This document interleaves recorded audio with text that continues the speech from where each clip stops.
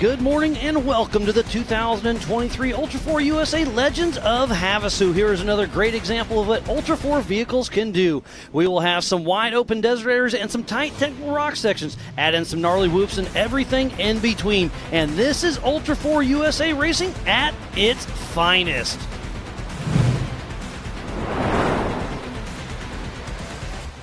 I am Miles Hosquist alongside Mr. Jim Marsden, and we're about to kick off the 4400 main event, and it is an entirely stacked field.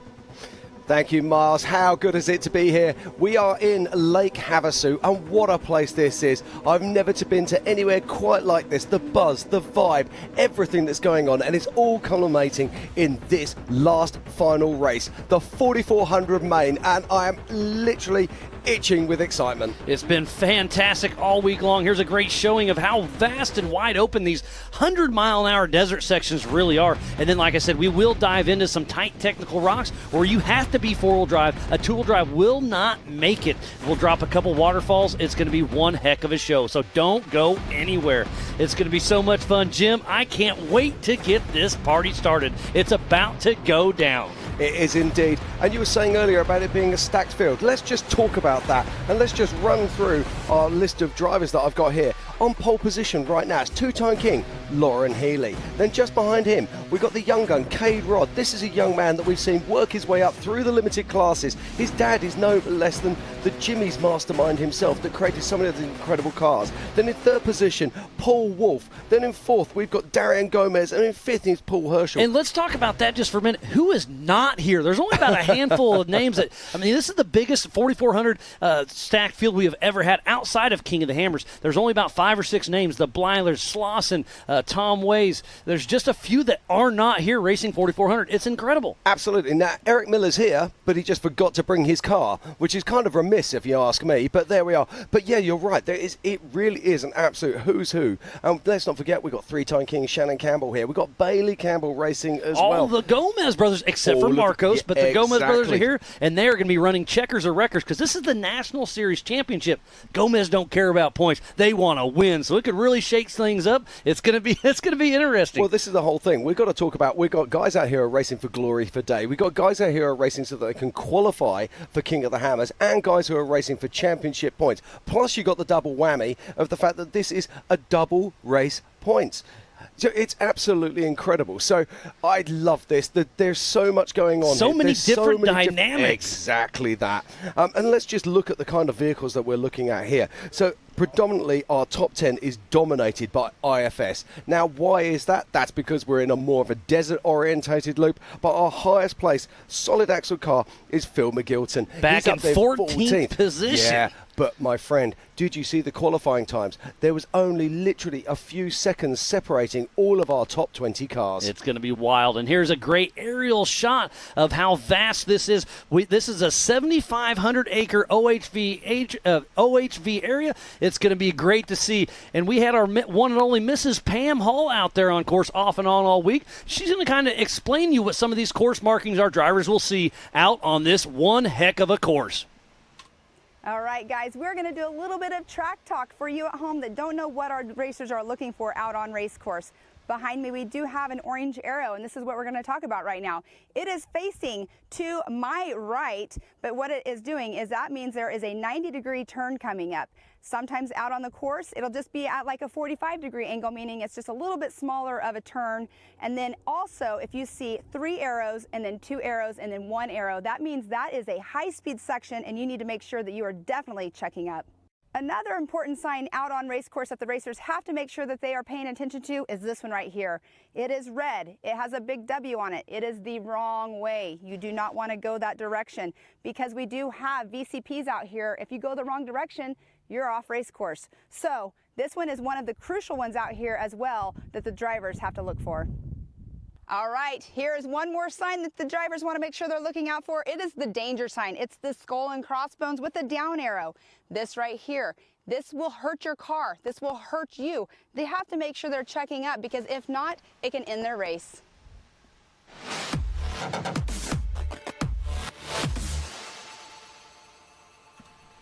Thank you very much, Pam. Now, those course markings are so important, aren't they, out there? But when you get in the dust, when everything's happening, all the action's going on around you, it's so easy to miss one of those course markings. And that's why we saw so many of our top guys pre-running yesterday in the 4900 class, just to get a little bit of track time to understand where all of those signage, points of signage are on that course. But you can also program that into your GPS. It can be audible too as well. So it's a great thing to pre-run and see what those markers are, put them in your notes, and that's going to be the track, because the track's the track. You just said dust. There's certain spots where you cannot step out to pass because you're going to wreck your car. Absolutely.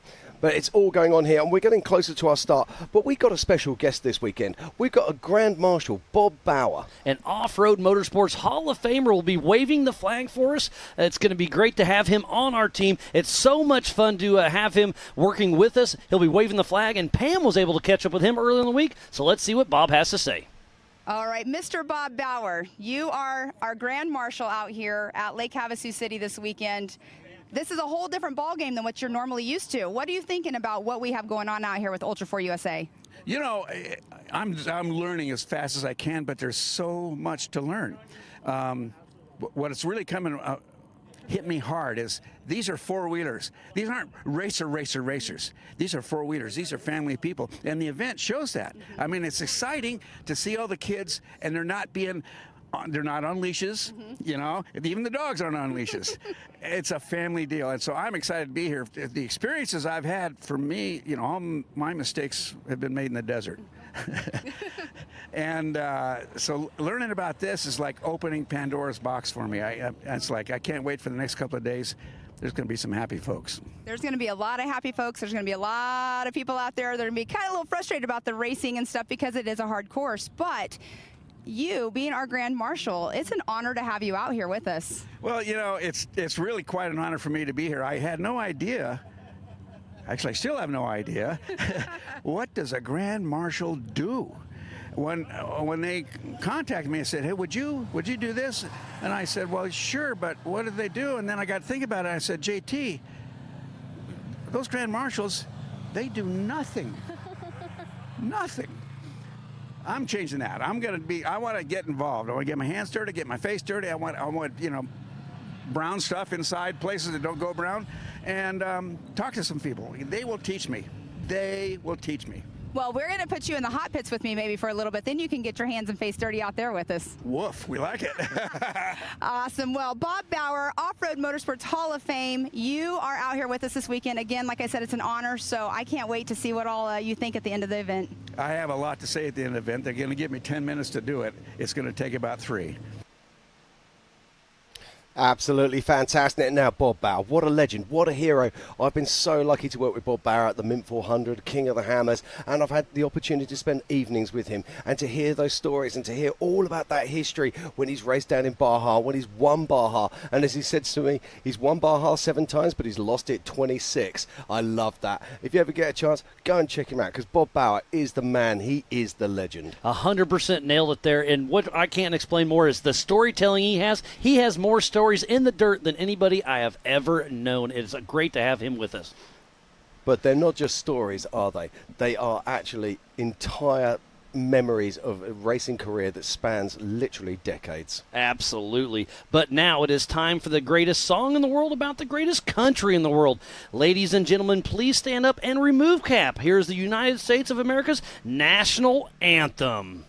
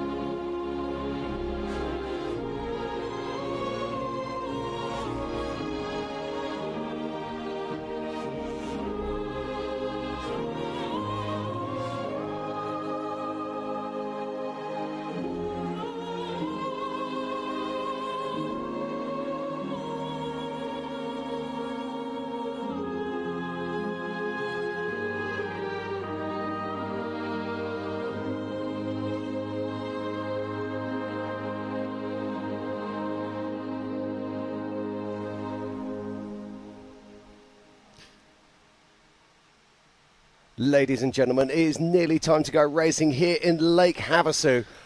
We're going to be popping out to a short commercial break, but please do not go anywhere. Make sure that you are by your TVs, your computers, and be ready for the greatest race in the world, 4400. See you soon.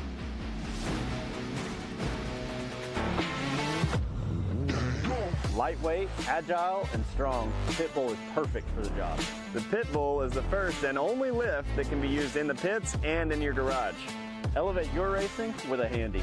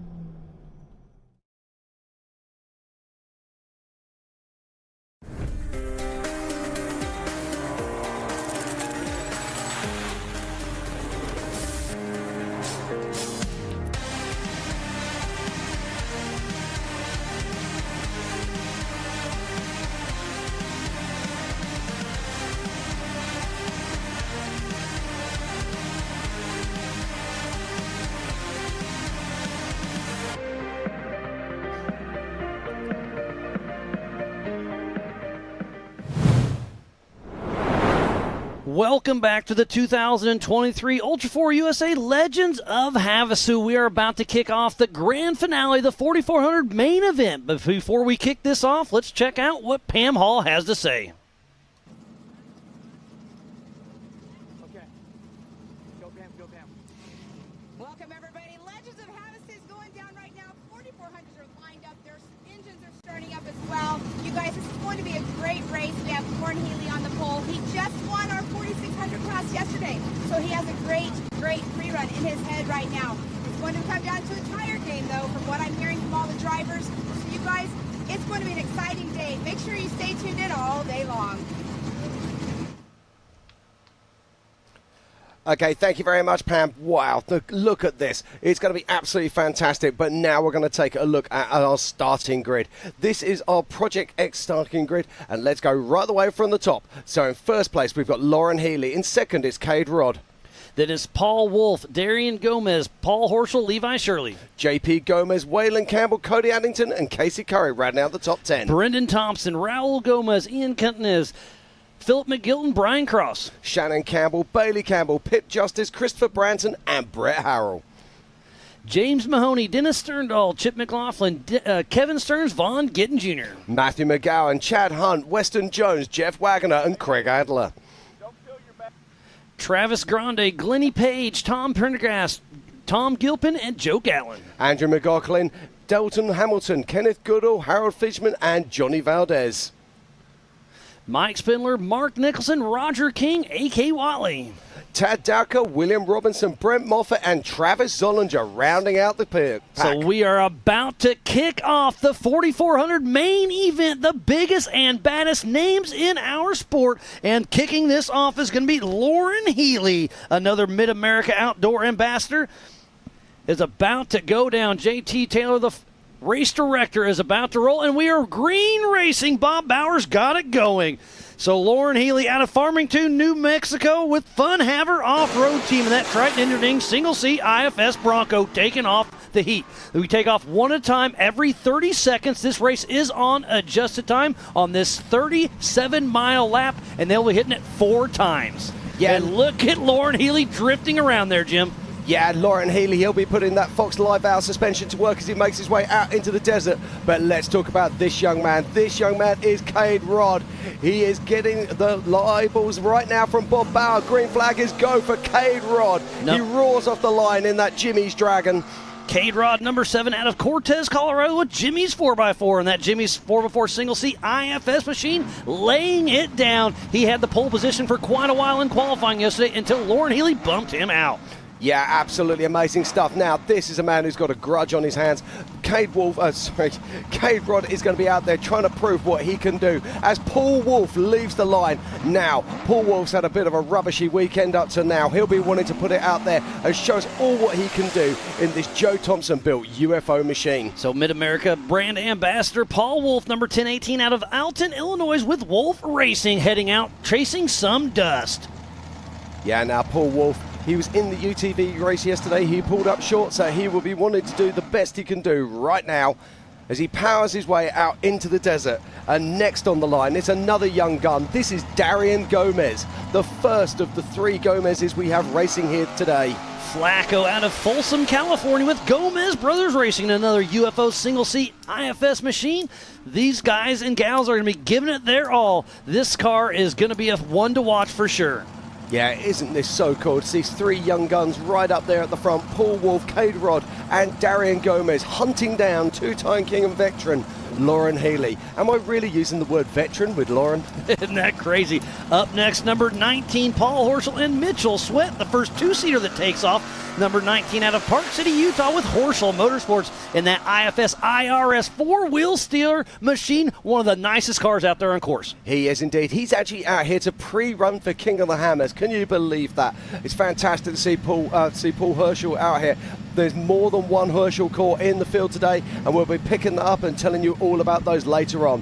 But right now, it's all about this car. It is Levi Shirley bursting from the line in a UK-built Off-road armory. Off-road armory car.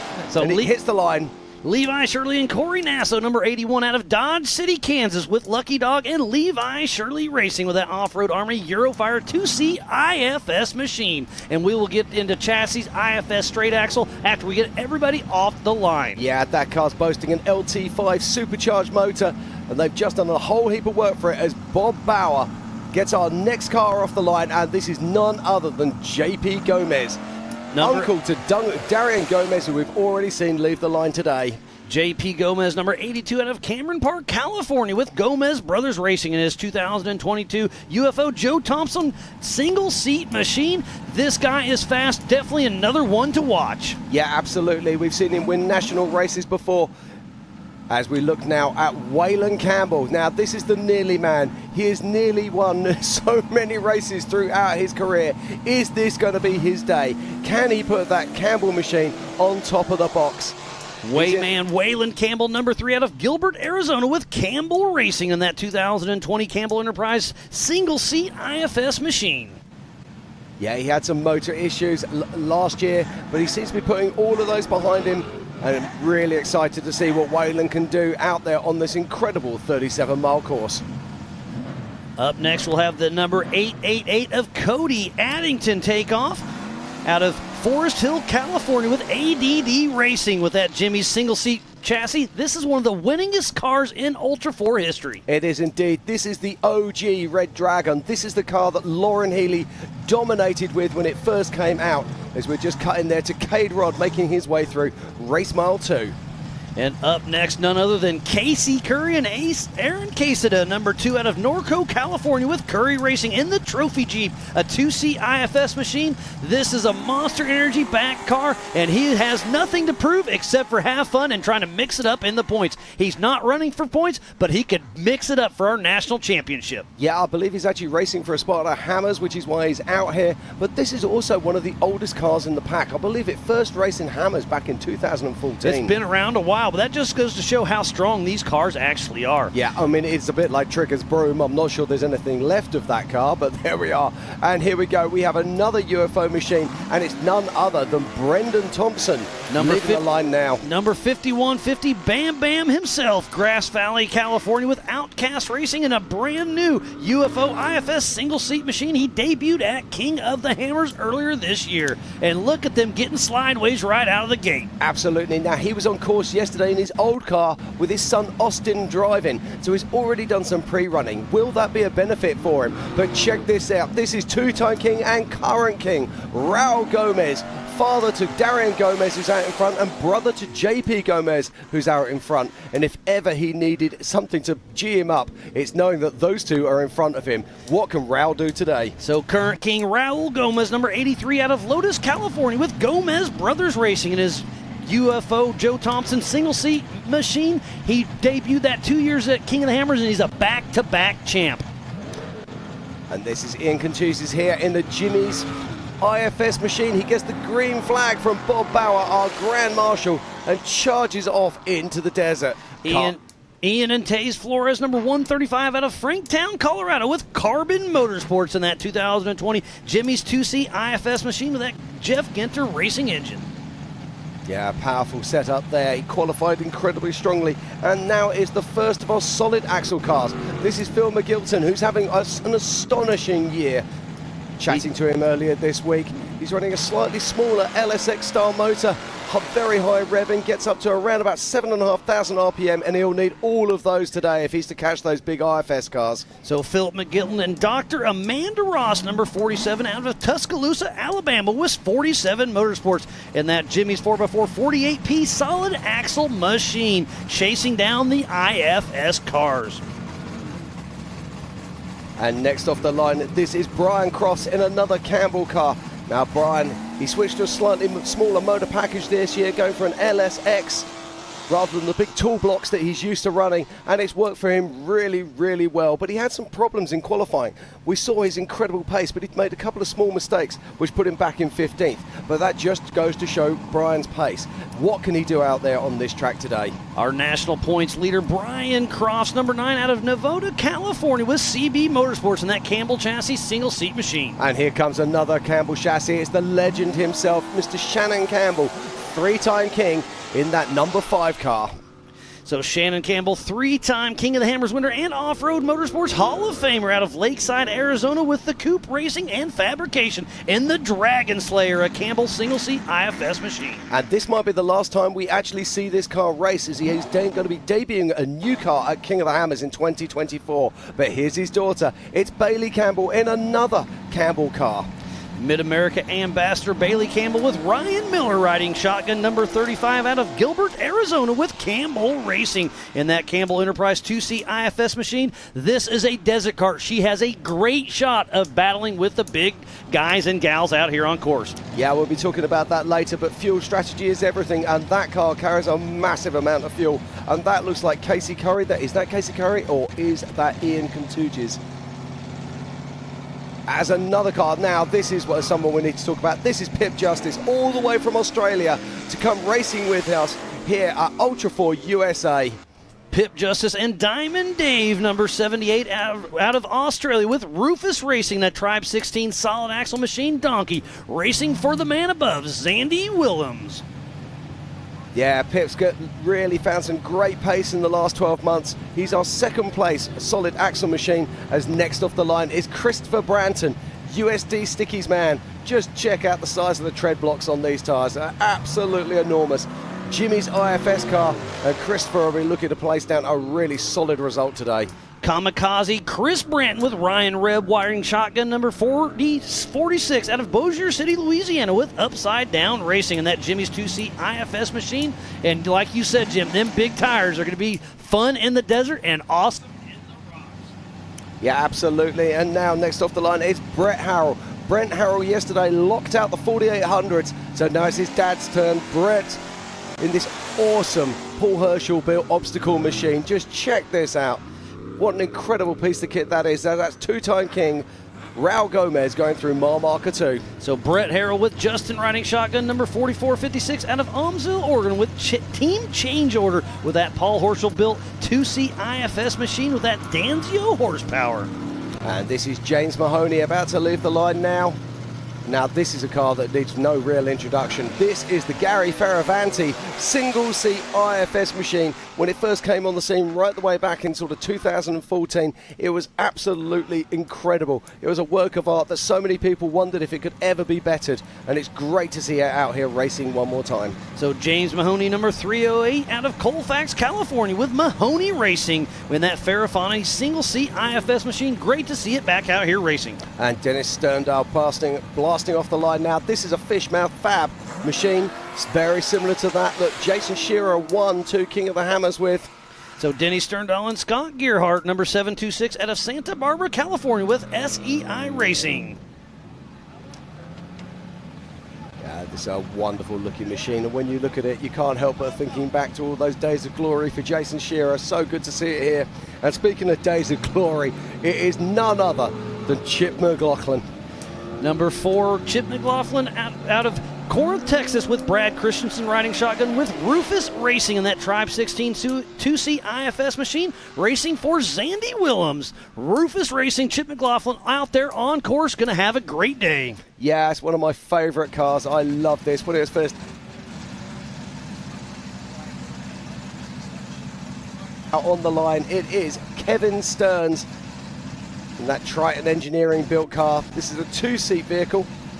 Kevin Stearns and Stephen Watson, number 11 out of Hurricane, Arizona with Tilden Racing with that Triton Engineering 2C IFS machine, Gina. Yeah, it's an awesome car. It'll be wonderful to see what he can do with that today. And the quality of this field is quite remarkable. All of these cars qualified in under 2 minutes. It's amazing. And don't forget, they're taking off one at a time every 30 seconds. This race is on adjusted time. 4 37-mile laps. Yeah, now this is a man who loves an endurance race. This is Vaughn Gittin Jr. leaving the line in another Triton Fab-built 2-seat machine. Vaughn Gittin Jr., another Mid-America ambassador with Eric Davis riding shotgun, number 25 out of Concord, North Carolina with Funhaver Off-Road Team. It is a beautiful solid axle rear IFF up front Triton Engineering Bronco called Bronchi 2.0. Yeah, next off the line is Matt McGowan.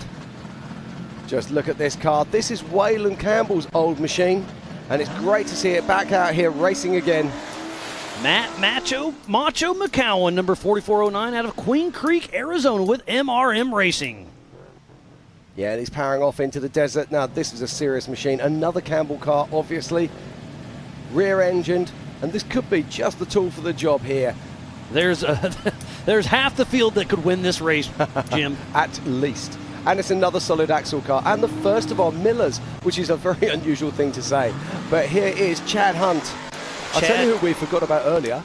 John Grounds. There we go. Anyway, moving back to Chad Hunt. Chad Hunt and Rick Murray, number 456 out of Plymouth, Indiana with Hunt Motorsports in that 2022 Miller Pro chassis. And he is up for nomination for the Zandy Willems Sportsman of the Year. So he has got to be pumped about that one away. Also, we'll be giving away that later on this evening. Absolutely, as Weston Jones blasts off the line right now. Catfish Weston Jones with Robbie Flandreau riding shotgun, number 719 out of Salt Lake City, Utah with Tuna Club Racing that Jimmy's 4x4 2-seat IFS machine, Mr. Pickles. Yeah, it's an awesome looking machine, this. But he'll be very pleased. These cars have just qualified just outside of the 2-minute zone, but that was still very fast indeed.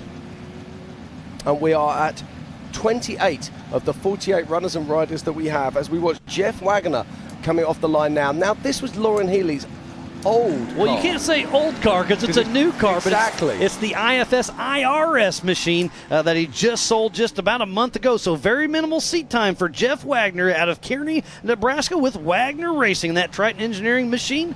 It's going to be fun to see how he can do. He's an old school rock crawler, but coming back to play with Ultra4 USA. Yeah, next is a man who really does need no introduction at all. It's Greg Adler. If it's off-road racing, he has probably raced it. He's done short course. He races desert trucks, and he's racing here with us right now. The boss man, Greg Adler with Brian Kirby riding shotgun in that 210 machine out of Manhattan Beach, California with Off-Road Warehouse Motorsports and that designed by Kirby 2C IFS machine with 74 weld portals up front. Yeah, and next off the line, it is going to be Travis Grand. He's getting the eyeball from Bob Bauer. He gets the green flag, and over the line he goes. This is Guy Miller's Joe Thompson UFO built machine, but he let his best friend Travis Grande with Mitch Nunez riding shotgun out of Arroyo Grande, California with Chasing Time. You can see he's got 4 new tyres on there. They still have the stickers on as he makes his way out into the desert. Lifting wheels as he hauls into the way. Almost 50 4,400 cars, Jim. This is going to be a wild race. It is indeed, and it is the 464 of Glenn Page making his way onto track right now. Glenny Page and Bill McGibbon and number 464 out of Ontario, Canada, with Northern Force Racing, that Get-Fit-Bab solid axle machine. Great to see another solid axle out there, of course, and it's amazing how many IFS machines we have out here.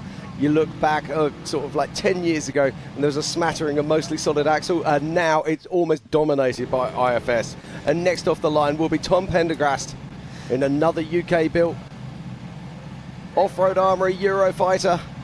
So Wreck-It Ralph himself, Tom Prendergast, with John Dykus riding shotgun, the number 4413 out of Evergreen, Colorado, with Fire River Racing in that Off-Road Armory Eurofight 2C IFS called Tiffany.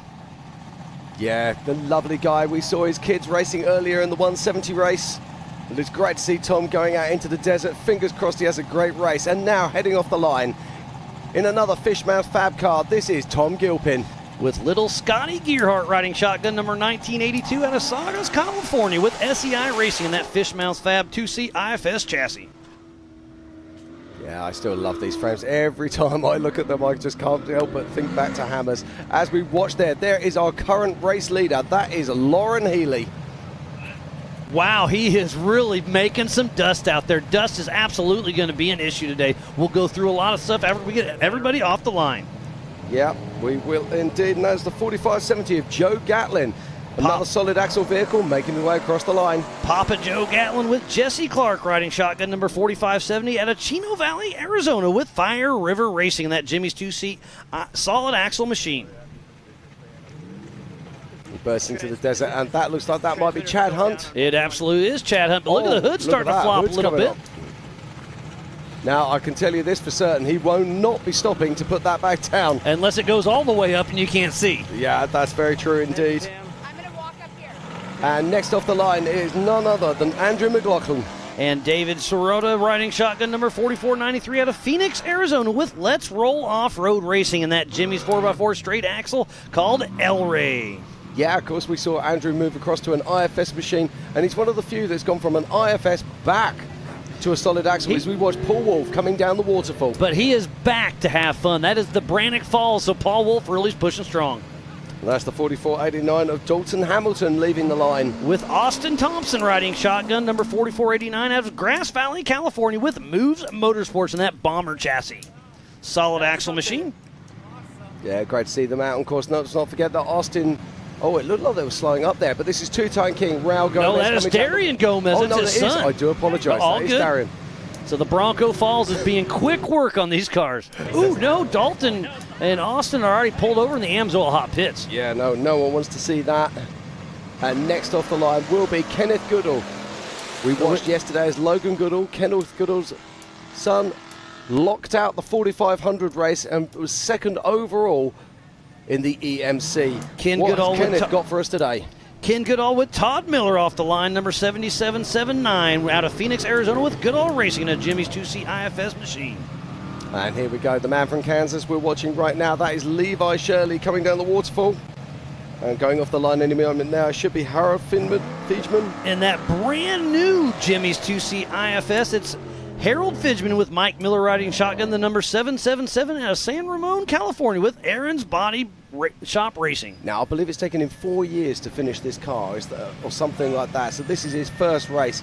What a car it is. We've got a chance to look at it at contingency, and it's an absolute work of art. So great to see him here. Now, bursting off the line is the 4497 of Mike Sindler.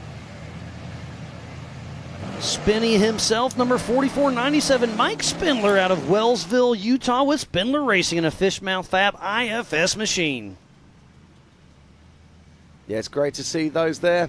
Oh, there's JP Gomez and that UFO making quick work at the Bronco Falls. We saw so many people struggle here. The 4400 should not struggle. If they struggle, they're having an issue. Yeah, absolutely. And that is the 1177 of Mark Nicholson.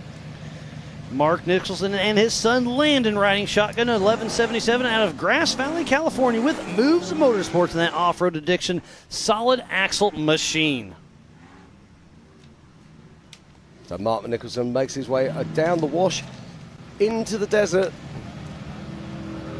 as we watch Waylon Campbell just been down the waterfall and pushing on hard. He'll be trying to catch those lead cars. So off the line right now, the 124 Team Robbie Bobby with Roger King and Justin Cower out of Sparta, Tennessee with that Colville solid axle machine. Yeah, Roger King, one of the nicest guys you could ever wish to meet. Great to see him out here on track today. We're not far out from rounding out our field and getting all our runners and riders across the start line. Should be up next a brand new machine, or a brand new driver. That's the old MBRP machine. That's A.K. Watley with Brad Goodfellow with Warren Racing in riding shotgun number 4089 out of Winchester, Virginia with Chaos Motorsports and Warren Racing and that Triton Engineering 2C IFS Bronco. He's making his 4400 debut with Ultra4 USA, A.K. Watley. Yeah, he seemed to have some problems in qualifying yesterday. Not sure if he went the wrong way or if they had a mechanical. But it's going to be interesting to see what he can do as we watch. Cody Addington out there. He's pushing strong. This is, Jim, this is turning out to be an amazing race. Oh, I love this so much. And off the line right there is the 906 of Tad Docker of Andy Eustace out of Quaden, Michigan with North Shore Raceworks and that Trent Fab solid axle machine, Bambi. Now, Tad would expect to be further up the field than this, but he had a really poor qualifying run. As we watch now, this is Casey Curry making his way down the waterfall. Now, look how small this car makes that waterfall look. That gives you a scale of this vehicle. It's absolutely huge. And Brendan Thompson is hot on his heels, and this is the toughest rock obstacle on the course, and they're making it look like nothing. So these guys and gals are going to be moving. Yesterday it was a 102.20 set by Cole Clark and a UTV. I think they're going to beat that. Now this is William Robinson going out on course. Oh, he just took a great big lungful of dust there. So, now he's coming in. Now I've got a feeling this could be staged and it could be a driver swap. Yep, so I was talking to Woody last night. So the driver record has to start or finish the race. So he started the race. It looks like Woody Rose is hopping in for the Aaron Robinson, the number 3006 out of Albuquerque, New Mexico with Danger Racing and that brand new top shelf machine. Well, I say it's brand new. It's just now getting driven. It's been in the works for the last 7 years. Yeah, it has indeed. And he had such a bad luck yesterday as we watch our two-time king and current king, Raul Gomez, coming down the waterfall right now. So I believe we have all of our competitors on course. So I think we're at 45. We had a few not be able to show up with mechanicals, but there's our current king and two-time king, Raul Gomez. But we're back to the Amsoil hot pits, and Aaron Robinson is letting Woody Rose take this thing out for a rip. Really cool to see the camaraderie with Ultra4 USA. Yeah, absolutely. So what happened yesterday is on the hold starting on. line. Is that Woody Rose at the front of the car? Yeah, that is Woody Rose. So I'm not sure who's hopping in. This is a single-seater, so I assume Aaron Robinson started. So maybe they're just out there having fun. They're going to let everybody take a lap. Hey, Jim, I'm going to go see if they'll let me go. I was going to say, I'll be right back. You can take this. I'm on my way. Right, okay, back to the action here. Or back to the pits, as it might be. But these guys had terrible bad luck. They went to start their qualifying. They hit the throttle, and the throttle cable pulled out the throttle pedal. They hit the throttle pedal a little too hard. Yeah. Gave her all the juice. And there's Harold Fidgeman and that brand new Jimmy's chassis trucking along. There's back to Philip McGilton, who was in the points race for sure. He's currently sitting in that third position, and he could win the national championship. Depends on how his day goes. Yeah, absolutely. And he's had a fantastic season. Been on the podium plenty of times, put some wins in, most notably on the East Coast at Pottsville. In Pennsylvania, what a great showing for sure. And again, there's just so much action out there on course. There was Joe Gatlin for a minute. Now we're back to our national championship leader right now. That is Brian Crofts. Brian Crofts. Yeah, we should be seeing some more cars. And there is so much family stuff going on here. So we've got Brian Crofts, whose other half is Bailey Campbell, who's racing, whose brother Waylon Campbell is racing, and whose father Shannon Campbell is also racing. Yeah, the Campbell crew's out here thick. Which is great to see. That's what we want to see as well. So there's Mike Spindler at race mile number 3. In that fish mouth car, making some dust. Indeed. Right now, we need to start talking about trackers miles is what we need to do. So if you want to follow this race, what is sitting at home and see exactly where your favourites are on course. Speaking about favourites, there's Shannon Campbell, 3-time king. Oh, we have somebody on his side. Now, that looks like it's had a fire extinguisher deployed as well. Yes, it does. And that, I don't think that's very far from us because that looks like the Campbell plant right now, behind us. Is that Tad Dowker? Nope. Solid axle. That's chasing time. So that's Travis Grande, I believe. So that's Guy Miller's car. That's the old school UFO. So I hate to see that, but it looks like both drivers are out of the car in A-OK. And again, I think this is before race mile number 1. Right, tough break there for those guys. There's A.J. Watke making his 4400 debut with Ultra4 USA. He's been racing off-road for the last 10 years or so, but he is making his debut right here for the 2023 Ultra4 USA Legends of Havasu. They are going to run 4 37-mile laps at 148 miles in total. It should take the leaders about 4 hours to wrap this race out. We're guessing right around the 1 hour mark, but they may surprise us. Yeah, I think that might even be Dalton Hamilton. Dalton Hamilton was in a bomber, and I'm pretty sure that's Travis Grande. Okay, fair play. But I was just looking at what's stopped on my tracker. Right, talking about trackers. 4489 down here. Yeah, Dalton Hamilton. Oh, okay. Well, okay. Don't worry, mate. I got you. No, that right, is. If you want to follow this race that at is home, definitely Travis Grande. Yes, you are right. Absolutely. Yeah, 44, 50. Yep. And there's one of the Broncos as our physical race leader. Could that be Lauren Healy? And if that's the case, man, Lauren Healy is really on the move. Oh, no, Lauren Healy shows stopped on the tracker. Oh, this is some news, Jim. So, again, explain the tracker to us, Jim. Yeah, just looking at the tracker right now. So if you go to Racing Tracks... That is Cade Robb, the new physical race leader. Yeah, I think you are right there. Now, we've got things happening. But let's just talk about the tracker very quickly. There's so much action going on, of course, and we need people at home to be able to follow this race. So if you go to Racing Tracks, so Racing and Tracks spelt with an X...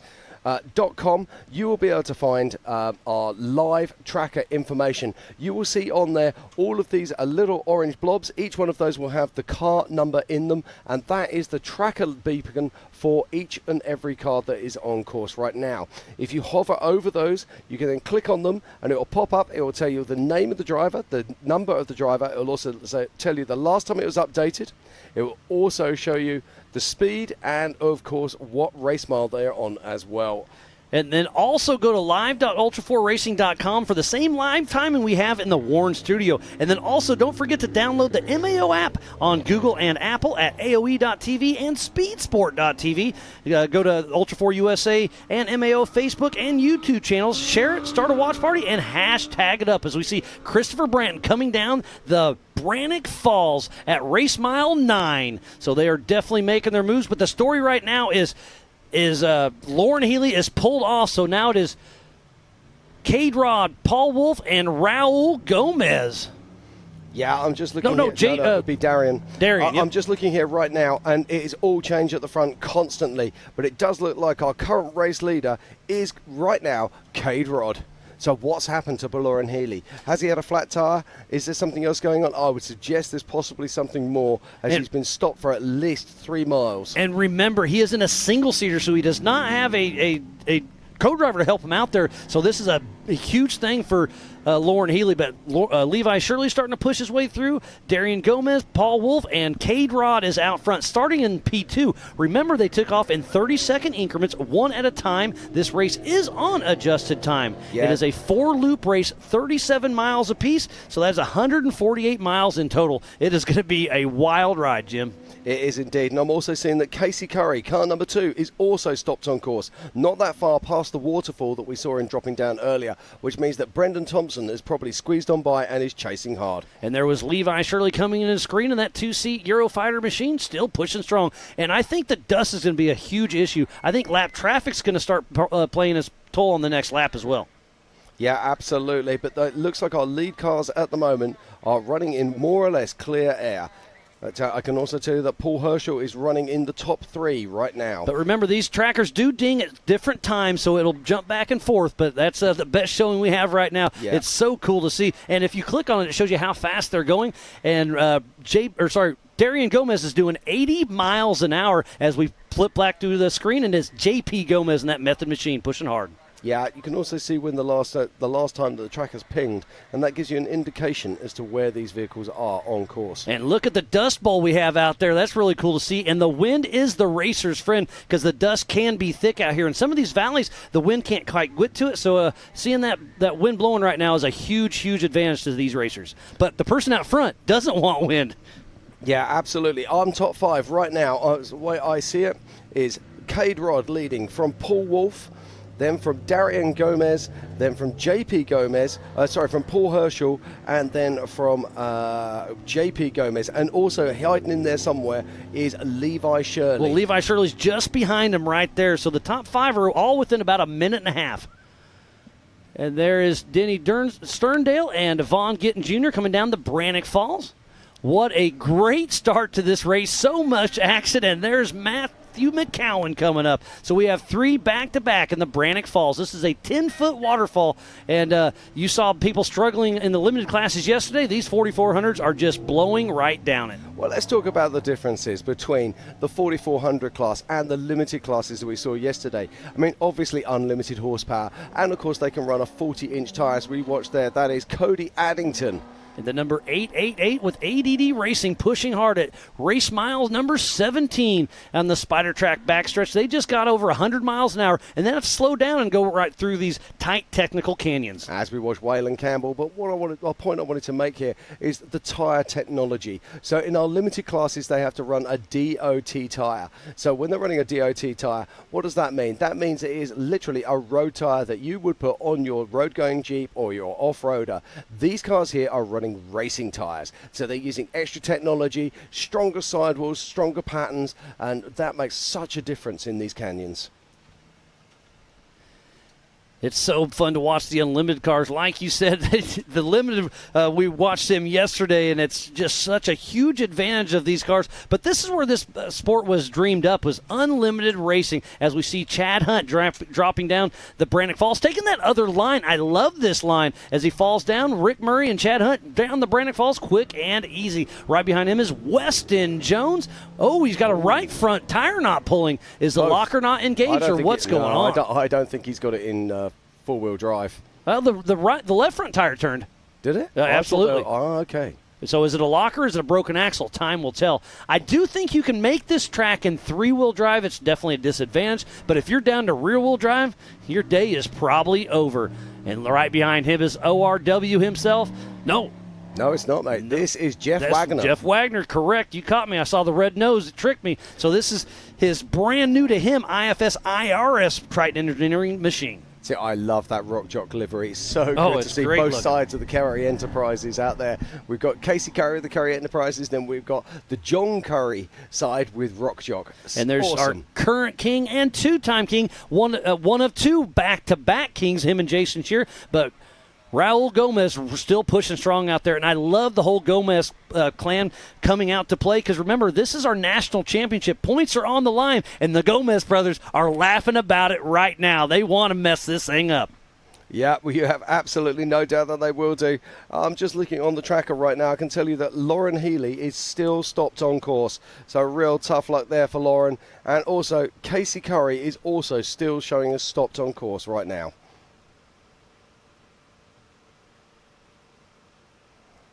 Just looking further down the track, and I can see approximately race mile 4, Kenneth Goodall is also stopped. So tough break there for Kenneth Goodall.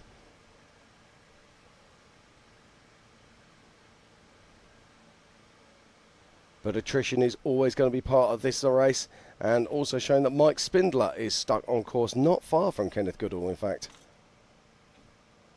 So I'll try and keep you honest with all of the tracker news, but if you want to update, I've got some big news here right now. There could be a change in the lead miles. I'm actually showing at the moment that our new race leader is Paul Wolf. Cade Rod is showing us stopped on the side of the track at race mile 19. Wow, so Lauren Healy was pulled over. Now Cade Rod is pulled over. And remember, they're both in single-seaters, so they have to battle whatever they're doing all by themselves. So now Paul Wolf is starting to run away with this race a little bit. Looks like he's got about a mile. Oh, then it pops up on us. So it looks like Paul Wolf is winning.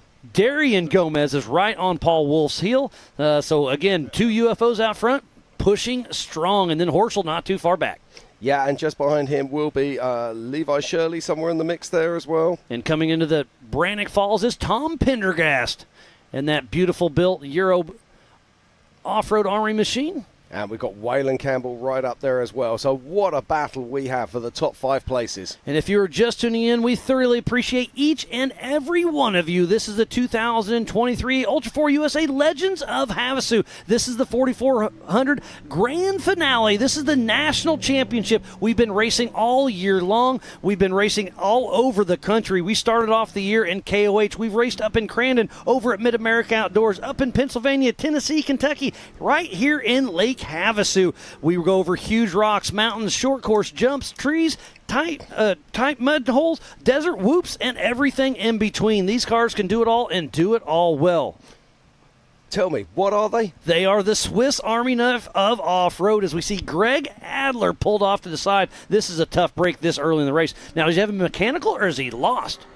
I'm really not too sure. Now, there is a GPS file for this race, so there should be no reason to be lost out there. That is Tom Gilpin making his way around, looking really good in that Fishmouth Fab car. And here is Philip McGilton, who is right now sitting in that third position in national points. So he really wants to finish strong this year, but he is in the solid axle machine. So, Jim, let's explain IFS versus solid axle.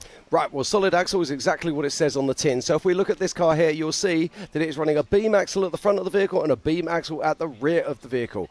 The IFS cars, like this one that we're just seeing coming through here right now, has independent front suspension. And that is definitively an advantage on these desert-style sections. It soaks up the nuisance whoops, soaks up those small bumps far easier than a solid axle vehicle. But get them in the rocks, and the true diehards will always reach forward for a solid axle car. And speaking about solid axle, here is Joe Gatlin coming down with Fire River Racing in that Jimmy's Chassis solid axle machine. It is.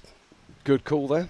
Yeah, it's Tom Prendergast's car, but Joe Gatlin is bouncing down the Brannock Falls. That is a commitment right there. Nothing goes faster than a rental. Yeah, 100%. Here comes Andrew McLaughlin, another solid axle Jimmy's car.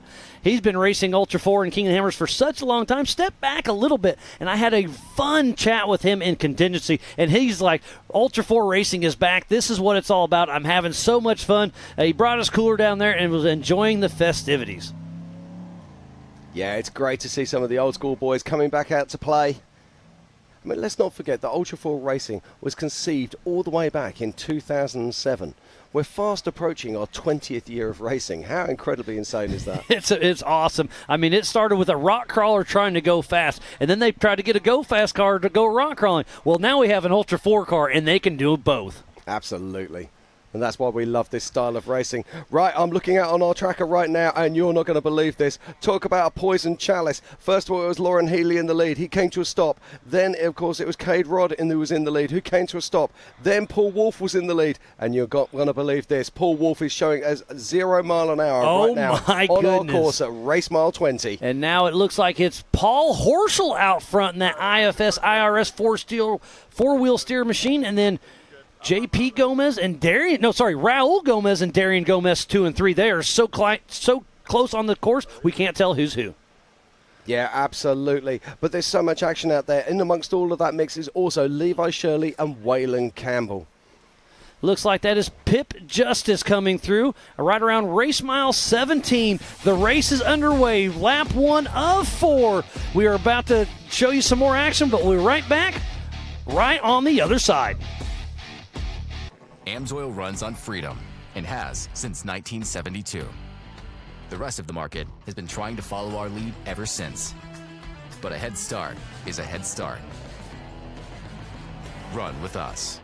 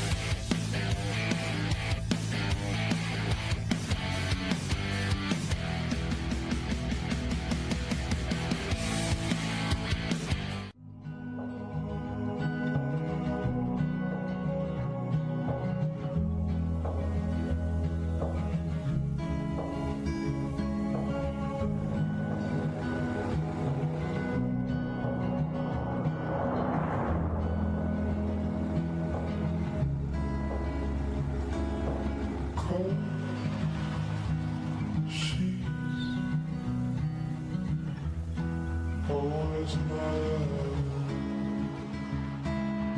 I am searching high, I'm searching low in the night.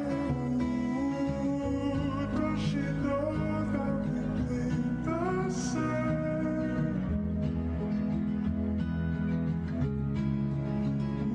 Ooh, don't wanna cry. Get it, boys.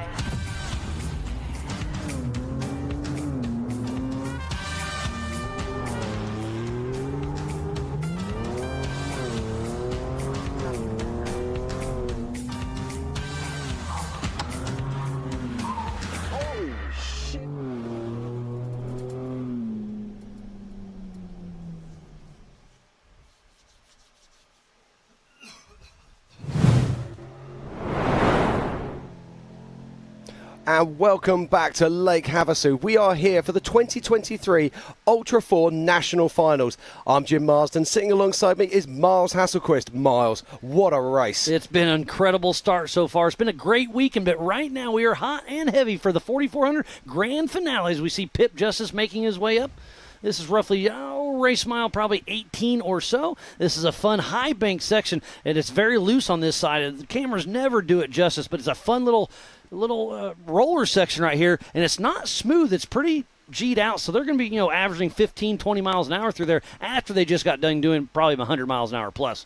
Yeah, that's the whole thing about this kind of course, isn't it? It's not a case of how fast you can go on the flat stuff. It's how fast can you go in the technical stuff. And that's what actually makes the difference. And now look at this. Darian Gomez has about a mile lead over Paul Horschel. Is that the tracker pings, or is Darian out front? It's going to be exciting to see. They're right around race mile 24 as Glennie Page comes down the Brannock Falls. Yeah, it's pinging backwards and forwards at the moment. There is so much going on out there on track right now. But it does look like that Darian Gomez could have taken the lead. Now, I'm just keeping an eye on bits and pieces here. Paul Horschel is definitely still showing us moving.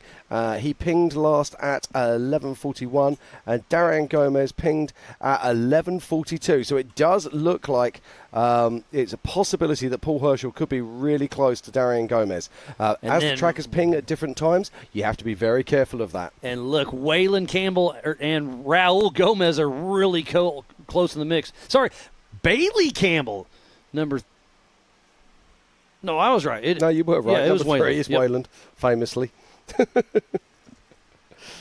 But Bailey Campbell is car 35, and I can also see that Paul Wolf is up and running again. But Cade Rod, it does look like Cade Rod has come to a stop for a second time. It's a tough break there for the young man. And it looks like Paul Wolf is back moving, and so is Lauren Healy. But now it's Cody Addington who has stopped. So, man, it's a tough one out here. Yeah, you never know what's going to happen. It's all so fast indeed. You have to blink and you will miss it. That is for sure. And so look much at the action dust on course. trail on screen in this little, like I said, it's kind of a up and down area. And there's that beautiful Trent Fab car there.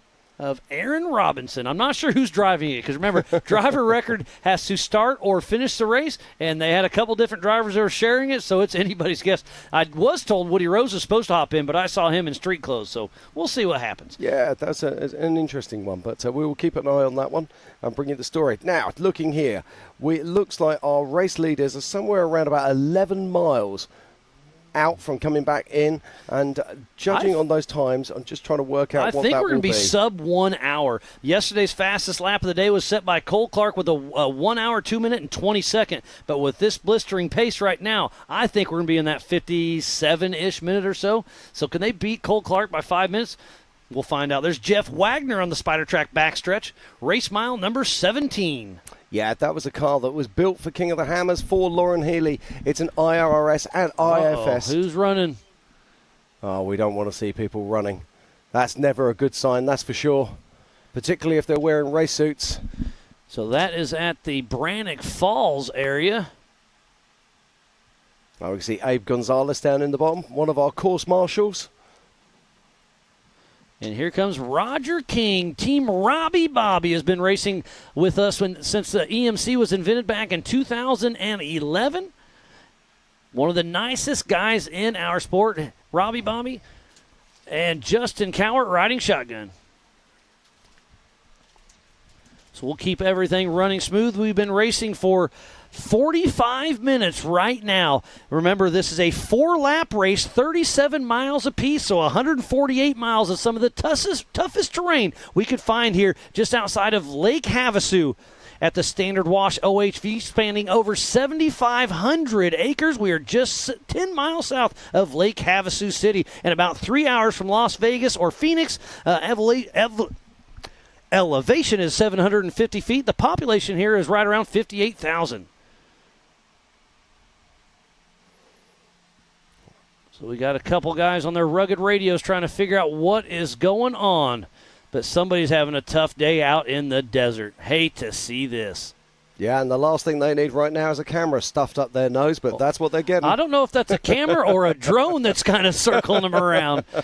Here's Ken Goodall. We saw his son Logan Goodall put on a great show last night. That's good to see because Ken Goodall was actually stopped at the side of the track. So it's great to see Ken Goodall back up and running again. And it does look like on the tracker, Darian Gomez did get around Paul Horschel. Again, it could be pinging differently, but it's pretty consistent. I think Darian Gomez, the Flacco himself, and there he is. We're talking about him. He shows up on screen. Yeah, so this is right around race mile 27. Absolutely. Looking at the tracker now, they're both pinging at 11:46. So I would suggest that is our new race leader, Darian Gomez. So, wow, this young man, this is Raul Gomez, the current King's son out there pushing strong, running with the big dogs. But is he pushing too hard? This race is still very early. It is indeed, and there is 4 arduous laps, 4 37-mile laps to be exact. Now, let's not forget, this is Raul Gomez's old UFO machine. I'd take anybody's old junk right here. These are all works of art out here. But, yes, this car's been around for 6-7 years maybe. And they've built some new ones here recently that are really, really nice. It looks like that might be Tom Gilpin there making his way through. Yep, Tommy Gilpin still I've pushing got to mention strong. that. I did actually say earlier that Dennis Sterndale's car was built by Fishmouth Fab. I got that wrong. It's actually built by Keith at Gebben Fab. So very, very similar. Oh, there's Paul Horschel. So, yes, Raul Gomez does have about a 1-minute lead. Darian. Oh, there's too many Gomez's. Thank you, Jim. Gomez is everywhere. Everywhere you look, there's one under a bush somewhere. But Darian's out front. Right behind him is Paul Horschel in that 2-seat IFS IRS with rear steer, Jim. Did you see the flames then coming out the back as he backed off? Absolutely fantastic. That's a 1,000-horsepower machine right there, and he has given it all he's got. But look at the dust that's starting to turn into a fog haze out there. Yeah, we're going to be keeping an eye on the wind. You can see there is a breeze out there, but these cars, they do put up a lot of dust. But that's part of racing. You have to deal with that. It's part of what we do. Now, a lot of these teams out there, in fact, almost all of them will be wearing helmets that have called pumpers on them. So what's a pumper? That is an forced air that comes into the top or into the side of the helmet and actually be forcing air into it. Not only does it help keep them cool, it helps to keep the dust out of the helmet as well. And quite a lot of them will be wearing skirts around those helmets to also help that.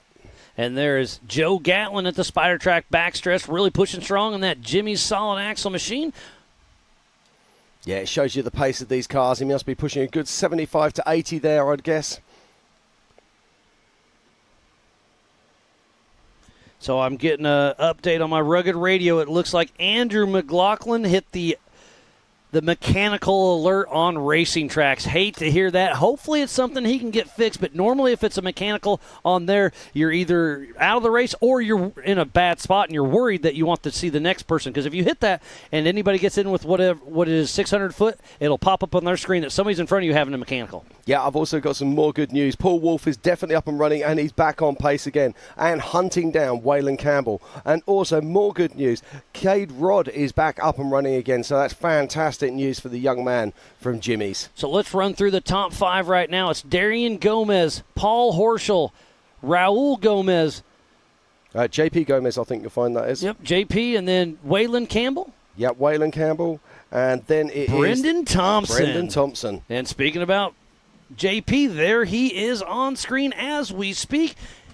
The Joe Thompson UFO machines out front looking good. And Phil McGilton, he's really on it as well. Shannon Campbell's in there in the mix. And look at this ridge right here, Jim. That is absolutely beautiful. You can't get more iconic than this. Now, look at that. That spare tyre is loose in the rack. Now, who is that? That looks like it might be a UFO car.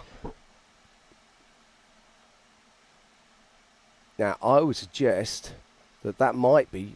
No, it can't Raoul, be. maybe? Yeah, I was going to say Paul Wolf, but the sides are the wrong colour. Yeah, Paul Wolf's more white-based car on the side, and that had more blue. But it did There's look like the Waylon Campbell right there. But it looked like the tyre was loose in the rack. So sure. is something broke, or is the strap? Or they changed the tyre. Okay, and it did get it tight. Yeah, if you change the tyre, don't forget the tyre that you put on there is not inflated, so they often float around inside the straps. Doesn't hold in there quite perfect like. Oh, and there's somebody getting out of the car. Oh, we got a rollover right here. And they're flagging down. Let's see if they help each other. Yes, it does look like he's going to flip around and help him. That's Dalton Hamilton, I believe, in that bomber getting ready to help. I can't tell who it is. Let me see if I can find out where that is on course. So it'd be Dalton Hamilton if you can find him. I'm pretty sure that's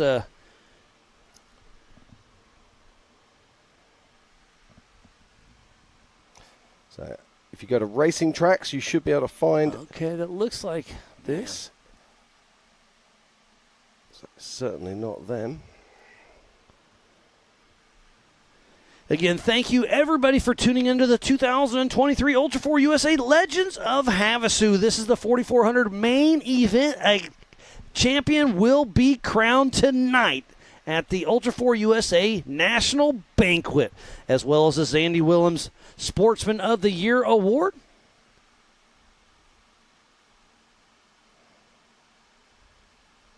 And here we are at the Spider Track backstretch.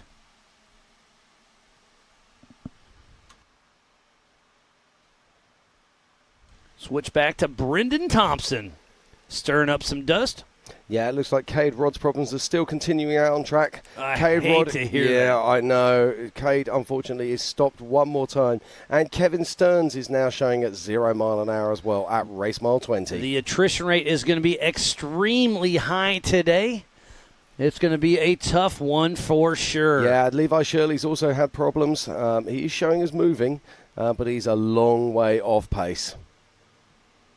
Looks like leaders are right around race mile 31 out of 37, so we should have them in here in less than 10 minutes. Oh, so that hour mark is going to be right very, very close. Yeah, very close indeed. Now, there is only a certain amount of pace that you can carry through these. There is Raul Gomez, our current king, back-to-back King of the Hammers winner. The only other one that has done that is Jason Shear. But Jason Shear has won this race 3 times. Raul's only won it twice, but he is our back-to-back and current King of the Hammers winner. Great to see him back racing with Ultra4 USA, and he's still looking good. The car looks great. All 4 Nitto tires holding up strong. And look at those King shocks eating up the whoops. Yeah, this is a remarkable piece of engineering. Again, from the genius that is Joe Thompson in the UFO stable. And Joe Thompson just built a really slick-looking 4500 car, too. I'm excited to get my eyes on that one. But there are so many fantastic builders. We keep talking about frame builders and how many incredible people there are out there. And I love the fact that this sport has created an industry. It's created something quite remarkable. That makes a living for a lot of people out there. Oh, it does. You and me included. Exactly. There's A.K. Watke making his 4400 debut with us here at Ultra4 USA. That is a Triton Engineering IFS front, solid axle reel, very similar. It's an identical car to Vaughn Gittin Jr. with Chaos Motorsports. He's got Brad Goodfellow with Warren riding shotgun with him. I have good news. And the good news is that Lauren Healy, 2-time king, is back on track and is moving.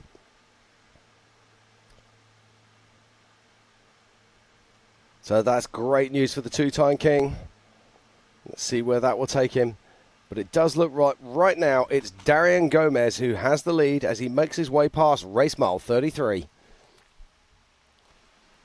And that is Shannon Campbell, 3-time King of the Hammers champion, Off-Road Motorsports Hall of Famer, still trucking along in the Dragon Slayer. And I do believe that car will be coming up for sale very soon because he's got his 2-seat Campbell car coming together. It'll be ready for King of the Hammers for sure, but this guy can build a car faster than about anybody I know. Yeah, I was chatting to some friends yesterday who were at Shannon's wedding a few weeks ago, and they were looking at the new car. They said it's an absolute work of art. They say it really is something very special. And he's building two cars side by side. Yeah, I'm looking forward to that being unveiled at King of the Hammers, that's for sure. Now, I think that's the 777, if I'm not mistaken. Harold Fidgman? And look at the beautiful cacti out in the desert. This is just iconic Arizona out here. Absolutely love it. The landscape here is amazing, and it's just amazing having Ultra4 racing out here. It is, and you can see the difficulty with the dust there as A.K. Watley tries to pick Hines through it. But you see the dust is not consistent. So 1 minute you burst through a pocket, then you get a thick piece, then you burst through that again, and it's another thick bit. So it's very difficult to drive as we watch Phil McGilton. Now, I think Phil's up into the top 5 right now, which is a fantastic job. So for the national points, it's Brian Cross, Bailey Campbell, Philip McGilton, Chad Hunt, Paul Wolf, Vaughn Gittin Jr., Tad Dowker, Shannon Campbell, Levi Shirley, and Brett Harrell in the top 10 in the mix. But remember, there is a drop race. So are you dropping this race? Are you dropping Visions? Are you dropping King of the Hammers? And then your other best race. So it's going to be interesting to see how this all shakes out. Yeah, just looking at everything at the moment, I think we've got 3 Gomez in the top 6. That is very impressive. And look at the wide open desert, and look how burned in this track is getting. And speaking about that, we will have Tread Lightly on Sunday that'll be doing a cleanup out here. I guess that's tomorrow already. So if you want to be get involved, run the Ultra4 track, get with Tread Lightly, and they'll help us clean up this place. We want to leave it better than we found it. And then also a huge shout-out to Havasu Side-by-Side Trail Association. They gave us a lot of volunteers, and they're going to help drag this course after we're done with it, because obviously we are putting a beating on this ground, and they're going to help drag it and make it better than when we left. And speaking about that, we've been working very closely with Sabrina with BLM, and a great relationship has started, and we hope to keep it that way. There was an RV about 2 miles off the highway, and we were telling them about it's right on our race course, and they were saying, yeah, we know about it. We need to get it out here. It's like, well, we've got a dozer over here. Do you mind if we help? I'm like, absolutely. So we spent a couple hours, drug it all the way to the highway so they can hook a wrecker up to it. So we're trying to do our part as well. Oh, just look at this. It's Raul Gomez right now. And just look how technical this course is. Now, Miles, you obviously were instrumental in building this course. It must be fantastic to watch these cars tackle. I love it, and it's just so crazy on seeing a few new lines being developed and seeing the course falling apart. The ruts are getting deeper. It's getting a lot siltier than it was when we were out there. These, up to 1,000 horsepower machines out there just blowing everything up. And you can just see how it's wide open, right? But it's still very, very technical. Yeah, absolutely. Now, I'm just looking on my tracker. I don't want to say this, but it does look like Paul Wolf has come to a stop at around about race mile 26. So second stop for Paul Wolf. I hate to hear that. But it looks like Darian Gomez is right around 1 mile away for coming through town. So that 1 hour mark is going to be very, very close. Yeah, I think Darian Gomez is literally going to be coming in and any I think that's now. him right there. So, yeah, he's about to hit the Yukon Ridge. So that is Darian Gomez, our physical race leader. And he started in 4th position. So he's already 2 minutes up off of Lauren Healy, then Cade Rod and Paul Wolf, who are all had issues. So Darian Gomez is looking really nice right now. So he is coming on to town, so he'll be grabbing another lap at the race line start-finish in less than 1 minute. Look how skinny that is for these big cars. Okay, now let's talk about this very quickly, because this is where strategy comes into play. Does this car have enough fuel to be able to make it to the end of the race? Don't forget, it's 4 times 37-mile laps, but it's not about having enough fuel to do that. It's about having enough fuel in the tank for the car to work efficiently. That means the fuel pumps need to be submerged, otherwise they will overheat. So he's got to think about these things. He has a 2-minute gap right now. Would it be wise to come in, do a quick dump, take on 40 litres and get back out in clean air while he still has a 2-minute lead? They need to be thinking about strategy right now, Miles. Speaking about that, I do agree with that, but I'd probably wait another full lap. That way you only stop one time if it was me. Yeah, but you should be able to, one stop. Most tanks they're going to be running, they will have enough fuel to be able, in theory, do a full race. But if he can splash and dash 40 litres right now, that would take him out and leave him safe and still with a gap. And a new fast lap of the weekend with a 58.16. He beat out Cade Rod. Yes. Look at this. Look at this. Okay, so Cade Rod from yesterday was a 102, and Darian Gomez just did a 58.16. So, yep. Jim, you called that one. Do a little splash and go? Yeah, absolutely. Checking a few things up front, though. Yeah, now this is interesting. Yeah, So we'll see they've got to what be a they're bit. not exactly sure what they're looking at, but So, right, he's taken on fuel right there. So that is good. Now we need to keep an eye on who's going to be second place coming in.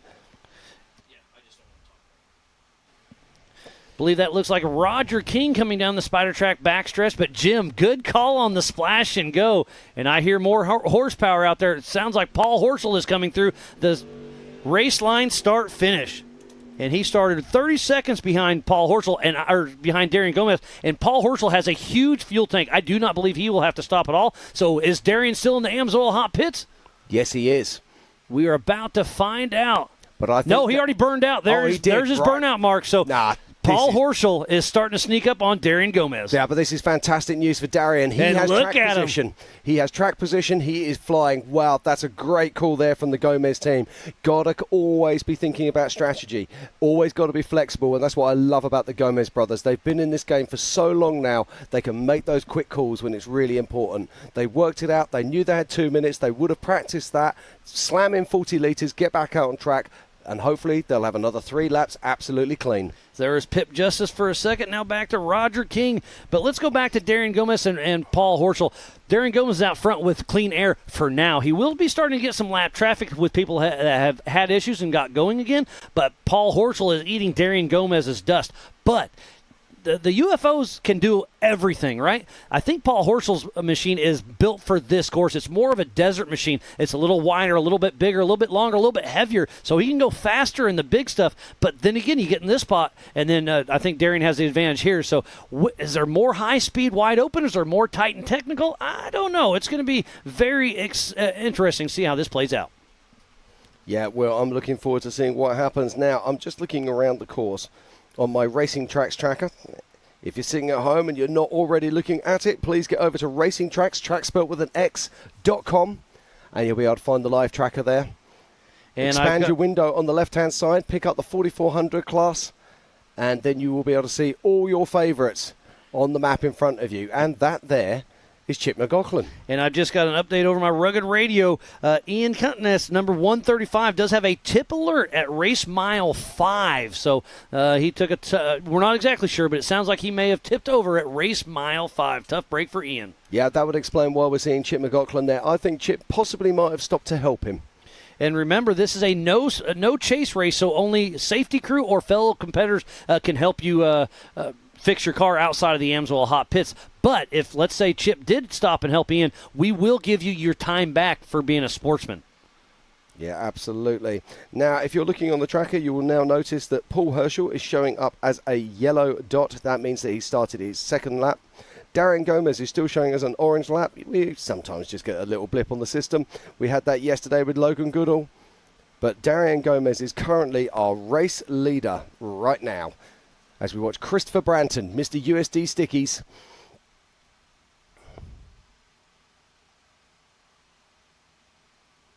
Now, fuel strategy is going to be really important during this race. There's so many cars out here that will be able to run that full system. Now, we spoke about Bailey Campbell before. Watch out for her in the second half of this race for sure. But I reckon Bailey Campbell could really come into play. If she can keep it together, we know she has the pace. We know she has the ability. And with that car, she also has the fuel. As this is our current race leader. That is Darian Gomez working his way around race mile 2. So Darian Gomez really pushing strong. This is actually race mile 2.5, sneaking up on 3 right here. And there comes Brendan Thompson through the race line start-finish as we speak. And this car still looks great. This is almost a twin to JP and Raul's car. It's the new updated UFO Joe Thompson built machine, and he is pulling in also. So do you think the UFOs have to stop every lap or just the one time and may as well stop while you have clean air? I think they're stopping for clean air, but we'll have to wait and see. There is somebody gone underneath the vehicle. Again, while you're in here, why not check it out? Oh, they are looking at the drivetrain or something. And was that Waylon Campbell? I saw the green wheels, I'm pretty sure. So Waylon Campbell clicking through. Yes, it was. And still the fastest time of the day right now is Darian Gomez with a 58.16. And then 30 seconds behind him is Paul Horschel. Remember to go to live.ultra4racing.com for the same timing we have here in the Warren studio. Yeah, no, there is definitely an issue there with Brendan Thompson's car. So a tough break there for Brendan Thompson. Let's hope they can get it fixed and get it back out on track. So we're having a little update, Jim. How many gallons is 40 liters? That'll be about 11 gallons. Okay, well, let's keep it there. So 11 gallons. We don't need this liter stuff. Well, for everyone else in the world, Miles, it's not just about you guys, you know. But we are in America right now. This is Legends of Havasu in the United States of America. There's Matthew McCowan and Waylon Campbell's old car. Great to see him out here racing with us once again. And look at that dust. Are we going to start talking about yards and meters next? We can if you want. So it's a 37-mile lap, which is around about 50 kilometers. Does that work for you? Yeah, 148 miles in total. Beautiful. And we are at the Yukon Ridge right here. And we got a couple cars coming at us. And now we're going to flip back to the backside. And there's Chip McLaughlin and Brad Christensen riding shotgun in that Tribe 16 IFS machine. Now, this is one of the ridges you were talking about the other day. And when you're up on those ridges, they feel very narrow indeed, don't they? And it's beautiful up there. There's Dalton Hamilton and Austin Thompson. That's the son of Brendan Thompson that's driving that UFO out towards the front. And so far, the Brannock Falls have been pretty low-key right now. So Abe's having a fun day, just enjoying himself. And think that, yeah, that's Brendan Thompson, I believe. Yeah, that does look like Brendan back out on track. It's so crazy that yesterday the Brannock Falls was such a key part of this race, and that just goes to show you the 4400 Unlimited cars are that much better. They're bigger, they're louder, they're meaner, they're faster, they're just more everything. They are the biggest and baddest names in our sport. Well, hold on a minute. That can't be Brendan. Oh. Yeah. No, that is Brendan. So I called JP Gomez early. JP. Yes. So I do apologize about that. RDP hooked me up with that info. Thanks, buddy, for tuning in. So JP was in and out. Oh, and here is Raul Gomez, our current king, right behind Brendan Thompson. And they both blow by. So half of the Gomezes have stopped. The other half have not. Yeah, now this is the issue when you have so many for one team, and we actually saw this become a problem for the Campbells last year. Yep, Hammers, I do remember that. And Disney as well. Yep. And it actually cost Waylon the race because he made a mistake, didn't come in when he had a flat, ended up having to go back out there. And that was last year. Yeah, blew it all apart. And here is and he's that Waylon Campbell right now. At race mile 3 with a huge donkey kick. This desert has a little bit of everything to throw at you. And look at the silt out here. This dust is going to be interesting. The BLM is out here helping us do some crowd control, so they've been extremely nice to work with. So I can't wait to do this all over again next year. But they've been, like I said, just great to work with. We've got a great relationship, and they are helping us keep this 7,500-acre OHV area locked down. Okay, and our current top 6 right now, in 6th position is Brendan Thompson. In 5th is Raul Gomez. In 4th is JP Gomez. In 3rd is Waylon Campbell. Then in 2nd, Paul Horschel. And leading this race right now, physically and on adjusted time, is Darian Flacco Gomez. And Darian Gomez has the fastest lap of the race right now with a 58.16. Astonishing stuff. The only other man to go under an hour is Paul Horschel with a 58.47. That just goes to show you the pace of this race. Absolutely remarkable stuff. And look at this. Shannon Campbell is coming into the AMSOIL hot pits. Looks like they're going to do a fuel and go. And again, I'm just kind of surprised about this on the first lap. No. They're playing for track position later on. I think this is really intelligent. They won't take much. It will just be a splash and go, I would imagine. And look at this, the whole Mud Nut Racing team, the Rance family is down there helping their friends, the Campbells coming through. Oh, here comes another one. This is our national championship, Brian Crofts. He'll be coming into the pits, too. So exactly what we were just talking about. Oh, no. 2 in the pits at the same time. You can only fuel 1 at a time, I would assume. Do they have 2 towers? Yes, they do have 2 towers. But they don't have enough crew, so this is costing Brian Crofts very important time right now. Yeah, but I think Brian's got a bigger problem. He's not. Look at the body language of the pit crew. And I'm surprised that Shannon's taken so much fuel, if I'm completely honest. I would have thought they would literally have just taken on enough fuel. Yeah, Oh, no. so Croft just came in to talk. So, yeah, the body language said it all right there. He's worried about something. Here comes Philip McGilton. Could he pick off Shannon Campbell and Brian Cross? I think Brian is going to get out in front of him just a tick. This is a fantastic run for Phil McGilton here. Don't forget, he is the highest placed solid action machine as we watch Brian Crofts heading on out onto lap 2. He is in the top 7 right now. Oh, here comes Bailey Campbell and Ryan Miller blowing by her dad, Shannon Campbell. So Bailey Campbell's working her way up. But I think on adjusted time, Bailey Campbell's may even move up a couple more spots. Yeah, I'm just looking at that right now. I'll keep you honest on it. Bailey Campbell moves into 7th position. Nice. That's going well. But that little stop there cost Brian Cross dearly. So right now, in 9th position, it's Phil McGilton. In 8th, it's Brian Cross. In 7th, it's Bailey Campbell. In 6th, it's Brendan Thompson. In 5th, it's Raul Gomez. In 4th, it's JP Gomez. In 3rd, it's Waylon Campbell. In 2nd, it's Paul Herschel. And then in 1st, it's Darian Gomez. And look at that. So on screen now is Shannon Campbell, 3-time king, taking off. But I just want to reiterate what you just said. Bailey Campbell is behind Brian Cross, her fiance on course, but is beating him on time. Yep. So she's got him right where she wants him. Well, there's an interesting one there. I mean, obviously, there's either a pit issue where they're not communicating correctly and Brian thought he was coming in for a splash and dash, or he was coming in to communicate something that his radio isn't working. So maybe the comms, yep. Yeah, exactly. So there's all kinds of things that could be happening there. And there goes Raul Gomez at race mile number 3 as he's still looking good. Everything on that car looks like it's working great. Now, I was very surprised. There was either the filler for Shannon Campbell there. Bearing in mind he's only done 1 lap, I wouldn't have expected him to have used much more than sort of like 30-something litres. So what's that, 10 gallons of fuel? Absolute maximum, okay? Now, to put 10 gallons in from a system like that, I'd expect that to be literally 5 or 6 seconds at this kind of level. And yet it took a little bit longer. Yeah. So there must have been something else going on as well.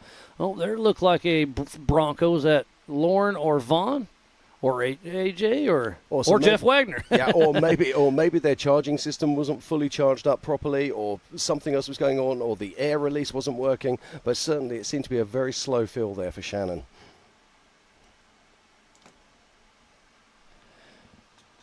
That's a UFO car at the Spider Track backstretch.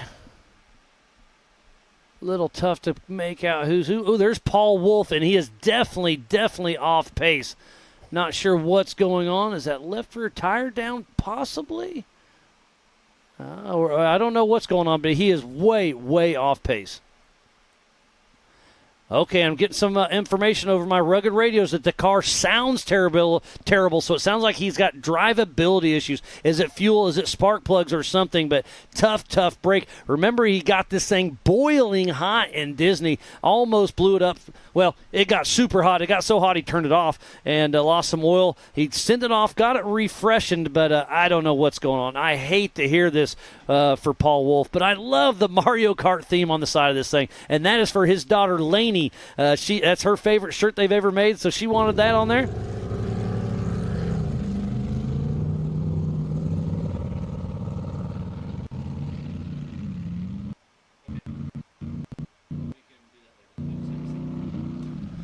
And right behind him is that Joe Gatlin, I believe. And so Joe Gatlin getting around, obviously, well, trying to get around, but there's too many bushes in the way. But Paul Wolf is way off pace. And Gatlin goes for the move through the bushes and gets right around Paul Wolf. Yeah, I'm just getting some information over my rugged race radio saying keep an eye on Brendan Thompson. He might have a rear axle problem, so we'll keep an eye on that and see what's happening. And is that Brian Crofts? Yes, sure looks like it. It looks like the Dixon flannel on the side of that car. Everyone loves a bit of flannel. He picked that up right before Crandon. That's a really cool sponsor to new to our sport. Great to see everything we are bringing here. So Brian Crofts out there running strong, and he is the leader in the national points right now. What I love about that is the fact that it's a sponsor that has nothing to do with off-road whatsoever, and they want to be involved with our motorsport. They want to be involved with our family. That's absolutely wonderful. But what a race we've got in our hands here, Mars. Absolutely incredible stuff. We've had 10 cars so far cross the line to start their second lap. And we've got one of our own back home, Mr. Diesel. Krentz is stuck at home. He wishes he was here, but he's up in North Carolina. They've got 100+ Jeeps out there tailgating for Trick or Treat, willing for cystic fibrosis. They've got us blaring on the TV. So thanks for tuning in to the 2023 Ultra4 USA Legends of Havasu, as Pip Justice still making his way through the desert. And the old machine, that Tribe 16 machine's been here for a very long time. Glad to see number 78, Pip Justice, still chugging along as he's up on the Yukon Ridge. Jim, we're only an hour into this thing, and I am getting excited. Oh, mate, it doesn't get any better than this. This is why we come to Ultra4. This is why we are part of Ultra4, as we watch Chip Justice, who's probably the man who's made the Chip Justice, huh? Chip Justice. I like that. It's like his brother. Pip Justice. Hey, Chip would never be going that fast, so don't get him mixed up. Oh, and look at this. Cody Addington's back in action. Remember, he was stopped there for a little bit. He was indeed, so that's fantastic to see him back on track once more in the OG Red Dragon.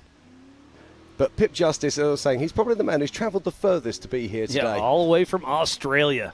And there he is, taking Donkey across. He'll be hitting the race line, start-finish line here in just a moment, clicking off his first lap of 4. Remember, we took off one at a time every 30 seconds. This race is on adjusted time. They are doing 4 37-mile laps. That equals 148 miles of some of the toughest terrain we could give you here just outside of Lake Havasu on this 7,500-acre OHV area. Looks like he's coming into the Amsoil hot pits as we speak. They've got the whole crew there. It looks like they're ready for a quick splash and go and probably do a once-over on the car. Yeah, this is really cool. And I hear some more horsepower. Oh, here's Chip McLaughlin. You were just talking about him. So teammates back-to-back. Is this going to be a pitting issue as well, like we just saw the Campbells have? I think we're going to have to make some T-shirts that say Pip McLaughlin. For the first time ever, Chip McLaughlin passes Pip Justice. He's going to get a kick out of that. Yeah, you're going to bet your life that he's on the radio right now going, where you going, slow boy? And there's Harold Fidgeman making his King of the Hammers debut in that car. Oh, and here is Paul Horschel. Look at that rear steer. This is a machine that's in front of its times. This thing is absolutely a work of art. It's got live valve shocks on it, 4-wheel steer, IFS IRS machine, huge fuel tank. This car can make this entire race without stopping. But the interesting thing about all of this is running the live valve. The live valve talks to the brakes, the live valve talks to the throttle, and also the rear steer. It's passive, okay? So it's electronically controlled. This thing isn't just a car, it's a spaceship. So does it talk to it in English or broken English? Probably American, which is something in between.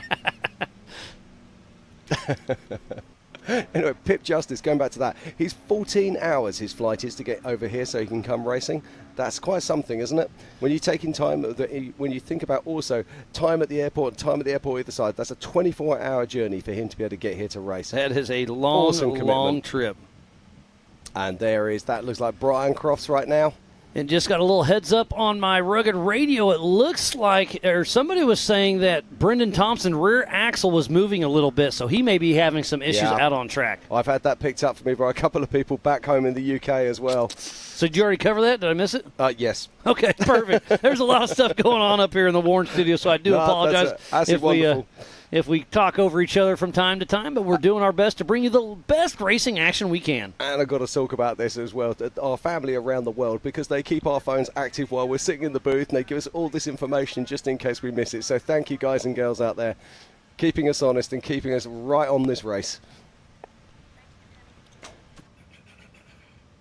And look at the vast valley we have right in front of us. And this is the Spider Track backstretch. Right in the center of your screen, you can see a dust trail coming at you. And do you know who that is, Jim? Me neither. But we'll find out here very soon. They're starting to spread out on course just a little bit. Remember, go to racingtracks.com with an X, racingtracks.com to have the same tracking. And you also go to live.ultra4racing.com for our live timing. We have 2 different timings and tracking situations. And there is Christopher Kamikaze Branton with Ryan Webb riding shotgun. There goes Pip Justice out on course. He'll be chasing down his teammate, Chip McLaughlin. And there's Ken Goodall, the 77-79, still plugging along with Todd Miller riding shotgun. Oh, Brett Harrell. Okay, I've got some news. Let's hear it. It looks like we have a new race leader. It looks like Darian Gomez has had a problem out at race mile 6. And it looks like Paul Herschel and also Waylon Campbell has now got past Darian Gomez. So I'll keep you on that as soon as I have more. That is a great update, Jim. Thank you very much. It also looks like JP and even possibly Raul have also passed Darian Gomez. Oh, I hate to hear that for that young man. Yeah, I'll keep you up and keep you real on that story as it comes. But I'm looking at our tracker right now. Don't forget, Racing Tracks, trackswithanx.com. And you can keep up with all of the tracker information live from your own home. Oh, and our leaders should be going through. Well, we just saw Paul Horschel go through, so let's look for Waylon Campbell. Where's he at compared to the Brannock Falls waterfall? He should be coming very, very soon. So hopefully we can keep a close eye on that camera for that gray Monster Energy machine car coming down the Brannock Falls. There's James Mahoney in that Farafani car. Great I so much love seeing that car back out here racing with us. Yeah, it's such an iconic vehicle. And when it burst onto the scene, it really did turn heads. But here's another person who turns heads. It's Chip McLaughlin. And it looks like he's got some cacti tied to the top of that car. I think they're just playing a little prank on each other. He likes doing that stuff. There's Macho Matthew McCowan out here with Waylon Campbell's old car. Campbell Enterprise single-seat IFS machine. Yeah, these guys do some good social media as we watch Vaughn Gittin Jr. coming across the line. Now, I want to keep an eye on Vaughn. Because he's got adjusted time on his side. Vaughn's a dark horse in this race. Just keep an eye on what he's doing. I think he'll come alive in the second half, that's for sure.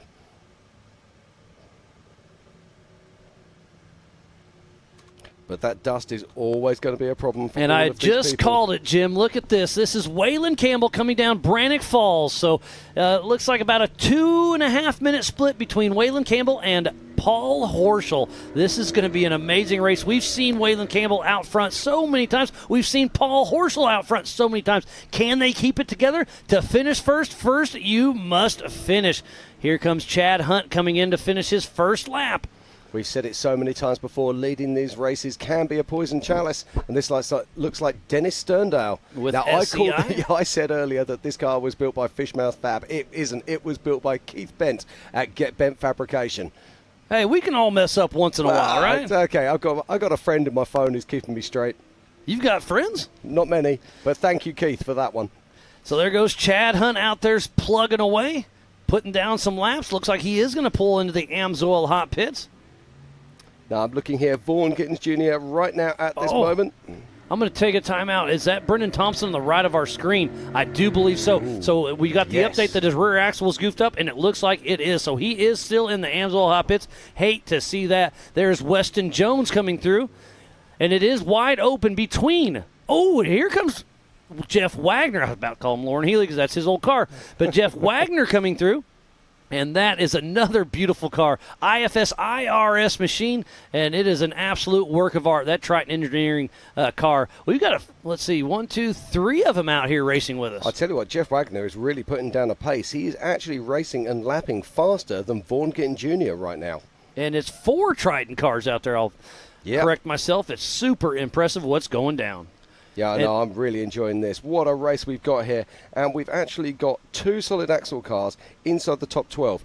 Doesn't sound that impressive until you realise that there's only something like 5 solid axle cars in the entire of this race.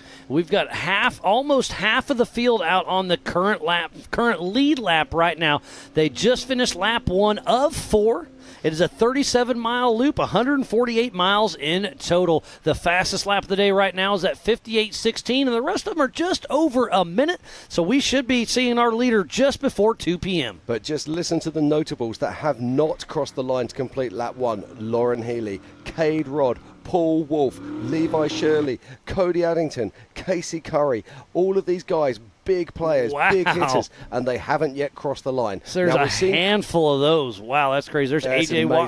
Watley. But that's why we love Ultra4 racing. You know, you can build it, you can race it. There's Darian Gomez. So we saw him stop for a while. Great to see him back moving. Obviously, the camera froze for just a moment, but it looks like he is back in action. That rear tire looks like it's still full of air. Yeah, not sure what his issue was. But physical on the road is Darian Gomez. There's Tommy Gilpin. Yeah, that's Tom Gilpin moving his way in right now. With SEI Racing. That is a beautiful Fishmouth Fab built machine. The SEI helps out at King of the Hammers. They do a lot of the striping to build Hammertown. So I love all the support from all of the fellow racers to help everybody out. Okay, right. This car is actually built by Fishmouth Fab and by Keith Bent with a little bit of help from Tom Ways. A little bit of everybody, huh? There's our current king and back-to-back king, Raul Gomez, and that Joe Thompson UFO built machine, putting it through its paces. So Tommy Gilpin here just making his way, and he'll be crossing the line very shortly. We saw him out practicing earlier this week, and that car just sounds amazing.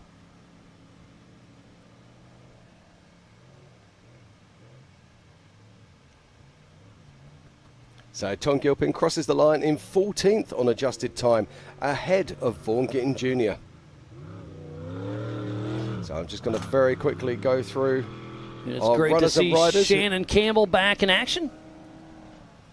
Well, we've got a slight lull in the action here. Let's just have a look at our current runners and riders who have completed one lap. In 22nd is Dennis Sterndale. 21st is James Mahoney. 20th, Christopher Branton. In 19th is Brett Harrell. In 18th is Matthew McGowan. In 17th is Chad Hunt. In 16th is Vaughan Gittin Jr. In 15th is Weston Jones. In 14th is Tom Gilpin. In 13th, Jeff Wagner. In 12th, Pip Justice. In 11th, Chip McLaughlin. In 10th position is Phil McGilton. In 9th it's Shannon Campbell. In 8th it's Brian Cross. In 7th it's Bailey Campbell. In 6th it's Brendan Thompson. But we know that he is out with an issue. In 5th is Raul Gomez. 4th, JP Gomez. 3rd, Waylon Campbell. 2nd, Paul Horschel. Oh, well, 2nd, third, Darian Gomez. 2nd, Waylon Campbell. And 1st is Paul Horschel. Yeah, and I think that JP and Raul could be ahead of Darian as well. But we'll have to keep an eye on that one and give you news as we see it.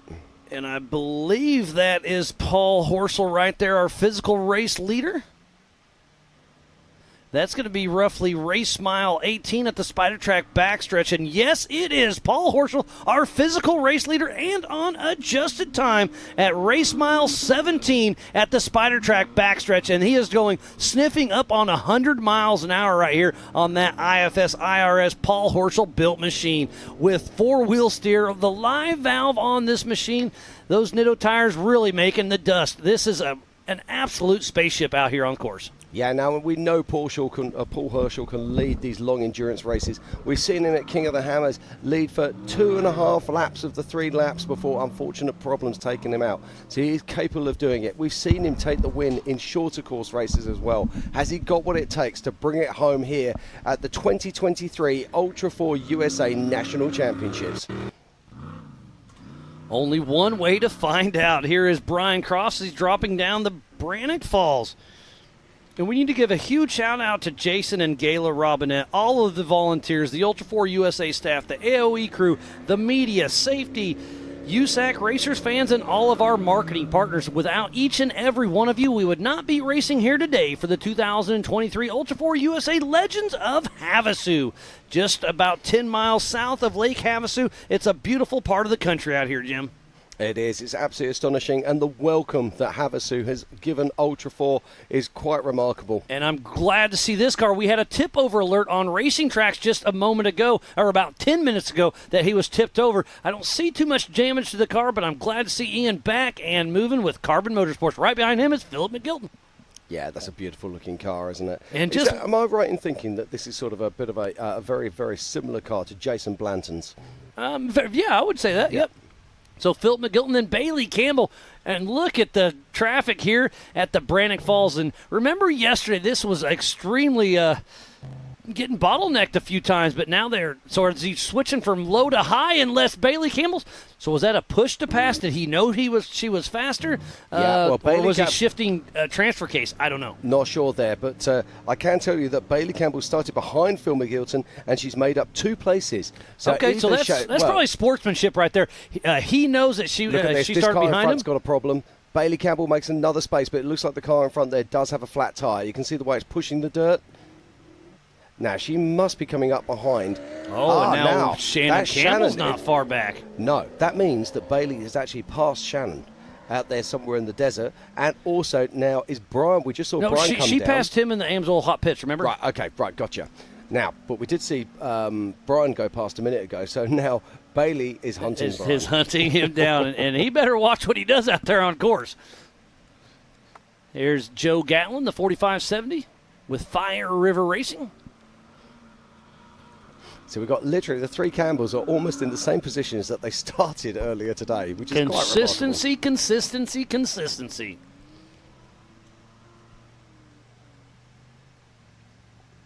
I'm just looking out on course now at some of the cars that we have that are stopped.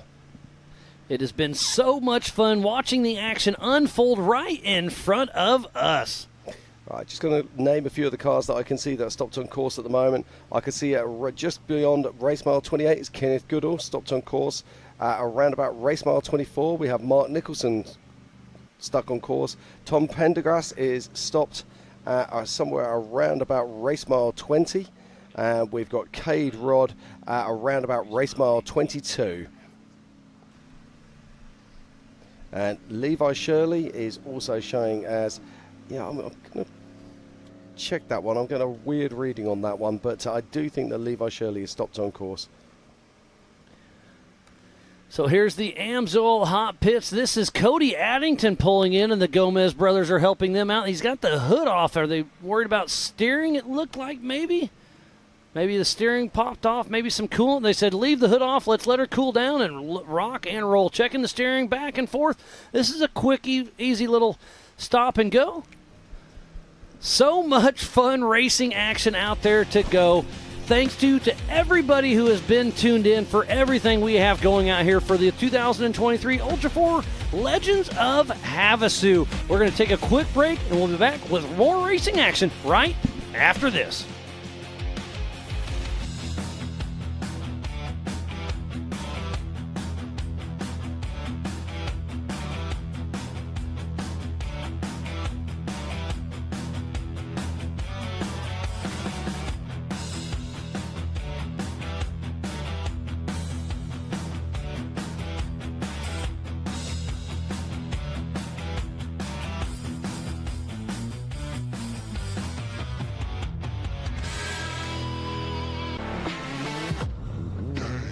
Lightweight, agile, and strong, the Pitbull is perfect for the job.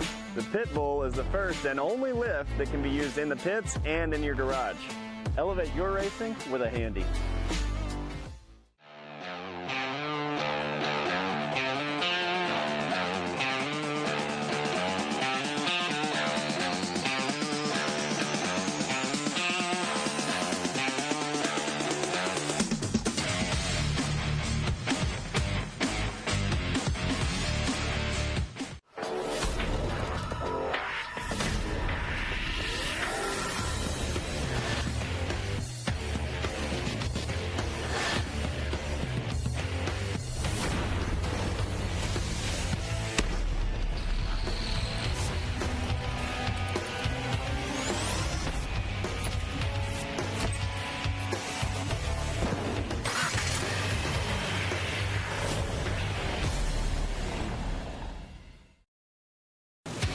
Watching Speed Sport 1, your home for great off-road racing from America and around the globe. Woo-hoo-hoo! From Ultra4 to rally, these guys are fighting for the lead. It seems very aggressive. Short course to desert race. Great move there. He is so fast. Whether on 2 wheels or 4, Speed Sport 1 has the off-road action you crave. Look at that move. It jumps to the inside. Speed Sport 1, the Motorsports Network.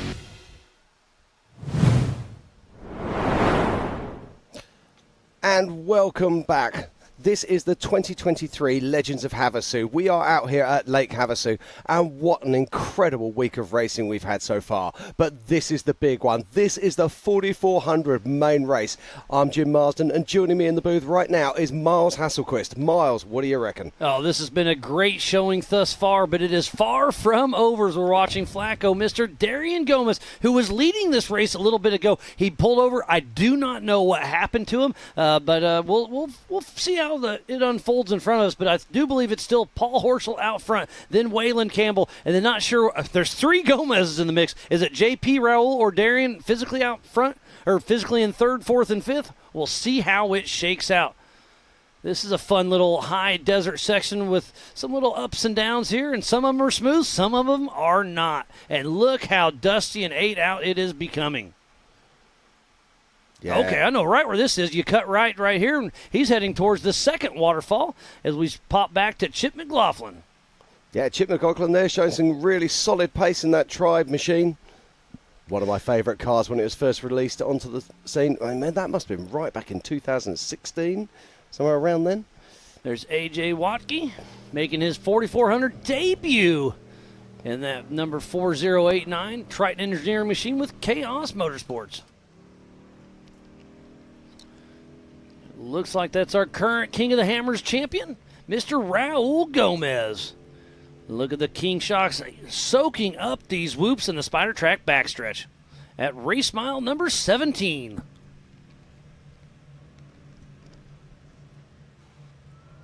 And outside the Warren studio, I hear somebody rumbling out there. I hope that's not a 4400 car pulled over. Oh, and we do see Cody Addington back in action. We saw him pull into the Amsoil hot pits. The Gomez brothers team pulled off the hood. It looked like they were checking steering fluid. Yeah, we saw that earlier. Now, there's multiple different reasons that you might take the hood off the car. Usually, it's an overheating thing. Sometimes, if it's a rock race, they actually take the hood off so they can get better visibility. So we see that quite often at King of the Hammers. A particular exponent of that is Randy Slauson. Often comes in after his second lap, removes the hood before he goes out into the rock trails. And Pam Hall gave me a little update over my rugged radios. It is Andrew McLaughlin that's parked next to the Warren studio, so he is supposed to be out there on course. We heard he had a flip over issue or something, so I hate to hear that, but at least it sounds like he is safe and sound. Back to Joe Gatlin out on course, number 4570 in that Fire River Racing Jimmy's Solid Axle machine at race mile number 3. Yeah, Joe just putting down a solid pace there. He's one of the cars that's not looking to win here. He's looking to have a great time and to post as high a position as he can. And in this kind of endurance race, it's amazing how far you can get up the field just through natural attrition. Now, I just got to pop back to my racing tracks, or back to my score sheet, should I say. And look at the vast, you can see just desert ant trails out there everywhere, Jim. Yeah, absolutely. Just dust hanging in the distance. But what an incredible scenery. What an amazing place. But I believe this is the brainchild of J.T. Taylor to bring us out to Lake Havasu. Absolutely. He's been talking about it for years, and I'm so glad we're out here. This is as close to the desert section of King of the Hammers you can get, and I actually think the desert here is actually harder than King of the Hammers. We just don't have the hammer trails, that proper hammer trails. But, man, look at the Spider Track backstretch. Somebody is really hauling the mail.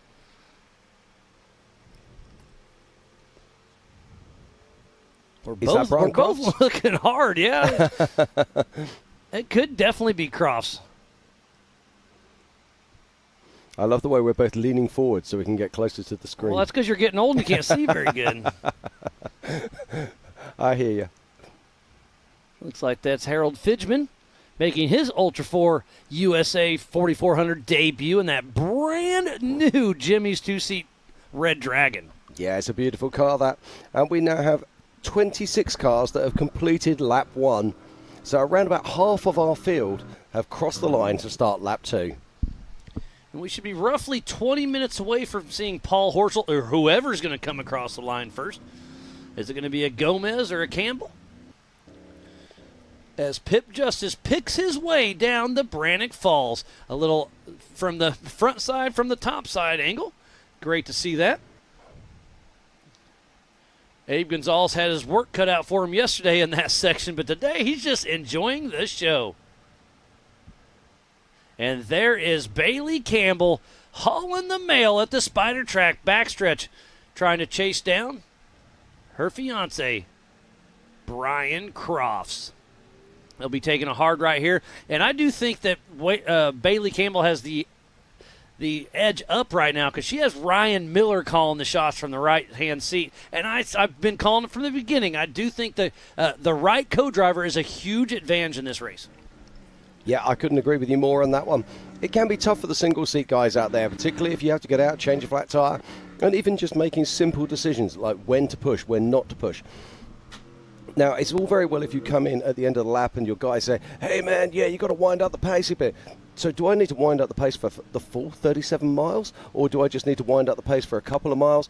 You can have that co-driver sitting there trying to work out that strategy for you. Like those moments we talked about, do I refuel on my first lap? Do I not refuel on my first lap? You've got your co-dog there who can talk you through that scenario and situation. And also, he can deal with that radio traffic back to the pits, taking the pressure off the driver. So yes, having a co-driver is a huge advantage on these endurance events. And speaking about co-driver, Dr. Amanda Ross right there is riding with Philip McGilton. Those Flying J and Pilot South Tire Mart BFGs are holding up strong.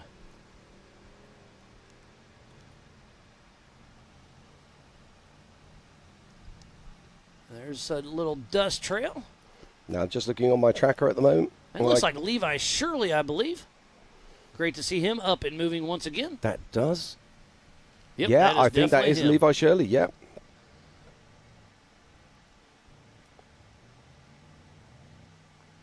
Here's Kamikaze Chris Branton. He's got a great highlight from King of the Hammers during qualifying where he came over the back rise and just hit this rock and completely skied out.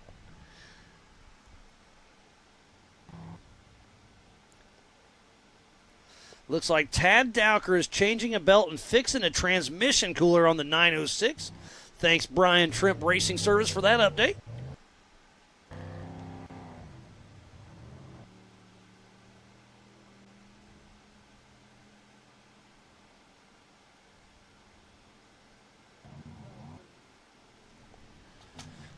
And that is Vaughn Gittin Jr. coming into screen, and look at the dust. This is a perfect spot. See how tight that is. They have to slow down about 5 miles an hour to go through two huge rocks. And in the dust, look at that dust. It's hanging in these valleys.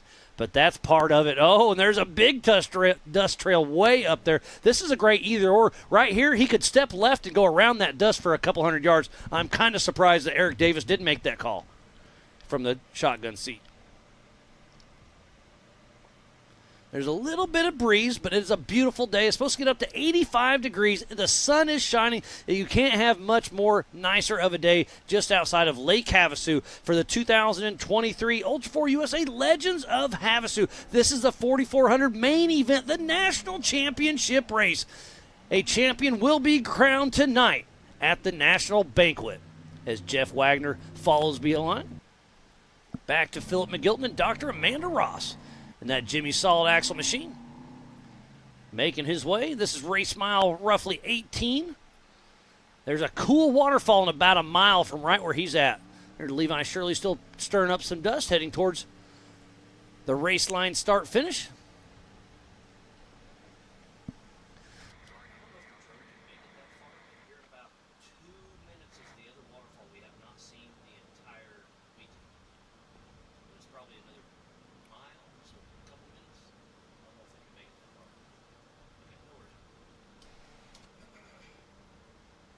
The track is really starting to deteriorate, Jim. You can see the ruts getting deeper. You can see the boulders getting moved, and the dust is hanging thick. Yeah, I was just checking out my tracker there, trying to find Levi Shirley on the tracker. I'm not sure that his tracker's actually pinging correctly right now. But we'll catch up with him. It's great to see that he's back up on track and moving again. He certainly hasn't crossed the line. He hasn't pinged out for a first lap finish. So we'll be watching more on that story as it comes. But right now it's all about our current race leader, who is Paul Herschel, as we watch Chad Hunt making his way down through the first waterfall. And Paul Herschel is coming up to around about mile marker 25. And I believe we have a camera at race mile 27, so we should hopefully see him on camera in the next few minutes. Oh, and there was Weston Jones at the top of the Brannock Falls, and it looked like his front end was goofing up once again. Oh, and Tripp told me that Tad Dowker was fighting some issues, but it looks like he got it back going. It's great news for Tad Dowker. Tad's had an incredible season, and I was really hoping that he would have a great end to the season here. So let's hope he can put it together for the next few laps. Yeah, you can see that right front is not pulling. Yeah, I couldn't tell about the left or not, but It's a two-wheel peel for now for Weston Jones, and I'm telling you, it's going to be really hard to make it around this entire course in two-wheel drive. There's a couple sections out back in those tight valleys where the rock crawl's only about a 2 or 3 foot up, but it's off camber, left, right. It's really a cool section, and I wouldn't want to run it in two-wheel drive. Well, I'd run it in his two-wheel drive. Skinny pedal and see what happens, right? Yep, nothing's faster than a rental. You know the rules. Every car has one good jump in them. I've seen Dukes of Hazzard. Right, we have 28 cars now that have started their second lap. And we're probably around about 15 to 20 minutes away from our race leaders coming back in to complete lap 2. If you're just tuning in, we thoroughly appreciate each and every one of you. This is the 2023 Ultra4 USA Legends of Havasu. This is our national championship. The points are on the line. So many battles are going on. The top 10 is very tight between Brian Cross, Bailey Campbell, Philip McGilton, Chad Hunt, Paul Wolf, Vaughn Gittin Jr., Tad Dowker, Shannon Campbell, Levi Shirley, and Brett Harrell. And it will be decided after this race. We will have our national championship banquet tonight at 5 p.m. PST at the Nautical on the island right here in Lake Havasu. And Bob Bauer, the Off-Road Motorsports Hall of Famer, will be a special guest involved with that one as well.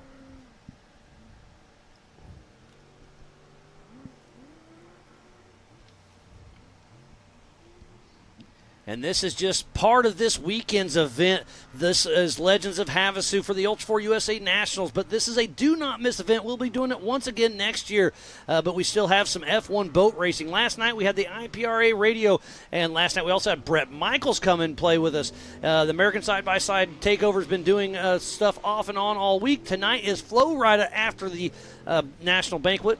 And then we have a couple more pool parties. Mark Gomez has been doing some jet ski tricks. You were able to check out that last night, doing those in the pool, weren't you, Jim? Yeah, I don't know why I bothered going back for a shower, because it was absolutely pointless as Mark Gomez soaked me to the bone in about 0.1 of a second. But yeah, it's been a full-packed festival out here in Lake Havasu. Ken Goodall heading into the Amsoil hot pits.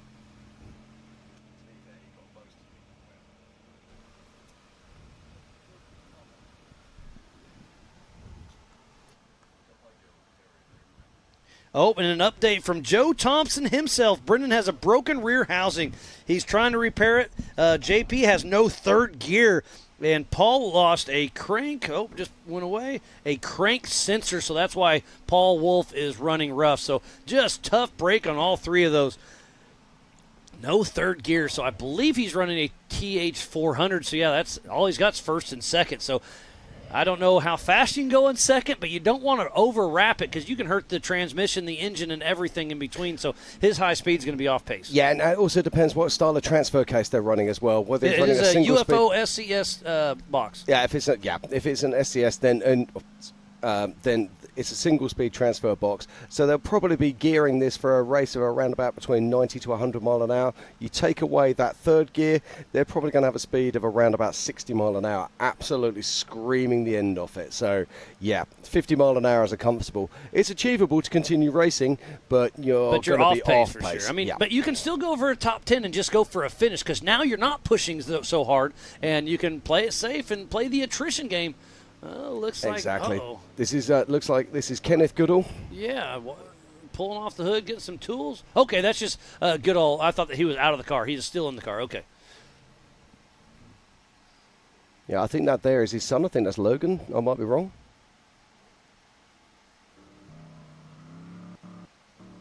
But all hands on deck. Oh, there's Funhaver Off-Road helping out as well. That's what I love about Ultra4 USA. Somebody comes to the pit. He knows that Funhaver's out a few miles. He doesn't have to worry about it. So he's going to come over there and give anybody help. I mean, we see that time and time again with Ultra4 USA. You know, a lot of the roundy round, a lot of the drag races, such a top secret in the pits. Nobody wants to talk. Nobody wants to help. But heck, here in Ultra4, in the pits, everybody is out here to help everybody because they want to beat you on course, not in the pits. What I missed, Jim?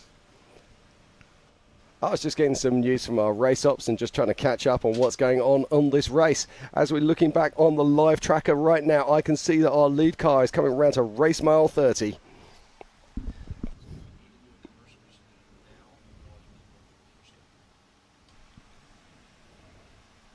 And there is our current race leader. That is Paul Herschel making his way down the ridgeline.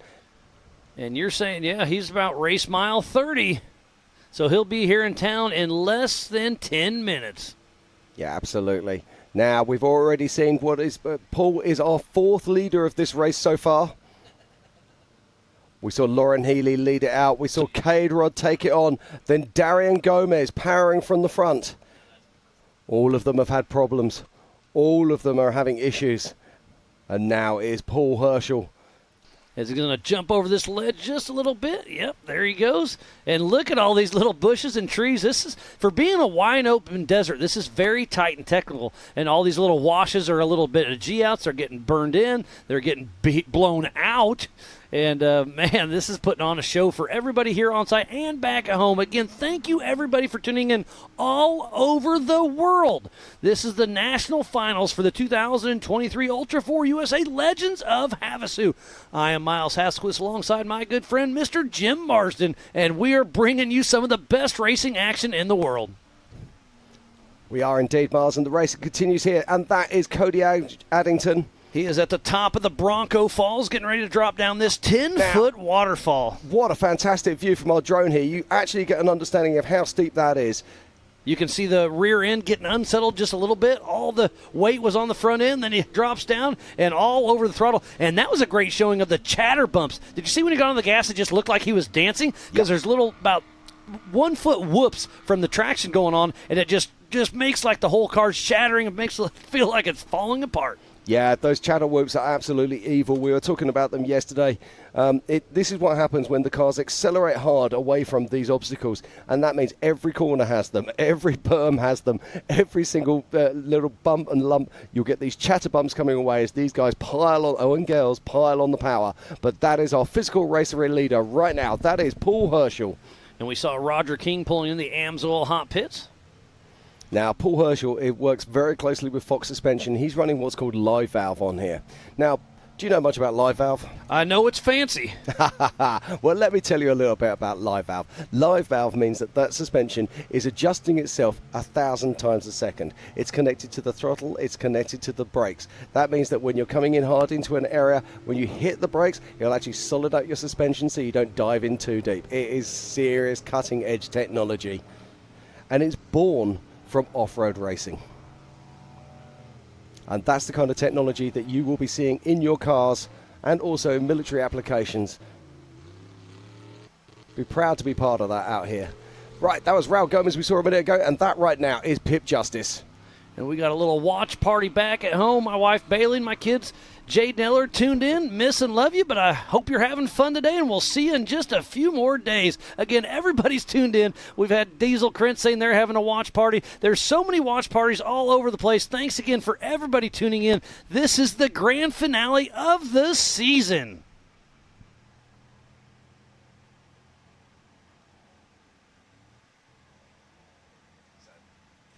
So it's Pip Justice here making his way up the hill. And when you're sat here, it doesn't look like anything, but he's probably working that throttle, just having an ease and glide, ease and glide. We talk about it a lot in off-road racing. It's this what we call flow. You need to be going from the peaks to the tops of every single part. Timing is everything. As we watch Joe Gatlin, he literally launches down the waterfall. Great he did that style. last time around, too. Well, you can't crash if you're not hitting it. Yeah, that's a controlled crash. Let's go with that. Barely controlled crash. I love this place. It's absolutely incredible. We had the mountains in the background. We had the lake just over the other side. And then this awesome desert.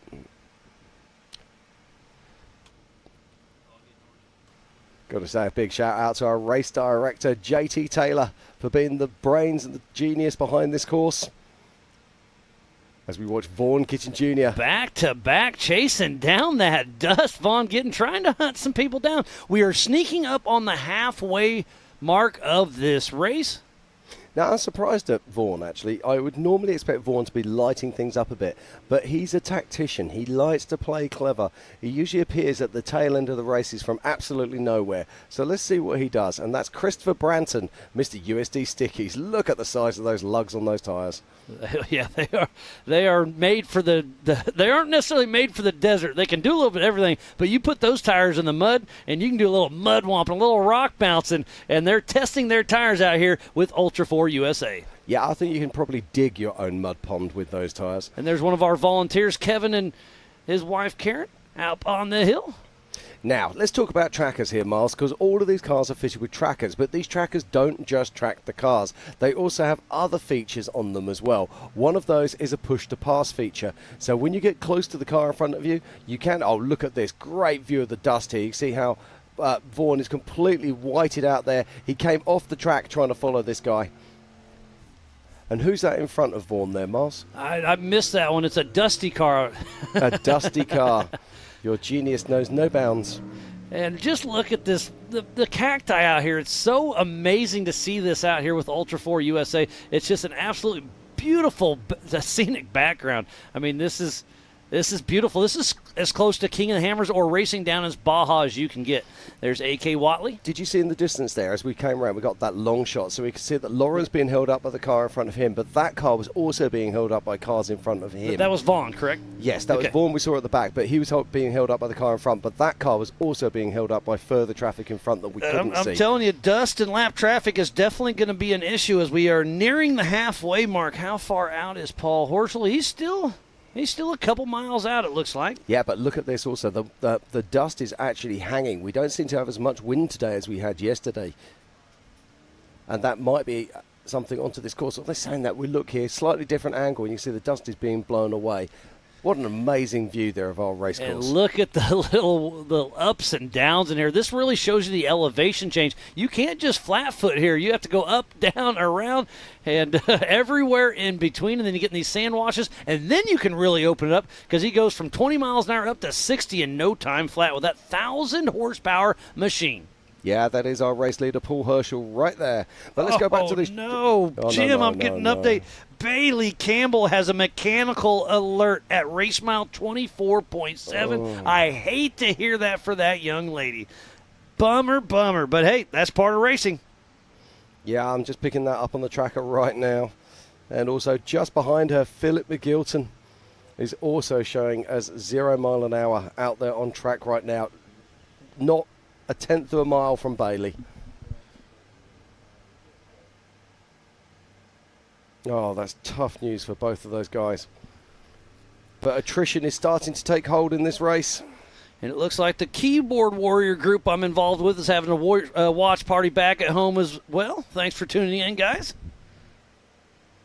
So it looks like our top four currently is right now it's Paul Herschel with the lead.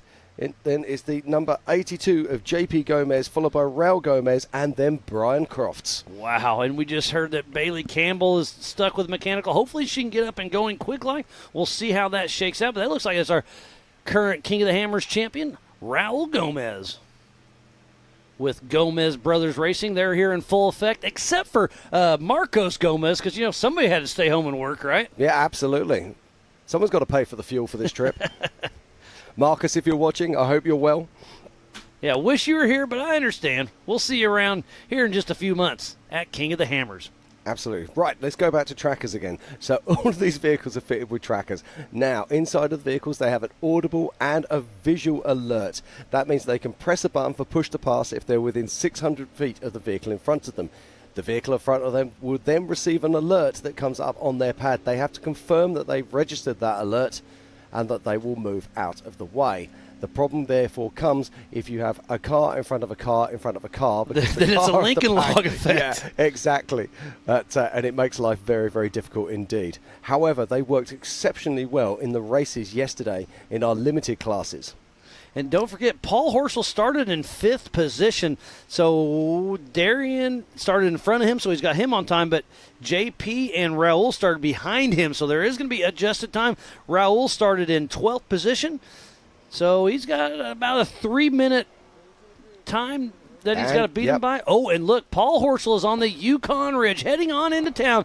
This is about to be the halfway mark, and right now it is Paul Horschel, number 19 out of Park City, Utah, with Horschel Motorsports with Mitchell Sweat riding shotgun.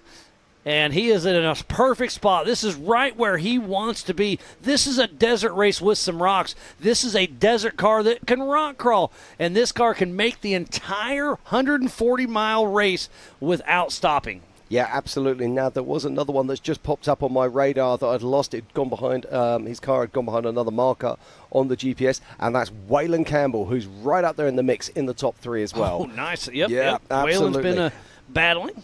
Now, the one to be watching here is most likely Raul Gomez, who started in 12th position. So his adjusted time is going to be the one that's going to be most crucial at this moment. Now, we're expecting Paul Horschel to just burst through here. I can hear him bursting through here. I'm in the Warren studio about 100 feet from that start line. I could feel the studio in here vibrating as it crosses the race line, start-finish. Now, I'm not expecting him to come to the pits at all. I'm expecting him to blow straight through.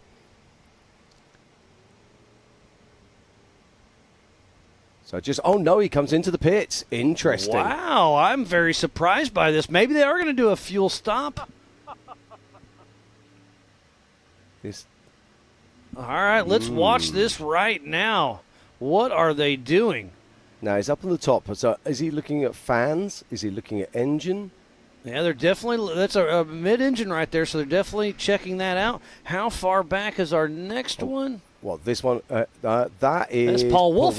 Remember, he had a crank? Yeah, crank sensor. A crank sensor issue. But remember, he is a lap down. So it looks like whatever happened, he got into the Amsoil hot pits, got that sensor switched out, and he is going on. So tough break. He is a lap down, but Paul Wolf is back in action. Got that crank sensor switched up, and Paul Wolf has one heck of a deal. And we were able to catch up with his lead tech here just a little bit ago with Pam. You guys, I am here with Miss Young Lainey Wolf. She stole the show at Crandon. You're sitting right here. Your dad's getting ready to go out and race. Are you so excited? Yes, I am. You are. Now, are you going to be rooting from all day long over here from our Jumbotron? Sure. Sure. All right. Now, Lainey, you stole the show. We're going to have to start interviewing you instead of your dad, huh? Okay, let's do it. Well, let's tell your dad good luck, and guess what? Hopefully we see him up on top of the box. Good luck, Dad. Thank you. All righty, you guys, back to you. Oh, how cool is that, Lainey Wolf? She usually has a little bit more to say than that, if I'm honest. That's one of the cutest things. I love that part of our sport. And did you see her shirt? It matches the side of her dad's car. That's why, that's an old racing shirt that they had, and she loves it so much that he wrapped his whole car matching that. It's kind of like Mario Brothers, Super. Oh, look at this. That is Levi the man from Kansas. Shirley. And he's absolutely on a pace right now. If anyone can tell us what happened, we'd be gratefully appreciated. That is the 905. I missed the car, but 906 I know is Tad Dowker. Yeah, exactly. Okay. Perhaps it was 906 and I misread it. It did look like Tad Dowker's car. Okay, so we have Paul Horschel who's come into the pits. We saw he'd stopped. He is the only person right now who has completed 2 laps. So we need to talk about that story. But we're not far off from seeing the next cars coming across the line very, very soon. I can see that Waylon Campbell is due to be coming in any moment, and I can also tell you that Raul Gomez is not a million miles outside of town either. So lots going on now. Also, Levi Shirley's tracker does not seem to be pinging at the minute, so we'll keep an eye on that. And I want to give you kind of an update on split times. Remember, we took off one at a time every 30-second increments. So Paul Horschel took off in 5th position. So he has to beat J.P. Gomez by 1 minute. He has to beat Waylon Campbell by 1.5 minutes. He has to beat Raul Gomez by 3 minutes, 30 seconds. So obviously he is physically in the lead, but he has to beat all of those competitors by that much time. And is he still in the Amsoil hot pits? I'm not sure, but how far back are these other competitors, and what is going on with Paul Horschel?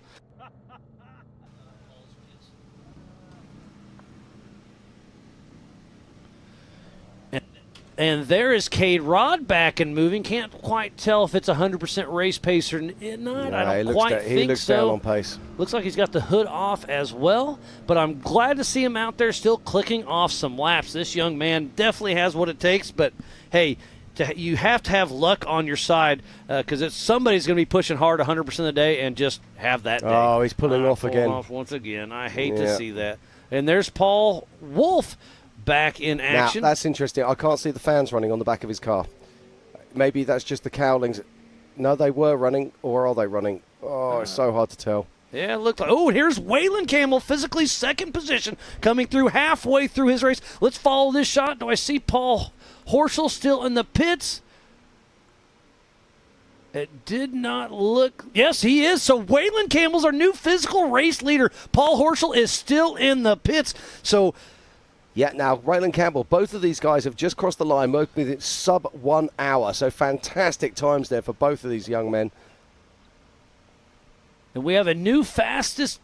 Nope. Darren Gomez still has the fastest lap. So we can see Cade Rod there, out of the car, getting back in. Hard to see what the problem is.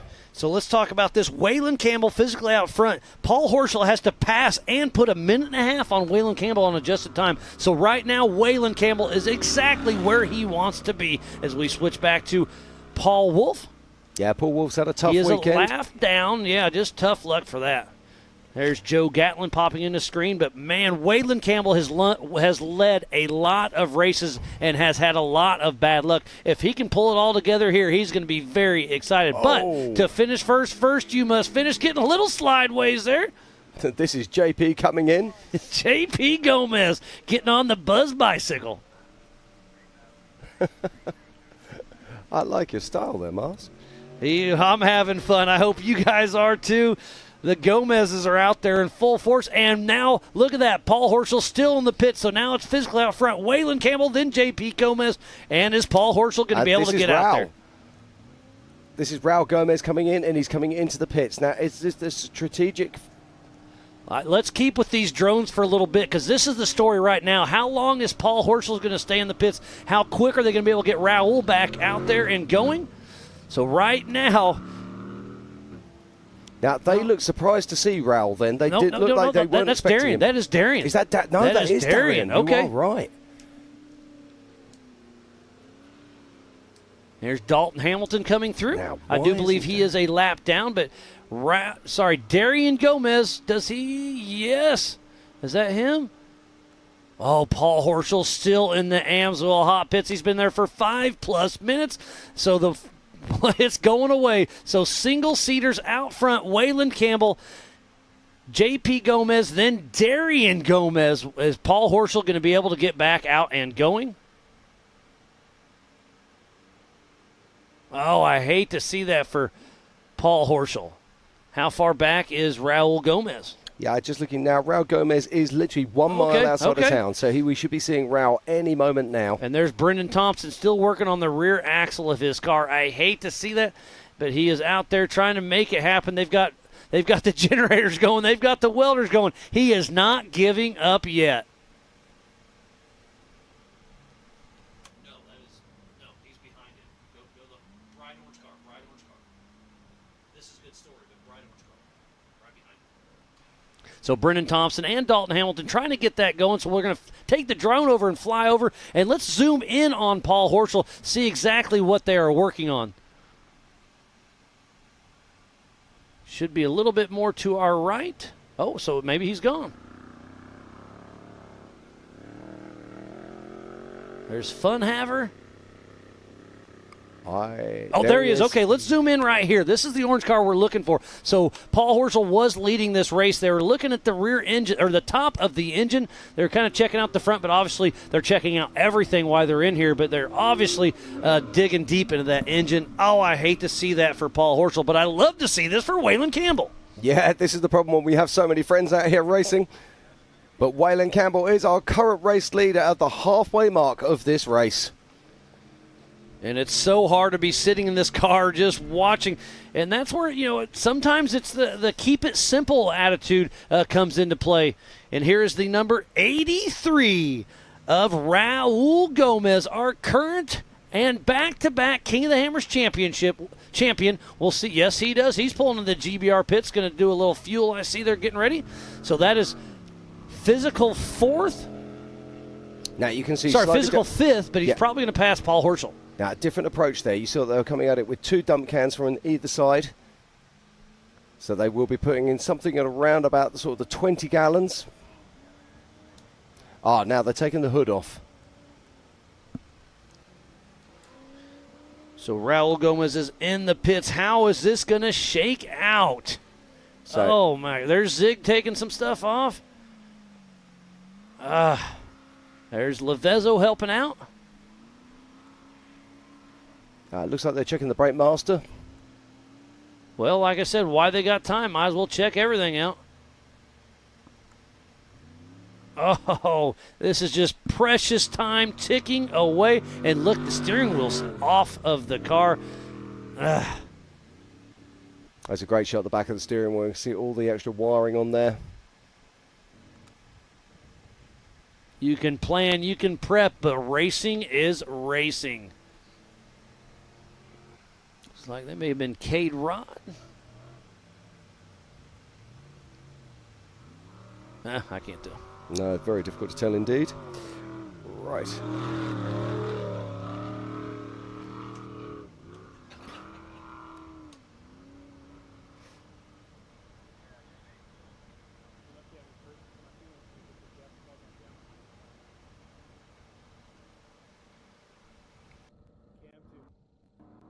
Okay, now Darian Gomez, I want to talk about this very quickly because Darian Gomez we saw stopped. We assumed that he was going to be out of this race, but he is not. He's currently lying in 5th position right now, just behind Raul Gomez, his father, then JP Gomez. There's 3 Gomez in the top 5. Then we got Waylon Campbell out there as well, and Paul Herschel, who's also completed. Now that's a great view there of the push to pass. Did you see that? And there's Bailey Campbell coming into view. And this is a tight little section, too, so does he know there's somebody else behind? Oh, look at the blind dust. Bailey Campbell. We heard she was stopped earlier, but she is definitely charging right now. And getting some updates on my phone. Looks like Cade repaired an alternator issue and is back on track. Thank you, Cotton. And then Paul Wolf got his crank position sensor changed by Eric Miller and his crew. So, again, Eric Miller's up for the Zandy Willems Sportsmanship of the Year Award, and that just goes to show you, as well as Aaron Lynch, Levi Shirley, and Chad Hunt. That will also be given away tonight at the National Championship Banquet. And then I have a mechanical update. The 1177 of Mark Nicholson has a mechanical as well. So much attrition going out on course. Thank you, everybody, for keeping me up to date.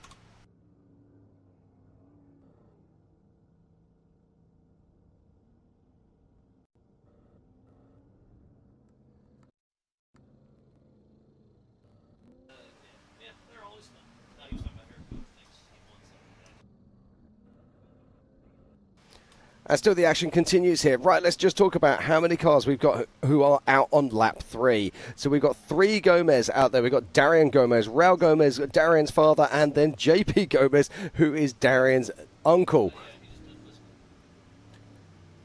But our current race leader right now is Waylon Campbell. That is very, very impressive out there. And I believe that was JP on screen. Now we're switching over to Pip Justice.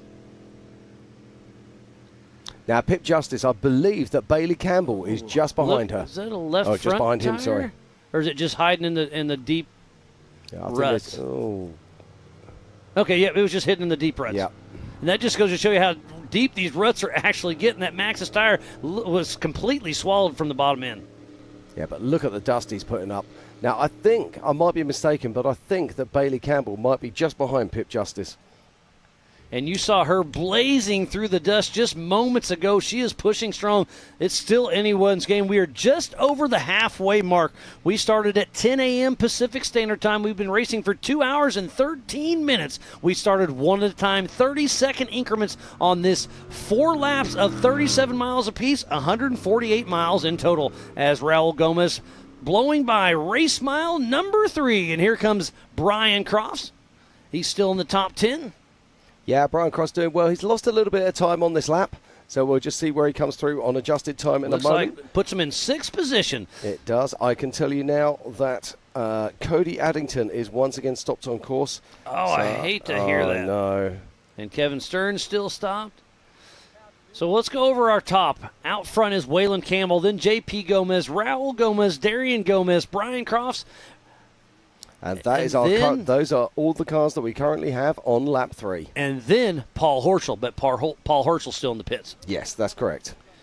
So we have 6 cars out on the lead lap. Wow, what a race this is becoming right here in front of us.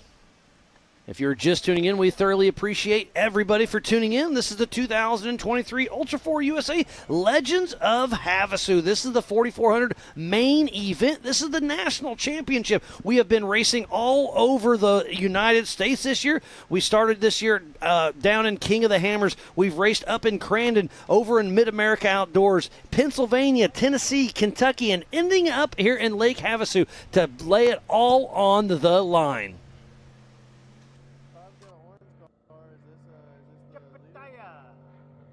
Yeah, it's been a fantastic season of racing, Mars, but let's just have a talk about 2024, because I am really, really excited about next season.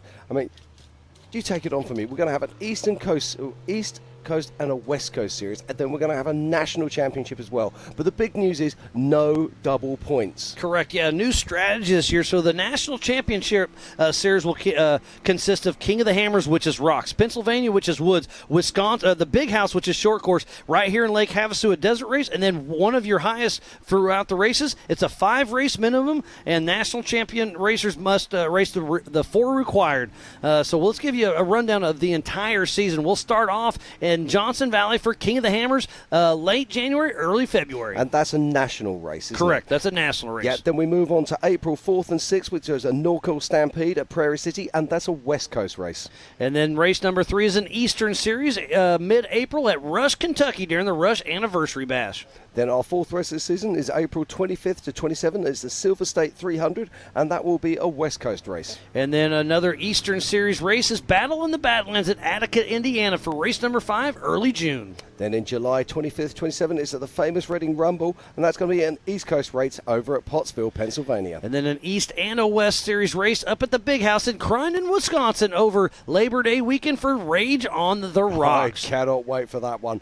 But then it's race 8 on September 28th to 29th at the Crossbar Ranch. And that is also an East and West Coast race, and that will be in Davis, Oklahoma. And then we will wind up once again right here for Legends of Havasu in Lake Havasu for the National Championship Series late October.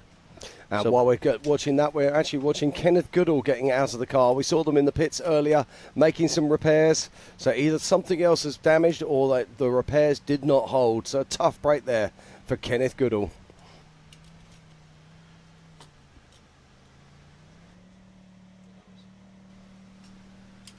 And here's Christopher Branson. The man with the big tyres, still pushing hard into that desert, making his way around his second lap.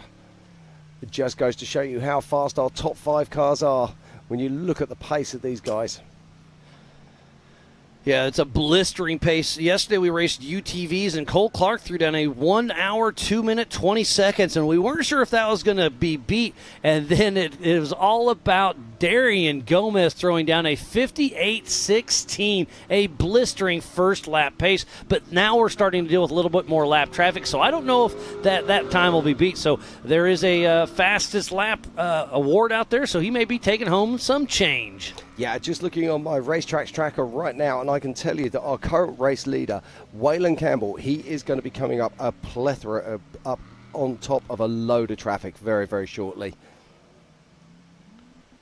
Just looking there, you can see how the wind is moving some of this dust, but these cars do make a great deal of dust when they're charging through. We always say the wind is the racer's friend on a race like this, unless you're Waylon Campbell. Then you want it to be dangling behind you and stirring up everything and trying to run away with this, because he's got the cleanest air out of everybody. But again, don't forget, lap traffic will be an issue. He's going to have a big problem very shortly. He's got 4 cars that he's going to be coming up on in the next mile.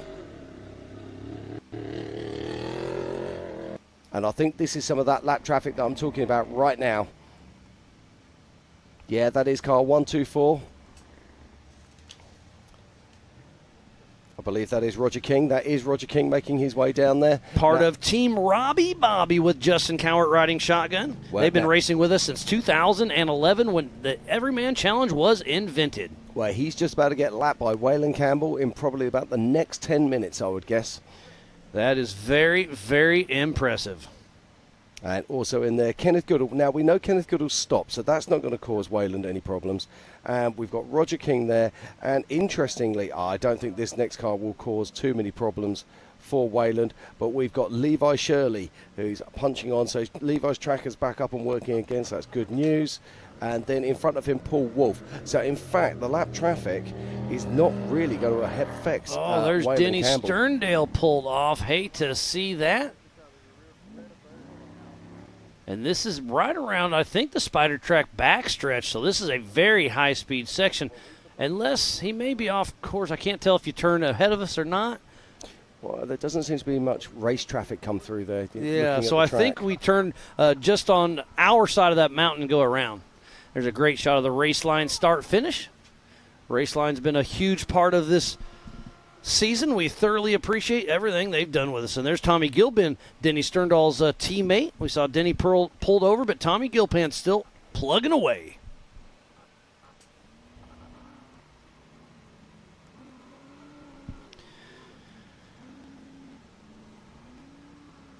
USAC is our sanctioning body and runs our timing, scoring, race ops, safety, and tech. Lee O'Donnell, our USAC rep, is here on site helping everything run smooth alongside Mr. JT Taylor, our Ultra4 USA race director. And we're just getting some cars crossing the line now to start their sixth lap or start their second lap. So Chip McLaughlin is halfway through his race, and so is Bailey Campbell. Chip McLaughlin is having a great race. He's in the top 7 right now, and right in front of Bailey Campbell. Oh, and there was our physical race leader, Waylon Campbell, dropping down the Brannock Falls right there at race mile number 9. Yeah, so Chip McLaughlin is actually right now ahead of Bailey Campbell on adjusted time. So Chip is having a fantastic race here at Havasu. I so hope he can pull this together and get a top 10 here in Nationals. The whole Rufus team pours their heart and soul into racing with us, and I just hope to see a great showing for him and or Pip Justice. They'll be giving away this Andy Willems Sportsman of the Year award. They'll be helping us do that tonight at our national banquet. We'll round out the season and hand out some hardware. Yeah, I'm looking forward to that. That is going to be the party of the year. Have no doubt about that. Oh, Paul Horschel and Mitchell Sweat out of the car. This is not good. They were leading the race, but, I hate to see this. They've got helmets off. You can tell by the body language they are super disappointed.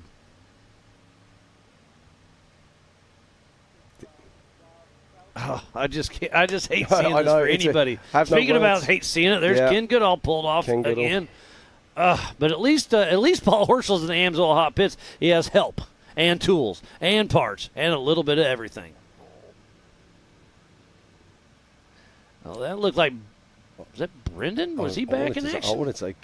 No, that was JP Gomez. That's JP. Okay, so we are at the Brannock Falls race mile number 9, so where Kenneth Goodall is kind of a bypass for this, so it's a very safe spot to pull over and check out the car. Now, this is very interesting because we've got JP Gomez, who actually started in front of Wayland.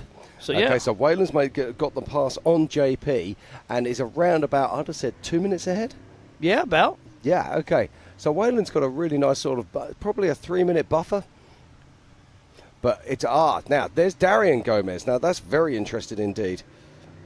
Okay, so Darian would have to get past JP and Wayland. So Wayland is looking really nice right now if he can keep this pace going.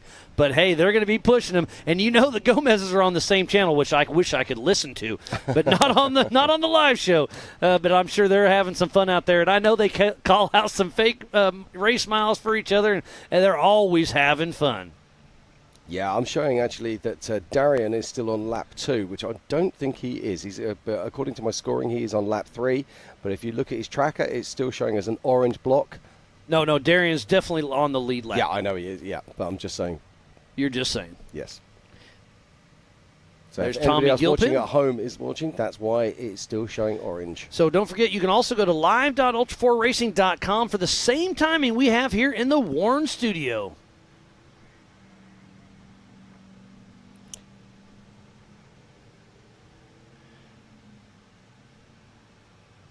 Here comes Cade Rod through the race line start-finish, and he is way off pace. He'll be heading to the Amsoil hot pits. We'll see if they can get something squared away. Hate seeing that for this young man. Again, he's missing his hood. Did they take that off in the pits, or did it get tangled up out on course? Yeah, going to see what he does now. Oh, he's absolutely pulling in. There's no way about it. Mm-hmm. There's Cole Clark I saw ready to throw his hands in the mix, giving him a hand. The whole Jimmy's Army is out here in full effect. I knew he had an alternator issue earlier, but I just hate seeing this. They're worried about the front end right now.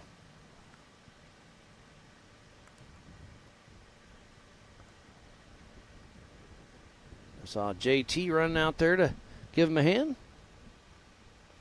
There's an aerial view of the Spider Track backstretch. There's multiple lanes right here, up over 100 miles an hour.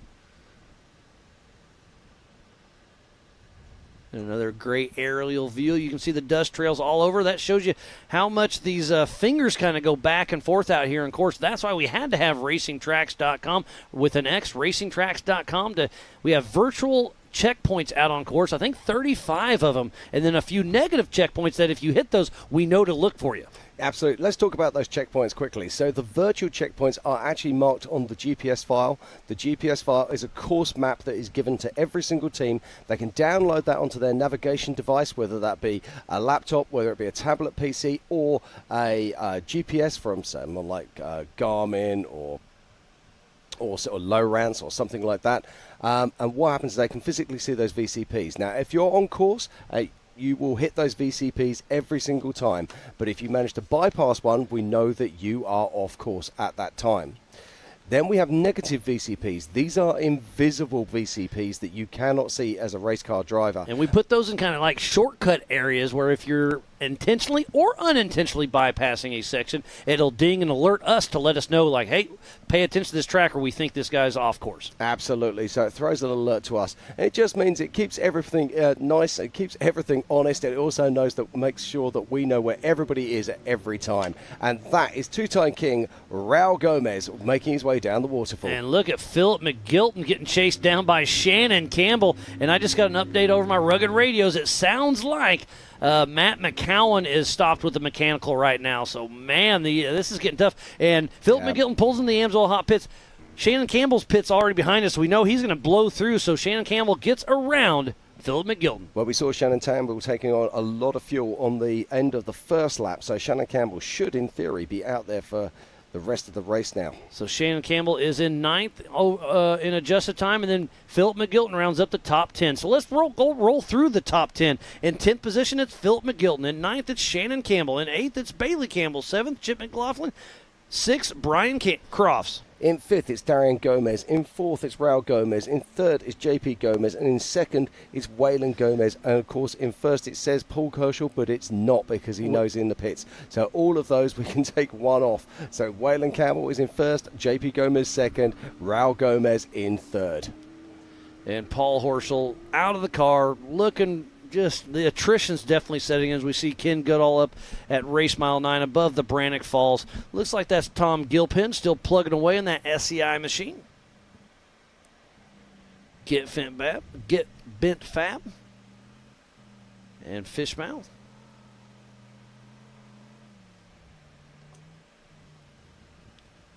And there's Weston Jones. We saw him having some front drive issues out on course. So not sure if he got it fixed or if he's just fighting through the elements. Another Jimmy's IFS chassis plugging through the desert.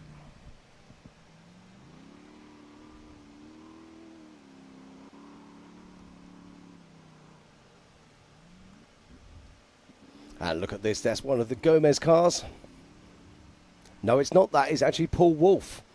See, your automatic reaction when you see a UFO is it must be a Gomez, but that is actually Paul Wolf himself. Now, I'm intrigued to see what Paul Wolf can do now, because the gloves are off. He knows he's down on pace. He's already had a mechanical. Is he going to go for championship points, or is he going to go for absolute glory?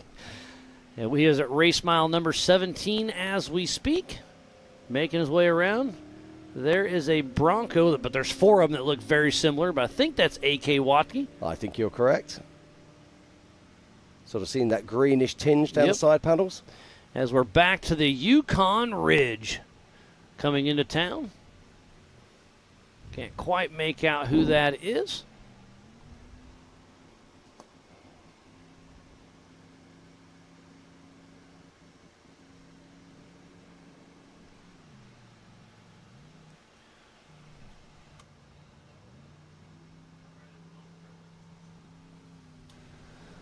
Oh, you should be able to see them any moment now as they cross the line. Oh, I think that's James Mahoney. Yes, that is James Mahoney. It is. Good call, Jim. James Mahoney in that Faravani senior car. Heading, see if he'll bypass the Amsoil hot pits or not. Looks like he is slowing down, and he will be pulling in. I think he teams up with Rick Lavezzo, who teams up with Paul Horschel. So that pit's already tied up. And here comes Vaughn Gittin Jr., number 25, with Eric Davis riding shotgun. And he is slowing down coming into the Amsoil hot pits. He is halfway through his race, so they'll probably do a splash and go, check over the car roll one more time, and head him out for another lap. Remember, we did start off one at a time every 30 seconds. This is a 37 loop. They're going to do 5 laps, 148 miles in total. And Vaughn Gittin Jr. is right after the halfway mark. Oh, there's Lauren Healy giving him a thumbs up. So Lauren Healy in his street clothes officially out of the race. We knew he was having issues, but he is back in camp. Hate to see that for him. The pole setter, Lauren Healy, is officially out of the race. Yeah, that's always very sad to see, but there is our current race leader. That is Waylon Campbell. And Waylon's putting down an awesome pace right now. Just giving a really good once-over while they're putting fuel in. Looks like fuel is done. Everybody's paying attention. Get out of the way. Send them out. Vaughn Gittin Jr. heading out for his 3rd lap of 4. And there is Brian Crofts leading the national champs coming through the Brannock Falls at race mile number 9. Yeah, and Brian Crofts is very well priced right now. As we were talking about it earlier, he's actually switched to a smaller motor than he usually would run. Usually runs those big tool decks, produce sort of 800 plus horsepower. Switched it down to an LSX with a mere 600 and something horsepower. But it's working really well for him. It's giving him that reliability. So far, so good. Oh, and I'm glad to see that is Ken Goodall back moving. I think it's for, yep, there we go. So Ken Goodall was stopped just up there for a while. Whatever it was, he is back and moving. So I think our top 4 or 5 are starting to pull away with a pretty good lead out there. Yeah, just looking at our tracker right now, which you can check out on Racing Tracks, track spelt with an X.com. And it really is spreading out, particularly on this 3rd lap.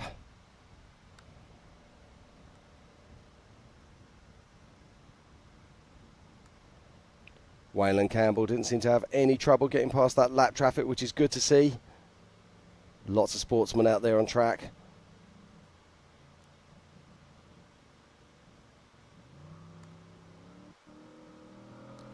And he should just be coming up on Dennis Sterndale. Oh, I think he's probably passed him already. And in front of him is Levi Shirley and Paul Wolf. But I do believe Levi Shirley is down a lap as well as Paul Wolf. He is down a lap. I'm just looking now, 13:31. Yeah, I'll keep you honest on that one. I'm not sure. Waylon Campbell might be catching Levi Shirley. But we know Levi Shirley has great pace when he wants to. So will he be able to stay in front of Waylon, or will Waylon be able to make the pass on him?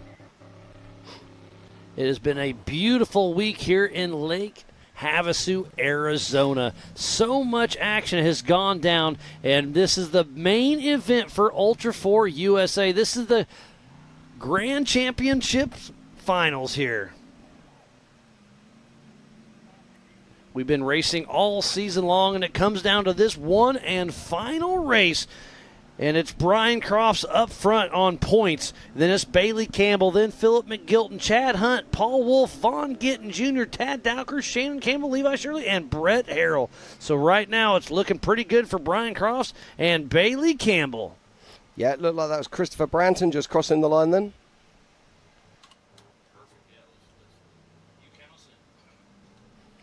So much racing action going on, but we have Pam Hall down in the Amsoil hot pits, and she is in the Gomez to kind of keep us up because they've got a lot of them up front. Pam, what do you got for us?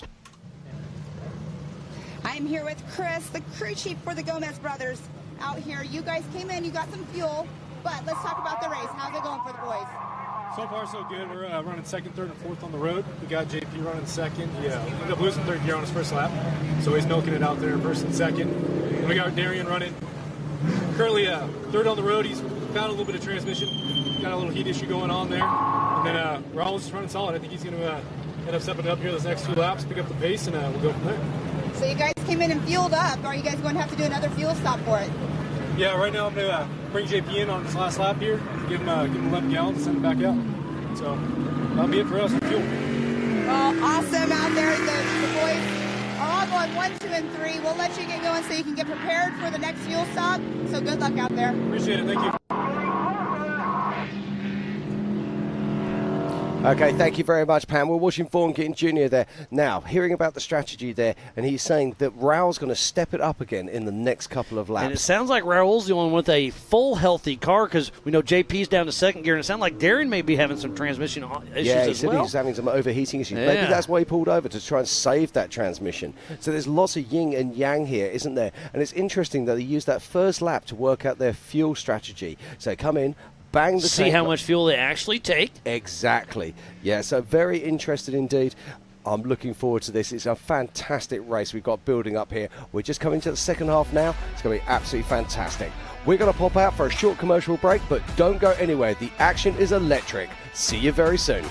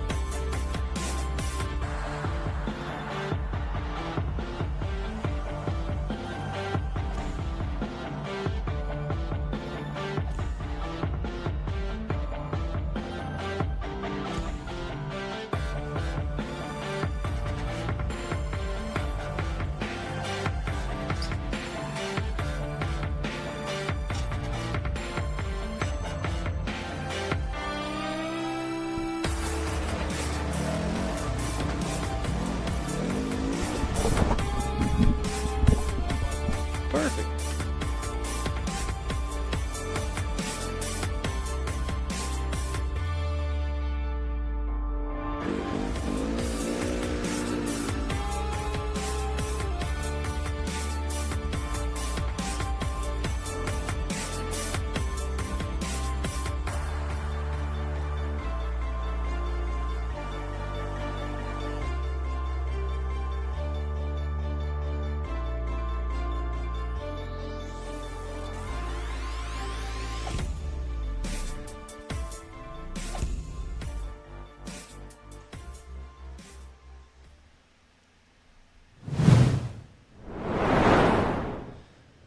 Welcome back to the 2023 Ultra4 USA Legends of Havasu. This is our national championship, the biggest race we have had outside of King of the Hammers. We are going to give away some hardware tonight.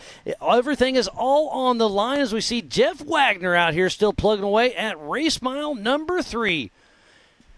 And for national championship points, Paul Wolf is down a lap. Is he going to be able to – you have to race 2/3 of this race to get your points for that.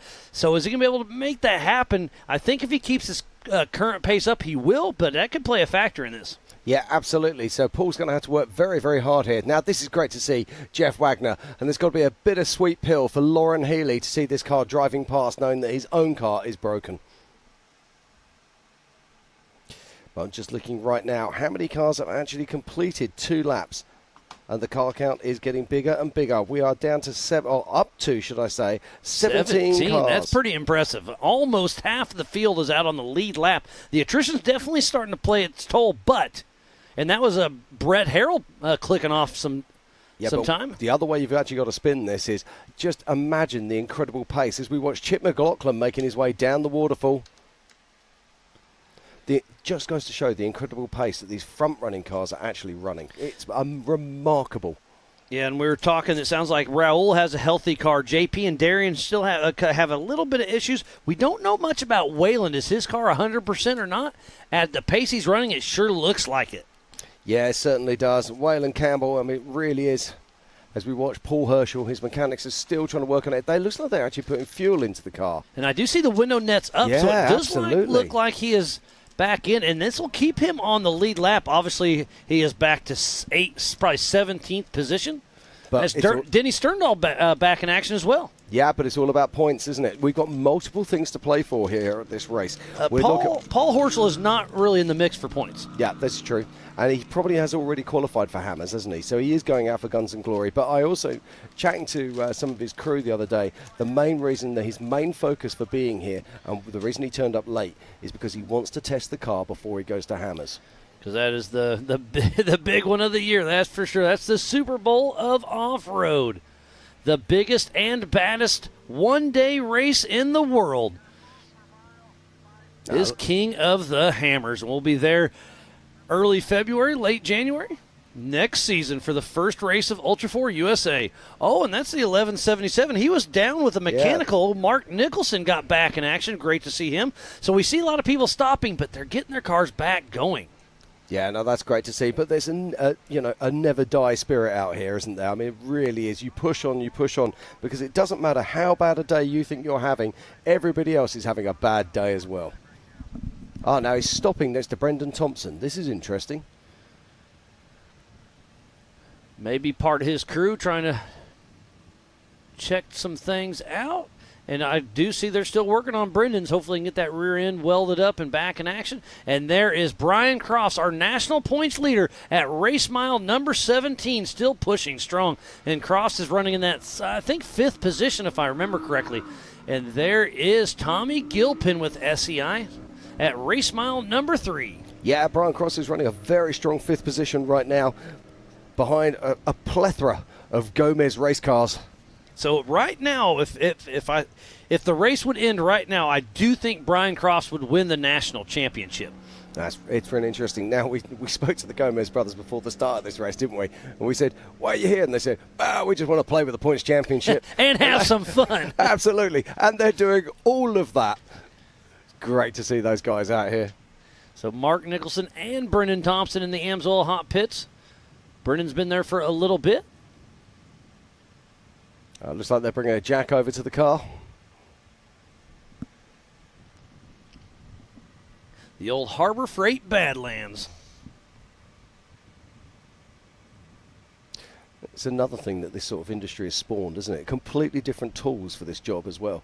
We've seen off-road jacks. We've seen off-road. Oh, look at that. Got a little dust tornado out there.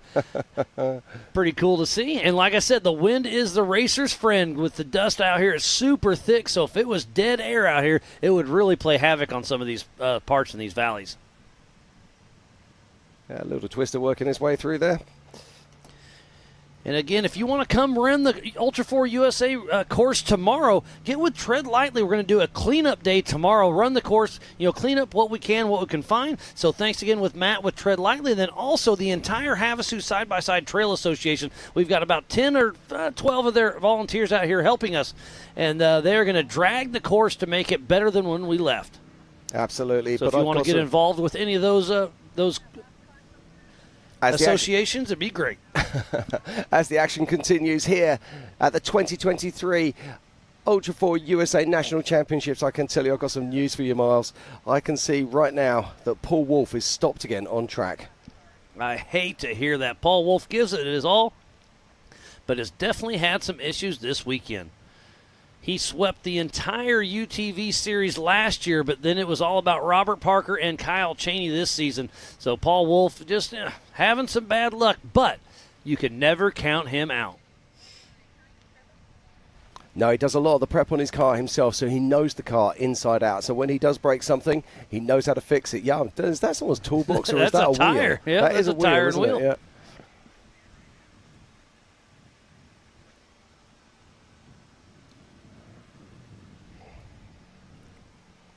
Okay, we're getting some news across our Rugged Race Radio that we might be getting some news from the pits. I do love this, the fact that we can pop to and forth from this. So Pam Hall is down there right now with Paul Herschel's crew. Let's see what she's got to say. Pam, what do you got for us? I am here with Josh. You are the crew chief for Paul Horschel's pit. You guys were in here quite a while just now. He was leading the race, and unfortunately, a long pit stop. Give us a little rundown for everybody at home of what was going on. So the first two laps were going really well. We were really happy with where it was and the positions that he picked up. But coming across the ridge there, he said he was down to 11 volts on the power system. So we did a quick as we could alternator change, fuel stop, and then he said we had a brake issue too. So we solved that and cut off brakes to one tire. Well, having those issues out here is very unfortunate, especially when you're leading the race. But what is he thinking about that racetrack out there? Is he having a blast out there? Is it rough, or what's going on with him with the track? He really enjoys these tracks in that car. As you know, we've got some innovation on that with some rear steering. He's utilizing that to make the corners a lot easier. So we're experimenting that, getting a lot of test miles on there. This trip for us is more important for testing than a win. So as long as we're still moving, we're winning. We're going to be prepared for KOH. Well, that's awesome. I'll let you get back to your pit because you guys literally just got done finishing up his car, but he's back out on course, and that's the most important part. So, Josh, thank you so much for taking the time. Thanks for the time. Appreciate it. Okay, thank you, Pam. Now, I love that, getting those little bit of bites, those little bits of information. Now, alternators could be a problem. Why are alternators a problem? Because of the dust. What happens is dust comes in, and that causes issues. Now, look at this. A.J. Watley here in screen. But I'm going to, so Cade Rod had an alternator issue. Now Paul Horschel had an alternator issue. And did you hear him say they cut down the brakes to one tire? So braking on Paul Horschel is down to not much. I know. I heard it that they cut the brakes to one tire, so he still has three. Oh, okay. That's the way I understood it. Let's hope it's that way, because one brake is not good. But no, if you just cut off it. one. So A.J. Watley looks like they're going to fuel and go. And you see how everybody's just walking around the tire. When they're fueling, you cannot touch the car, so they're just doing a quick visual and go. And here they go. A.J. Watley back out for another lap. And that puts A.J. Watley on the lead lap for his Ultra4 USA debut, if I'm not mistaken. Yeah, absolutely. He's doing a great job out there. And I'm just looking right now at how many vehicles we have got across the line, started in their third. And A.K. Watley is currently sitting in 18th position out of the 19 cars that we have currently on our third lap. And there goes Philip McGilton dropping down the Brannock Falls at race mile number 9. Yeah, Phil McGilton's currently sitting in about 12th position at the moment. So a solid run there for Phil McGilton. And if he can keep this pace up, he's going to be in the mix for the national championship. Hopefully he can get on the podium there.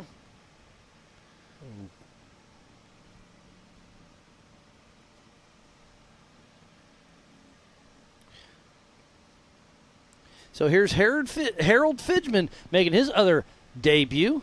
And you see how they're doing fueling? So there's these cans, and then they have the dry systems. Walk us through that there, Jim. Well, so what you have is you have multiple different types of cans. The cans that you can see here in this pit, they've got what we call dry brakes. So literally, if you turn that can upside down, nothing will come out of it. It has to lock into the receiver on the car itself. Now, that means that they also, when they lock on, that they can deliver fuel incredibly fast. You can see that they're running like a 2.5 inch or even up to a 3 inch filler neck on those. That means they can deliver 11 gallons in around about 8 seconds. Okay, if You're they starting get to figure right. this out. Well, for those boys and girls listening back home, that's about 44 litres. And then what about the fuel towers with the dry barrier on the back? Now, that's a different thing entirely, and you'll see that they're twin pipes. A lot of people think they're delivering the fuel through both pipes, but that's not the case. The second pipe is actually a breather for the tank, because if you're putting fuel in, you've got to get air back out. So it's quick and fast, and it's pressurized also. Well, a lot of the time they are. Now, I'm interested by Vaughan and Lauren's system, because I would be expecting, for example, if you are working on a desert race truck, they'll be delivering anything up to 40 gallons of fuel in something around about like 12 seconds. Okay, but I think that Vaughan and Lauren must be working off a gravity feed system. Okay. And if that's the case, rather than the pre-charge system, and you can see it's quite a bit slower. So I'm not sure there was actually any real advantage gained there for them having that filler system if they're not going to be pressurizing it. But hey, what do I know? Well, thank you for that update, Jim. And it's just a different strategy altogether, so thanks for that. That's really cool to see. There's Vaughn Gittin. We were just talking about his team, and I just got an update from Mama Ange. It sounds like Aaron Robinson stepped out of the car, and Woody Rose did get in the 3006, so he wasn't able to race yesterday because he had some bad luck, but he's going to get some seat time on this track in a 4400 car. Now, that's great news for me. I'm really chuffed about that. Woody Rose, he went into the 4400 class at Crandon just to see what he could do for fun in his 4800 car, and he had an absolutely great time. Oh, this Kenneth Goodall, that looked like he had a rear flat. Rear flat. Oh, and here's our physical race leader, Wayland Campbell, really stirring up the dust. Here's the Spider Track backstretch, really laying it down. Yeah, look at the pace.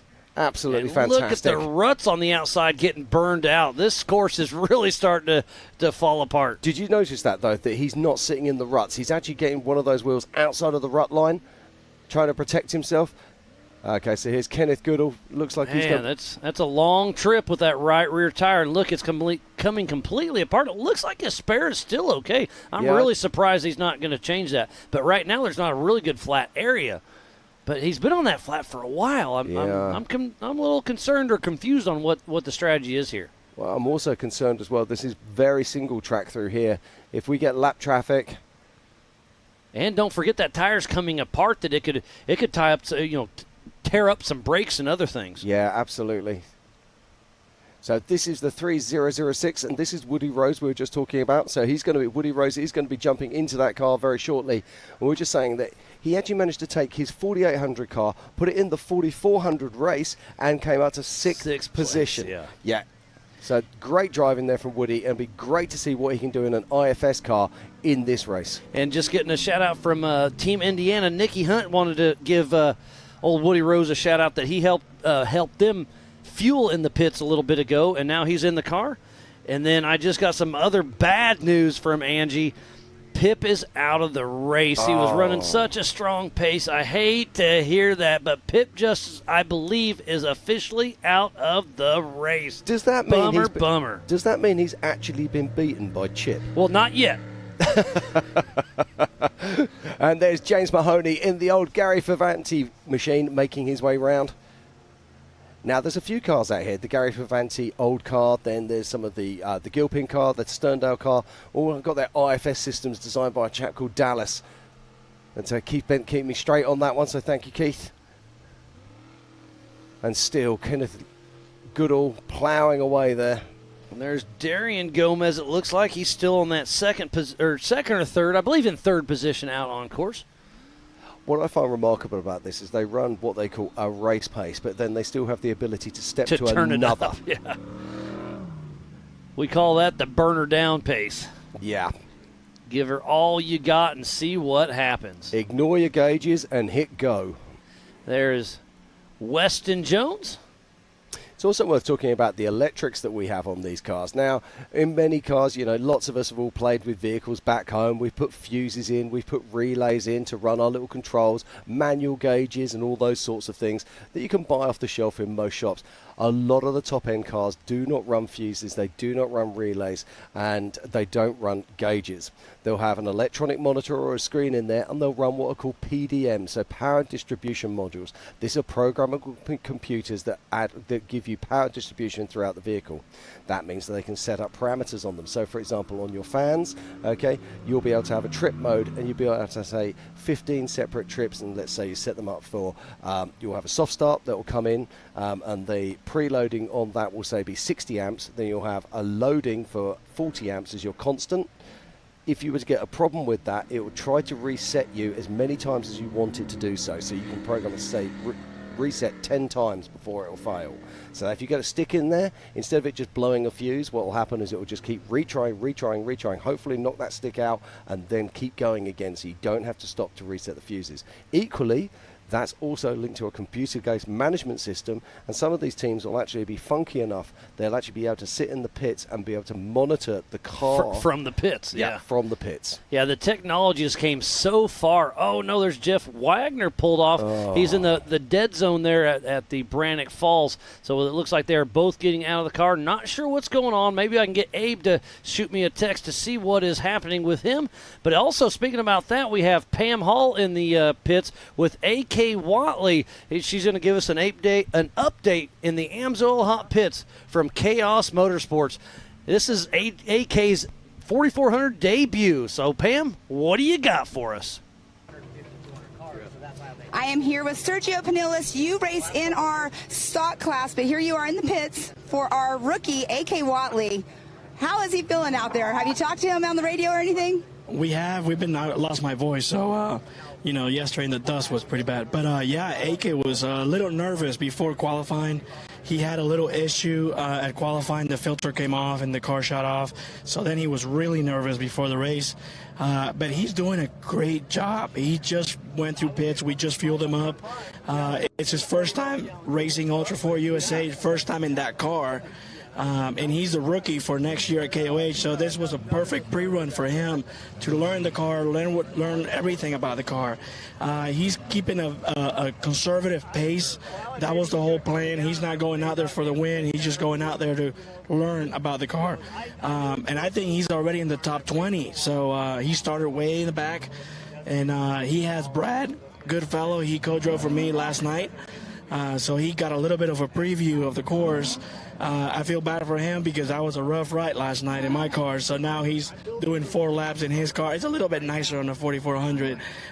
But yeah, no, he's doing great. And I think he's going to be good for him to be at KOH. He's going to have a lot of fun in that car. Well, that's awesome to see a rookie out here racing at Legends of Havasu. But like you're saying, Brad was in with you last night. I mean, here he is in a very plush ride, I would have to say, compared to your Jeep that you've been racing all season long. But yeah, let's talk about you for just 1 second. I know we're on our 4400 class, but you're in that stock class. You finished the race last night. You finished the season on a Jeep you weren't even supposed to be racing in. Yeah, that was a story, right? I mean, I borrowed that Jeep from John Schaefer. I stole it. I didn't borrow it. I did KOH, and we did great. Then we raced Visions just for fun. Ended up winning Visions, so now it's like, heck, whoa, now we got to do the whole season. And the car just keeps on going. I don't know how. We really put it on the trailer after Oklahoma, unloaded it here, changed a couple things, and it got it to the finish line. I got sick the day of the race, so I was with a fever, driving, and with the dust at night. It was a really rough race yesterday. But the car got us to the finish line. A couple of parts missing. Again, sorry, John, but whatever. Now, next year, we'll have a new car, hopefully. But we're here, and, Lauren got us for a couple of points on the national championship, and we're still going to send it, though. That's what we're here for, to have a good time. That's what we're doing. Exactly. Well, I'll let you get back to your pits. Thank you for taking the time and talking about AK with us, being a rookie for King of the Hammers next year. It's great to see you out here. Thank you very much. Thank you, Pam. Thank you, Pam, and thank you, Sergio, for that update from A.K. Watley. And I got another update. It sounds like Cody Addington is out of the race as well. Oh. Thank you, Angie, for that. But, man, this is starting to be a bummer. So it does sound like Woody got in the car, but they haven't taken out of the AMSOIL hot pit. So not sure exactly what's going on there, but lots of action. Yeah, the action is still continuing here. And more cars crossing the line. That is the 464. That is Glenn Page coming through. Glenny Page and Bill McGiven out of Ontario, Canada, out down here playing. They were at Johnson Valley at the ranch over last weekend. They are part of the 2024 rookie program. If you want to go race King of the Hammers, you've never done it before, get a hold of them. Join the rookie program and then come race Ultra4 USA the rest of the season. They give you a lot of tips and trades, trades of the show.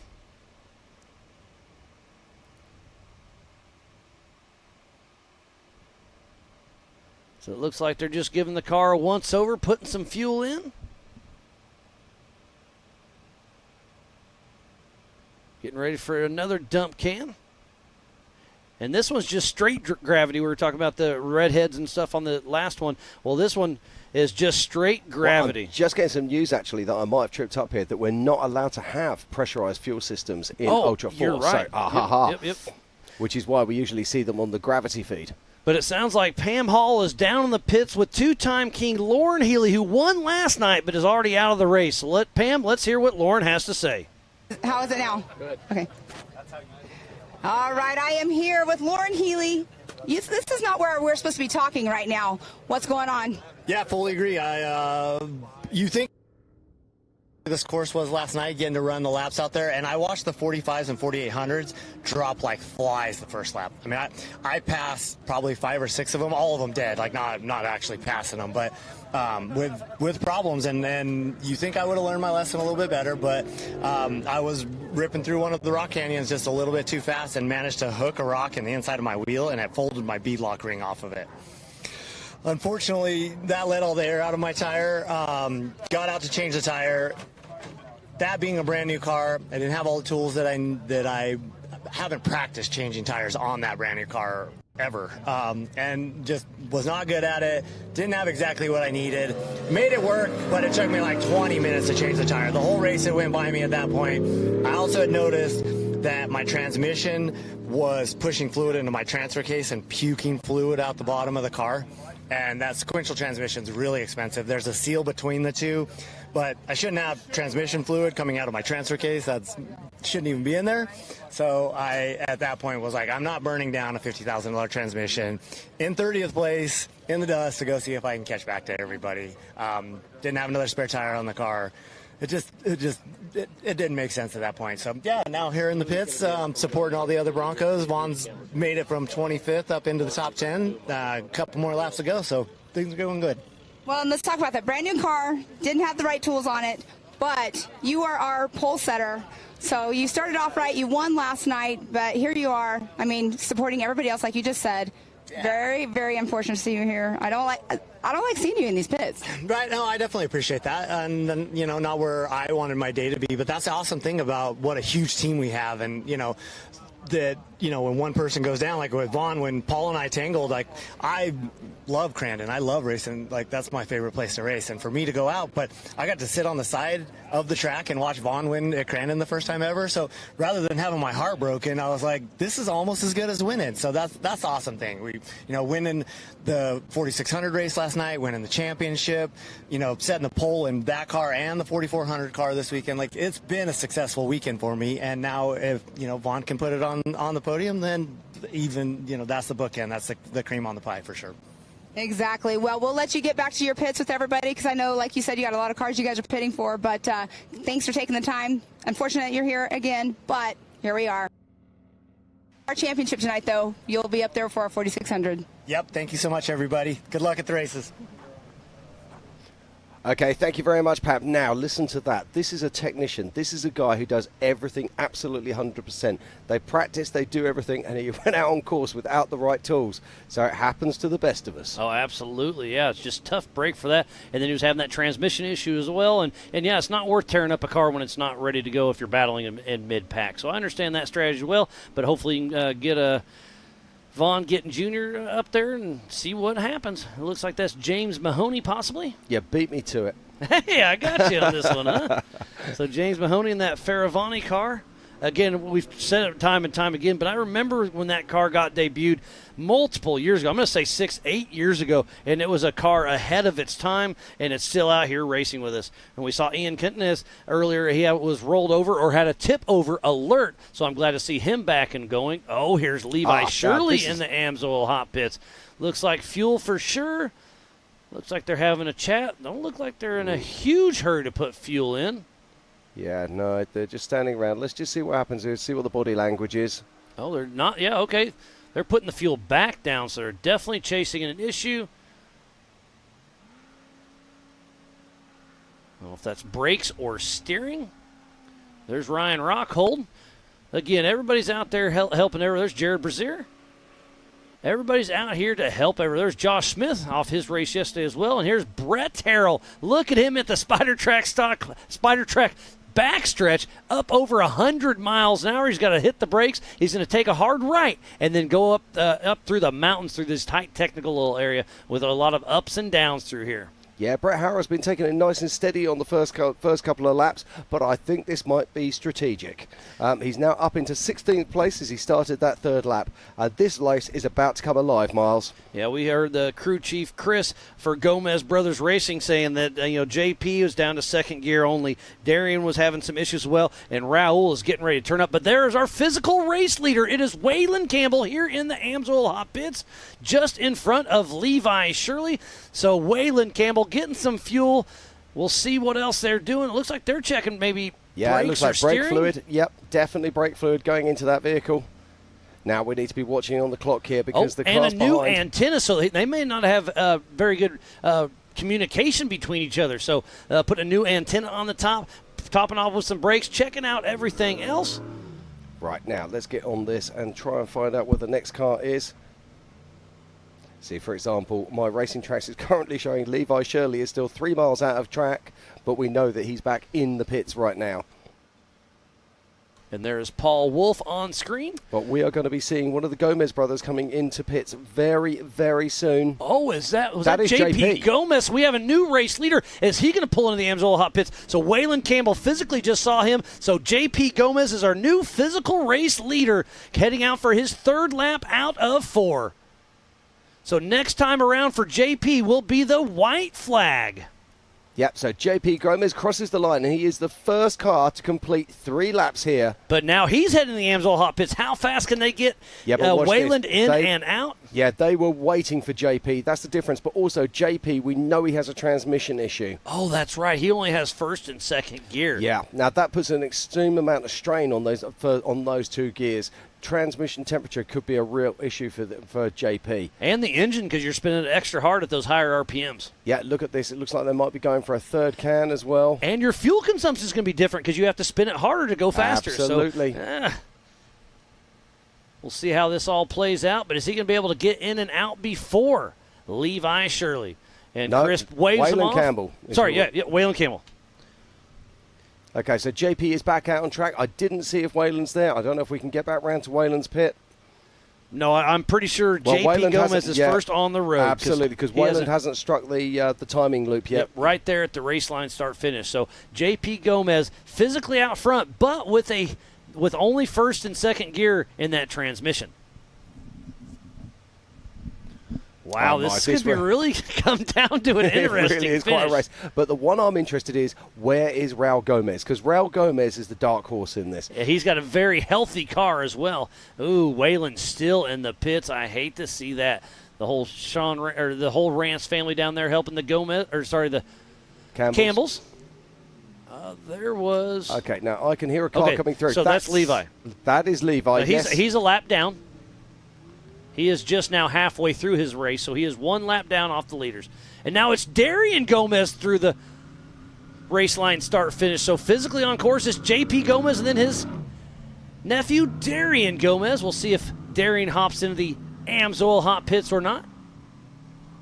So right now it's JP Gomez, followed by Darian Gomez leading this race.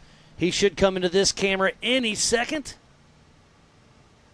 No, Darian Gomez is already through. Darian Gomez is already in pits. No, he's in pits and changing the spare. Perfect. You can just see him there changing the spare wheel. And it looks like Darian's back out on course. So in and out for Darian. So now physically out front is J.P. Gomez, then Darian Gomez. How far back is Wayland Campbell? Well, and also, let's not forget, we've also got Raul Gomez. Now, Raul Gomez on adjusted time is capable of taking both of these two. As long as he's in town here in the next couple. Now, that's a white flag coming out, and that looks like Wayland Campbell.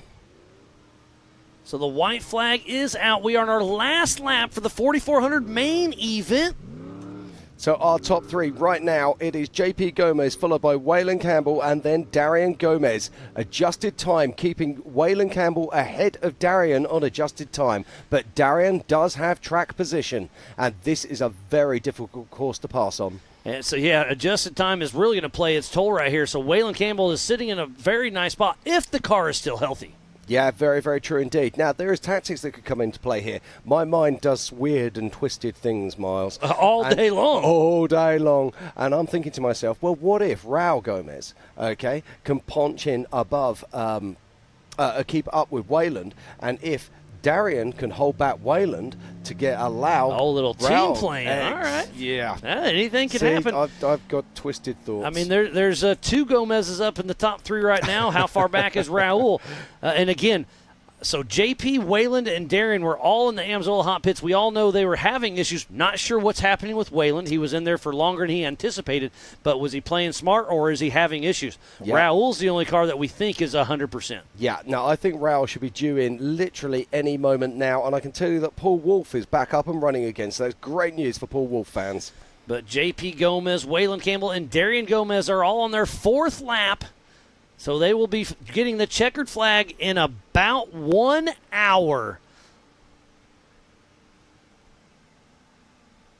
So we'll be finishing or the checkered flag should be flying just after 2 p.m. Pacific Standard Time for the 2023 Ultra4 USA Legends of Havasu. And you can see and there. Here's Raul. Here we go. Okay, well, let's get this on adjusted time. Raul moves into second position on adjusted time with a healthy car. So I do believe we were hearing that he is going to turn the heat up on this fourth lap. Raul is going to give it all he's got. Now they're coming in for fuel. Look at that. They're ready for him already. The fuel cans go in. We just finished up racing in Disney, Oklahoma with a Campbell chassis sweep. Could this be a Gomez UFO Joe Thompson sweep on this one? It's going to be interesting. So a quick fuel and go. That car looks healthy. They are ready to rock. Raul Gomez is going to be lighting some fires. Remember, this race is on adjusted time. They took off one at a time every 30 seconds. This was a 4-lap race, and they are on their 4th lap. So they're going to finish 148 miles in total. Now, he's got to be careful here. We say turn up the heat, but we were just chatting to Lauren Healy, one of the most successful Ultra4 racers of all time. And he said, hey, you know, I know what I'm doing out here. I already raced out here the day before, and I still made a mistake. So Raul's got to be really careful now. Yes, turn up the heat. Yes, pile on the pressure. But just take a little bit of time in those rock canyons. Make sure you keep all 4 wheels on your wagon. Sounds simple, but it really isn't when you're on that race course. So let's talk about strategy right now. JP physically out front started in 7th spot. Darian in 2nd place started in 4th. Wayland started in 8th, but he's in 3rd now. And Raul started back in 12th. So on adjusted time, it is JP Gomez, Raul Gomez, Wayland, and then Darian. So Raul Gomez has a real shot at winning this race. Yeah, no, he does. Now, the interesting thing about this, though, although Raul is physically a 2nd behind JP Gomez, he actually has adjusted time. Yeah, adjusted time. This is what I'm getting at. Raul is actually is 2nd on adjusted time. He does have that buffer of Darian and Wayland between him and his brother JP. Now, many things can happen in a 37-mile loop of this race. Oh, absolutely, especially when you're pushing all you got. Oh, and just about pushing, he blew the berm. So that is Wayland Campbell right behind. Oh, going for the pass? Oh, no, he's going to block him. So JP, no, is that Darian? No, that's Darian. So Darian and Wayland Campbell are in a dogfight. Darian Gomez just blew that corner at race mile number 3. You know Wayland's all over that push to pass, but this is a race. Anything can happen. Yep. But Wayland is all over Darian's tail. Yeah, in fairness, Darian should actually step out of his way. as Wayland does have him on adjusted time already. But like you were just talking about, well, they're playing the game. This is racing. Yeah, his dad and his brother and his uncle are in front of him, and Wayland's hunting them down. I'd probably be quite wide at this moment. So this is the old two taps or two toots and a tap here. Yeah, we'll exactly. see if Wayland can sneak up on a Darian and get him a little upset. 2 toots, 2 taps, 2 ton. That's what I'm talking about. This is Ultra4 racing. Obviously, we don't want to, total their car or anything, but hey, this is racing. Get out of the way. Yeah, absolutely. I mean, if you've caught someone, you've already beaten them on adjusted time. Step to the side, gentlemen, or step to the side, girlies, and let's get out of the way and let's get some good racing done. I suffered that in Portugal only a couple of weeks ago. I met some people who really didn't want to get out of the way. It was very, very frustrating. So our next camera we will see them at is at race mile 9 at the Brannock Falls. So who's going to get there first? I mean, we know JP's up there, but Darian and Wayland are nose to tail, and then Raul's not too far back. And on adjusted time, I think this is Raul's race because JP is down to 2 gears, and there is a lot of high-speed sections. So, but Raul's got lap traffic with JP, Darian, and Wayland. So we'll see. There's Paul Wolf coming back. Yeah. Again, he is a lap down, but as long as he can finish 2/3 of this race, he'll get some finishing points. Yeah, absolutely. Now, I'm just looking at the tracker at the moment. I'm just trying to work out lap traffic. And in fact, these guys, they've got some lap traffic, but it's nowhere near as heavy as it could be.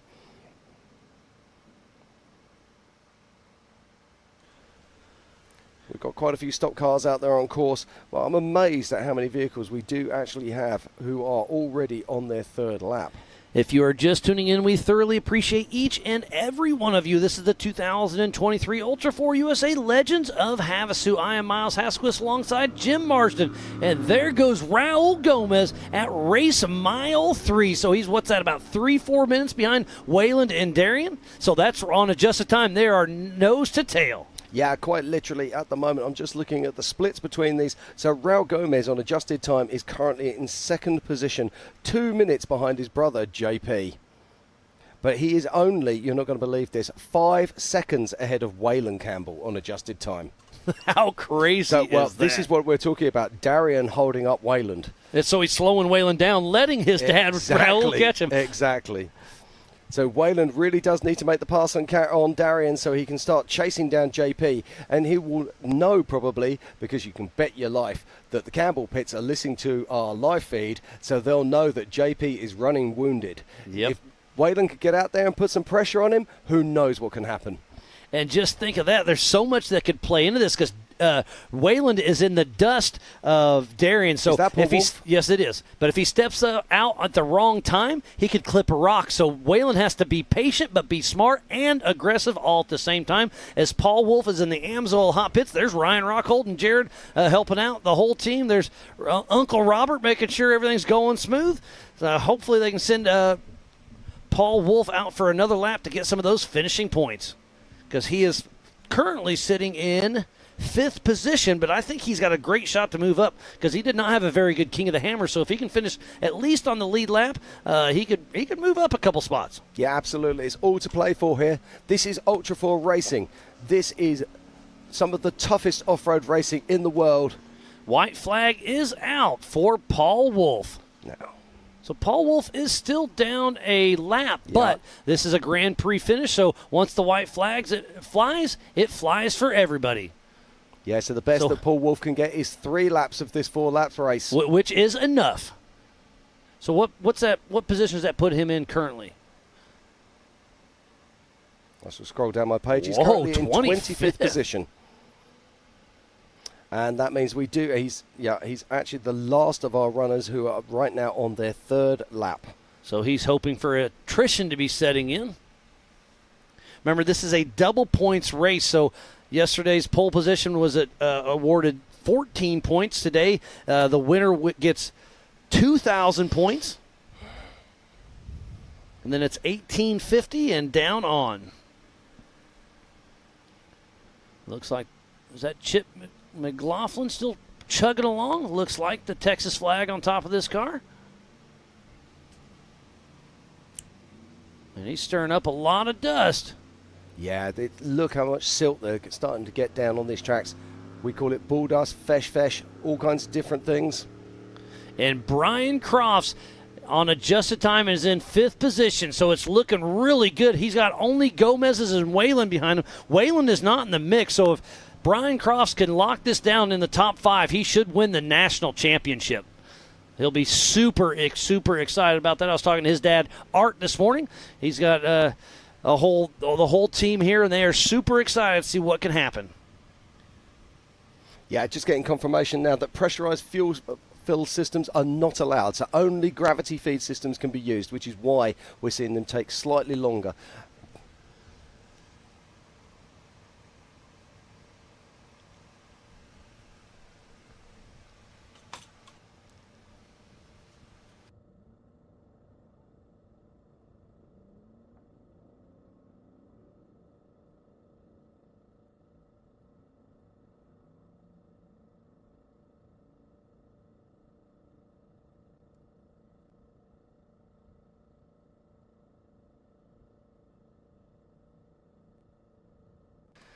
What a wonderful race we are watching right now is that Bailey Campbell, it looked like, crossing through there. And this is Ultra4 USA at its finest. But speaking about Ultra4, we race over in Europe as well. And weren't you the Ultra4 Europe Championship this year?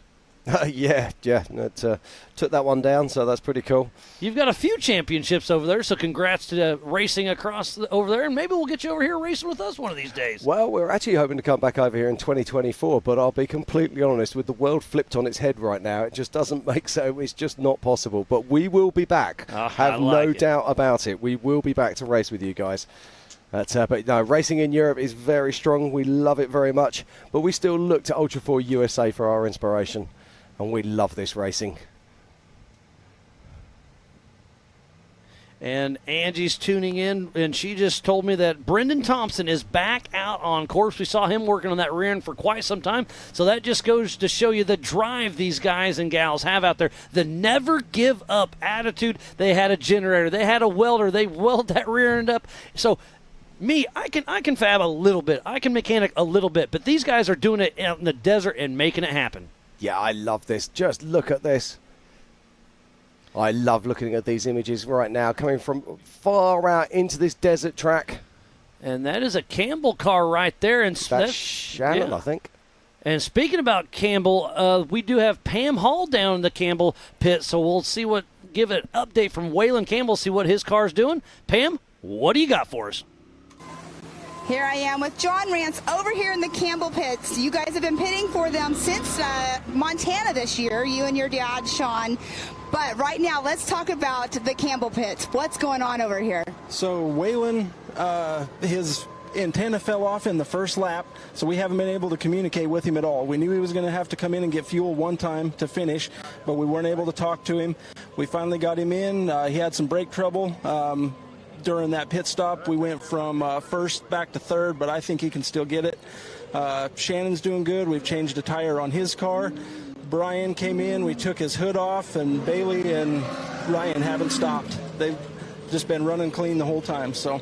Well, you guys are over here. I mean, Brian literally just left the pit. We actually waited to do this until he left for you guys, but you're a lucky charm for them, you guys. So let's hope that stands this weekend, right? Yep, I'd like to see them all on the podium.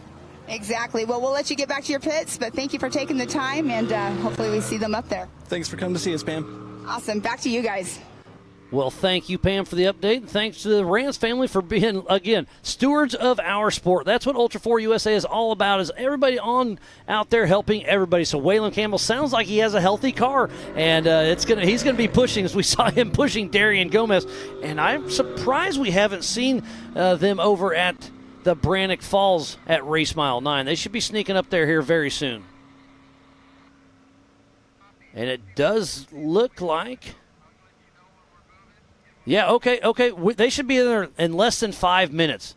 So they should be at Race Mile 9 here in about 5 minutes. So we'll have a lot of action. So we'll stick with the Brannock Falls camera here very shortly to see who's who and who's where and what's going on. As Roger King clicks off another lap at the race line start-finish.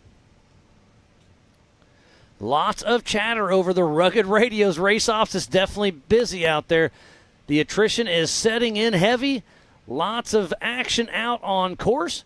And the Amsoil Hot Pits has been a lot of fun. So thanks, Pam, for keeping us all the updates there, and everybody else for giving me the little tidbits. This might be them.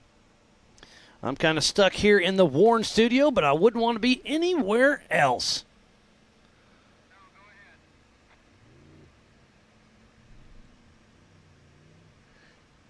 Oh, and was that JP?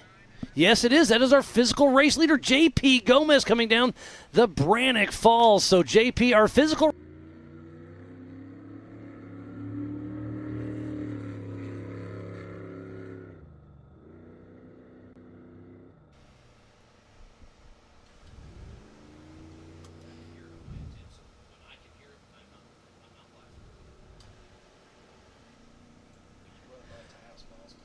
So JP's back out there at race mile 9 through the Brannock Falls. How far back is Darian? How far back is Waylon? Did Waylon get around Darian yet? And then Raul on adjusted time. This is going to be the interesting 1-2 play. Yeah, just looking at the tracker right now, Miles, and it is very close indeed. I mean, my tracker is showing that Waylon is right on top of JP. And it looked like it could have been a flat tire on JP. I couldn't quite tell, but getting a little update from the keyboard warriors.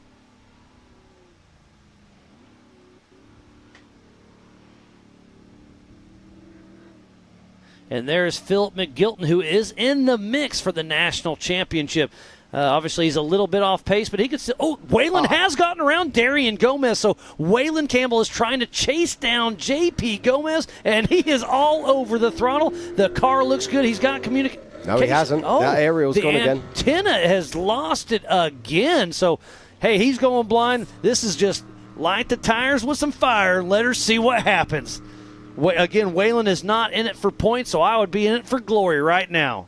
Yeah, Waylon's been the nearly man for so many years. He has nearly won King of the Hammers. He's nearly won every race. He nearly won in Disney last year. He has taken down some incredible places, but could this be the big one for Waylon Campbell? As we're watching Phil McGilton, who's our highest placed solid axle car right now, and he is racing for National Points Championships. And that looks like Bailey Campbell coming onto shot. Now, we've not seen much of Bailey. And she's a little off pace. She was one I really thought would do well at this race, but well, hey. She's still top 10. Okay, I'm getting an update. JP does not have a flat tire. We kind of checked the replay on that, and everything is good with JP, but he is down to only first and second gear in his transmission. Right, worth talking about this right now. In our top 5 at this moment on racing on their completed 3 laps, we have Brian Crofts, who's currently in 5th. In 4th, it's Darian Gomez. In 3rd, it's Waylon Campbell. In 2nd, it's Raul Gomez. And then in 1st, it's JP Gomez. However, that's not quite how it is on track. That is how it is on adjusted time. On track, it's JP Gomez first, being followed by Waylon Campbell. And the difference between Waylon Campbell and Raul Gomez is a very small amount. We are down to seconds after over 3 hours of racing. It sounds like Chip McLaughlin. Now, this is another one I'm going to throw at you, because Darian's dust could actually slow down his dad. So do you think he'll pull over and let his dad around? Well, who knows? I wonder if Darren's not going to get his allowance next week. Well, I was going to say, yeah, hey, Dad, I need a really nice Christmas present. And no, I do know Darian works as well, but yeah, I know. All in good fun. And I'm getting an update through the rugged radios. It sounds like Chip McLaughlin is coming in, and he has 2 rear flat tires, so that's going to slow him down. Definitely, but it's all about this young lady right now. That was Bailey Campbell. Now, who is Somebody this? Somebody has pulled off. That is a single-seat car. Is that Raul? No, those are BFG tires. That's the 777. Okay, that's Harold Fidgeman. Yes, that is Harold Fidgeman. So that is a 2-seat Jimmy's car. Not sure what was going on there. As Bailey Campbell coming through, she'll be grabbing the checkered flag at the race line start-finish. The white flag. Oh, sorry. White flag. The next time around will be the checkered. White flag goes for Bailey Campbell. Yep, so Bailey Campbell, she comes round now. What position is she sitting in? She is currently in 6th position. And she is behind her fiancé, Brian Crofts.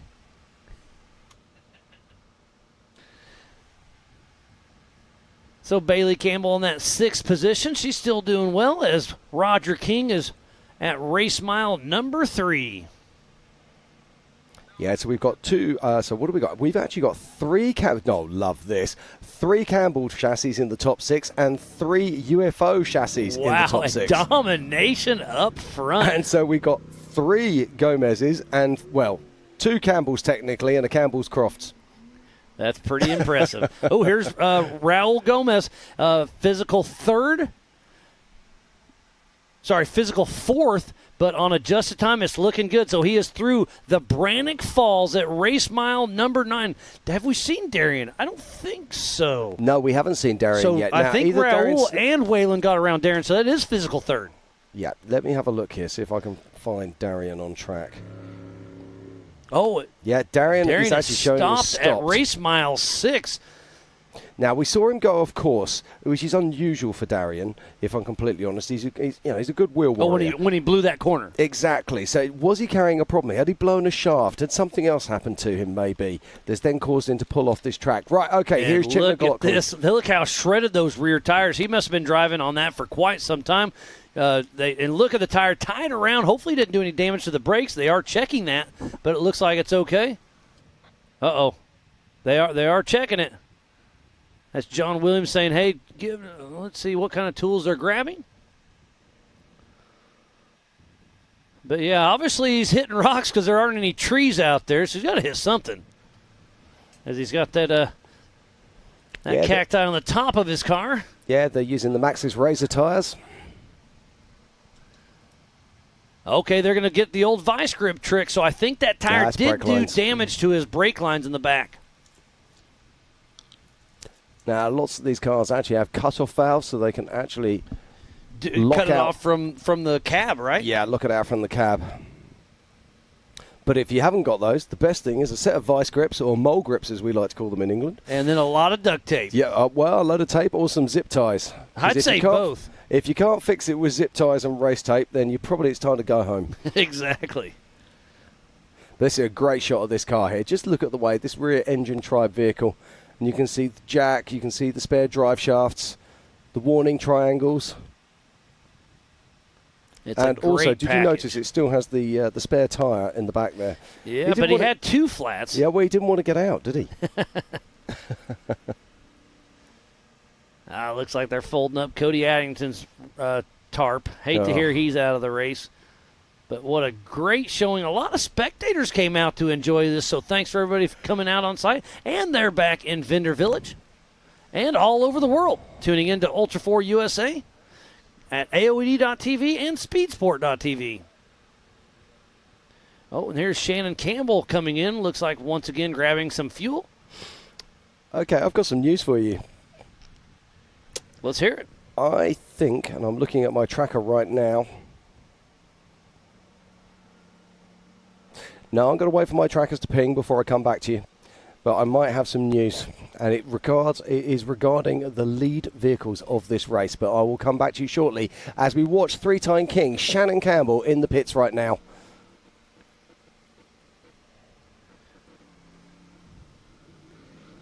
And there is his daughter, Bailey Campbell, heading on out. And don't forget, you can go across to Racing Tracks, that's tracks with an X.com, and pick up all the tracker information, just as we see it here, as Shannon Campbell crosses the line.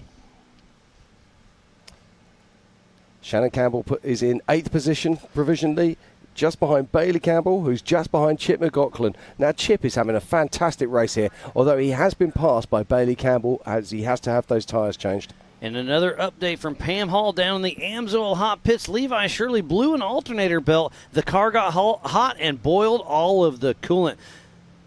It sounds like they are trying to put coolant back in the system, and they're back in the race.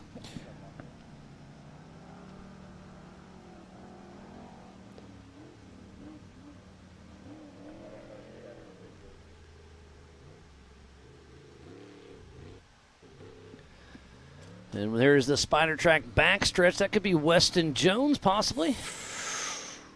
Right, I'm just looking at my tracker right now. It does look like Waylon Campbell is catching JP Gomez. Wow, and there's Harold. No, that's Ian Cotton is number 135. There's 3 of those Jimmy's cars that look very, very similar. But, yeah, so Waylon is starting to chase down JP. Remember, Waylon has all of his gears, and JP is down to just first and second. Yeah, so and in the high-speed section, Waylon definitely has the advantage. Yeah, and it looks like they're just about to come onto that very high-speed section around about race mile 16 and 17, which is, I think you call that the Spider Tracks back straight. Correct, yep. Yeah, now, I don't know if we have a drone over in that direction. We absolutely have a drone and a camera, so that's the next one to watch. And here is JP Gomez, our physical race leader. How far back is Waylon Campbell? We'll have to stick with these shots here and see what is going on. Now we need to start our unofficial race clock right now. So there is Paul Wolf. We'll see how soon it is for Waylon Campbell to come in screen at race mile 17 at the Spider Track backstretch. And Waylon only started 30 seconds behind JP. You're not going to believe this. I'm showing Waylon Campbell has stopped on course. Oh, no! The plots are still playing. This is going to be a race to the finish. Can JP Gomez win this race with a hurt transmission? It's anybody's game. How far back is Raul now? Well, Raul's showing around about 3 miles behind the leading two races, which are JP Gomez and Waylon Campbell at this moment. But Waylon is showing as stationary, and I can tell you now that JP's... Raul just updated as well. He's moving. Yeah, and I can tell you now that JP's tracker has just blipped again, and he has actually got around about a 2 mile lead now on Waylon Campbell, who's still showing as stationary. And this is a great shot. So Waylon Campbell is probably up there and about 3/4 away in our screen. But, man, I don't see him. Yeah, somebody's coming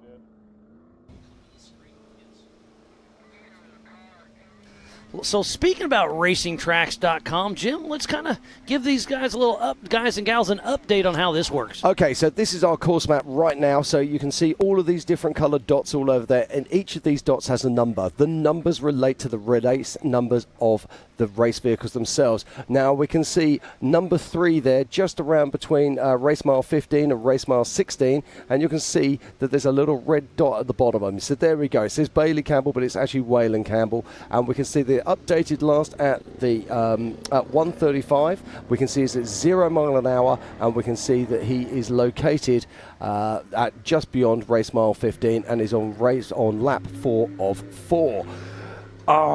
So much frustration for Waylon, so much frustration for the Campbells as well. Now, if we look at the top right there, yeah, well, if we pop up there to number 82, which is just beyond race mile 17, there he is, and that there is JP Gomez right now, and he is still motoring. We know he's got a hurt transmission, but he is our current race leader on adjusted time and physically.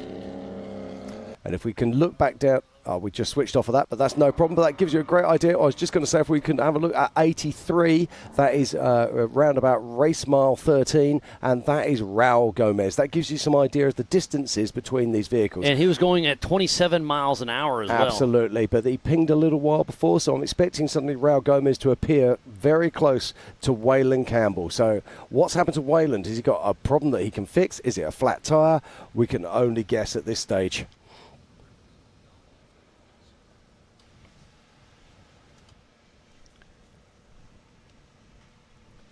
So as we wait for Raul Gomez to come through, I see some dust moving in the background. I have another special guest in the Warren booth with me, Liam O'Donnell. How you doing, buddy? I'm doing good. Watching some awesome Ultra4 racing. This is what I say at every race. This is one of the best races we've ever had, and then here we are. This is one of the best races we've ever had. I know. I'm like, I think Waylon's going to catch him. I think he's going to catch him, and then I hear you say, yeah, he's pulled over. I'm like, God.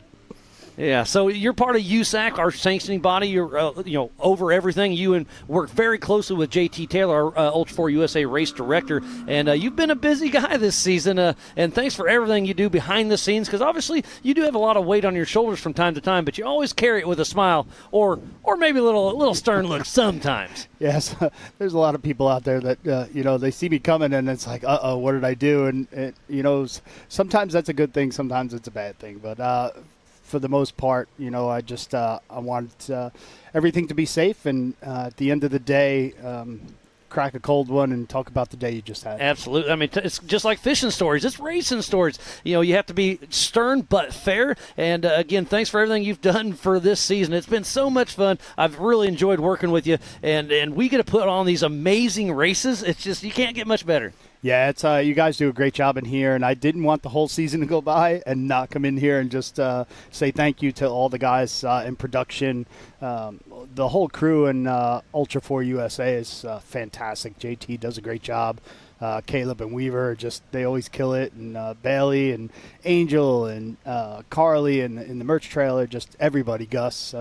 It's a big family, and it's great to be here. Yeah, we have a great team, and just like you're saying, it is a family. And we've been traveling the whole United States all season long, and that's Waylon Campbell. Yeah, so Waylon Campbell is back in action. So whatever happened, look at the rear body panel is off. So my unofficial is a 5-minute 15 time split in front of JP. So, and there's Raul, wasn't it? Was that Raul? Yes, it was. So Raul is right on Waylon. So on adjusted time, Raul is in front of Waylon and really close. No, so on adjusted time, it should be JP, Raul, then Waylon. So we'll see how this all shakes out. We got a race on our hands, I know, Liam. but I'm not even paying attention to you. I'm watching the screen. I get that a lot. No harm, no foul there. But, yeah, again, we were talking about just the entire season, and now we're here at Legends of Havasu for the national championship. We've done a lot of really cool stuff to get to this place. Yeah, it's one of the things that is so exciting about Ultra4 is the different types of terrain. We've been in my backyard back in Pennsylvania, and here we are out in the desert, and for the guys that were saying, Ultra4 is getting too easy. Here we are. I say, man, you can come out here and take a look at this course today, and it's brutal. Absolutely. And then we'll kick off at King of the Hammers once again. Here in just a few months, it's going to sneak up here before we know it. And then the next season, a lot of people were super excited about it, and I am personally as well. And it's going to be another good one. Yeah, I'm looking forward to it. I saw the schedule and kind of mapping out my little trips that I'm going to have to be making. So, yeah, I'm looking forward to it. As you know, I brought my kid along with me a few times, Caitlin. And, that's pretty cool. She's like, all right. She's already trying to figure out which one she can scam her way into going to. Well, she just needs to get a race car and come racing with us. What are you waiting on, Dad? Yeah, talk to Mom. I get that. Well, awesome. Leo Donald, thanks for everything you do. Always a pleasure. Thank you. Proud to call you a friend. Right on. Same here, bud. All right. Leo Donald, 23, everybody. Our USAC rep, United States Auto Club.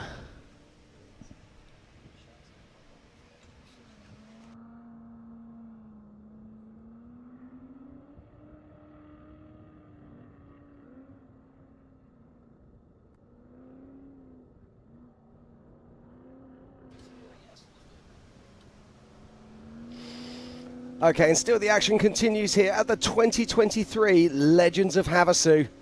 What a race, Miles. That is Jeff Wagner. We saw him pulled off earlier at the Brannock Falls, so great to see him going. This is race mile about 27, so when we saw him pulled over, that was race mile 9. So he wasn't stopped long. Whatever it was quick and easy, and he was back under action. We are on our fourth lap, our fourth and final lap. We started racing at 10 a.m., so 3 hours and 42 minutes ago. We started off one at a time every 30 seconds. This race is on adjusted time. It's a 4-lap race, 37 miles apiece, 148 in total, and we are on our fourth and final lap.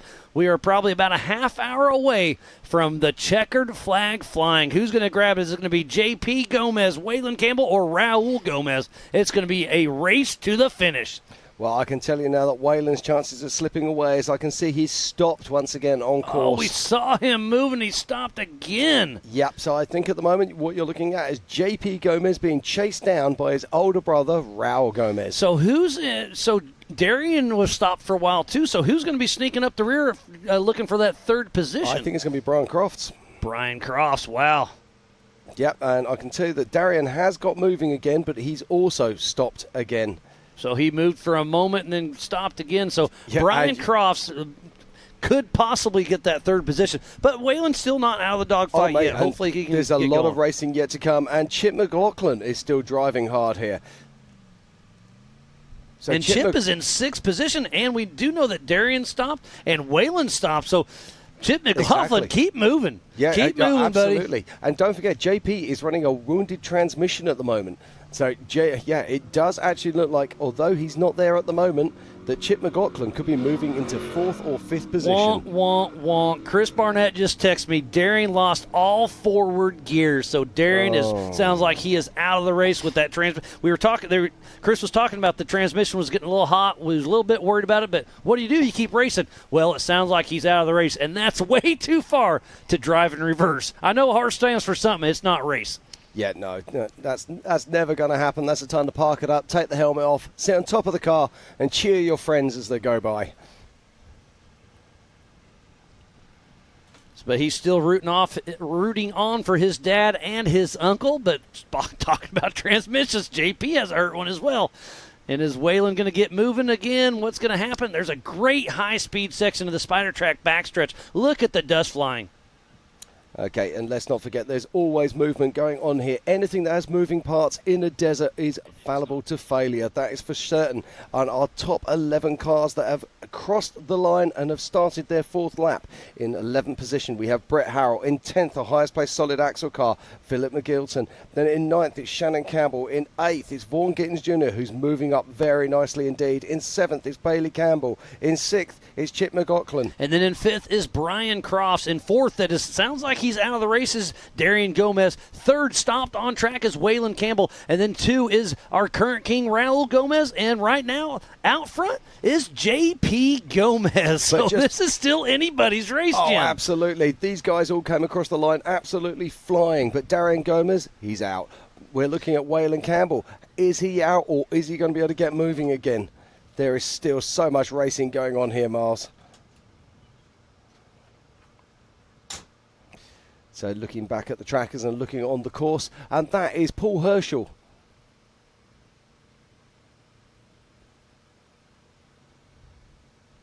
I'm just looking now. I'm just wondering if that's Brett Harrell, actually. Just trying to get a side view.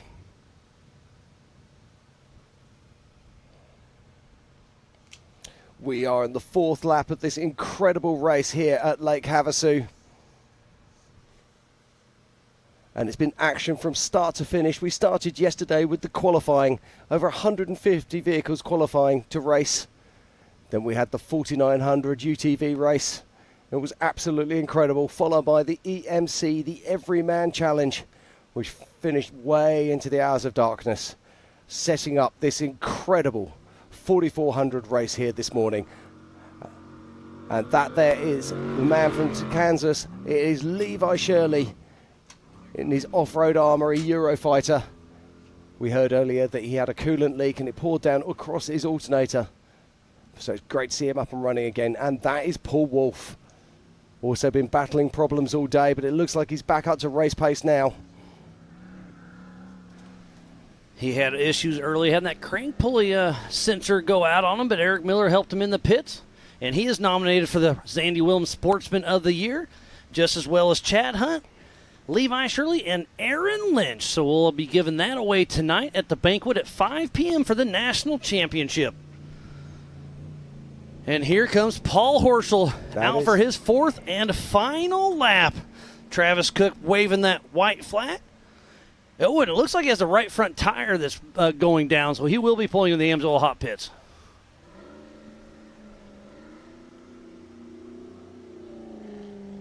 Yeah, so Paul Horschel currently sitting in 12th position. Let's not forget, at the start of last lap, he was winning this race. Racing is a cruel mistress, my friend. And I've just got another update. Marcos Gomez just texted me. He said, it's so freaking stressful watching this from home. The whole family is going crazy. What a battle it is. Thanks, Marcos. I wish you were here to be battling out with your brothers and your nephew, but you're back at home chilling out. Well, not chilling out. You're freaking out. But, yes, what a great race we have right here. Marcos, thanks for tuning in and watching Ultra4 USA, and we can't wait to see you at King of the Hammers 2024.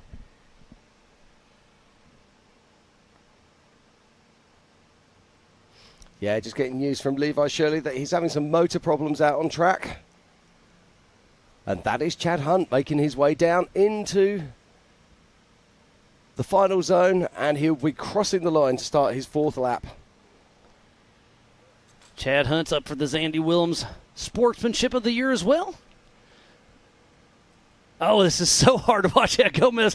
Marcos even said that. He's like, I don't know how you guys sit back and watch. I always want to be in the driver's seat. Right, it looks like Waylon Campbell has moved again, but he's also stopped again on track. So whatever the problem is, he's trying to fix it.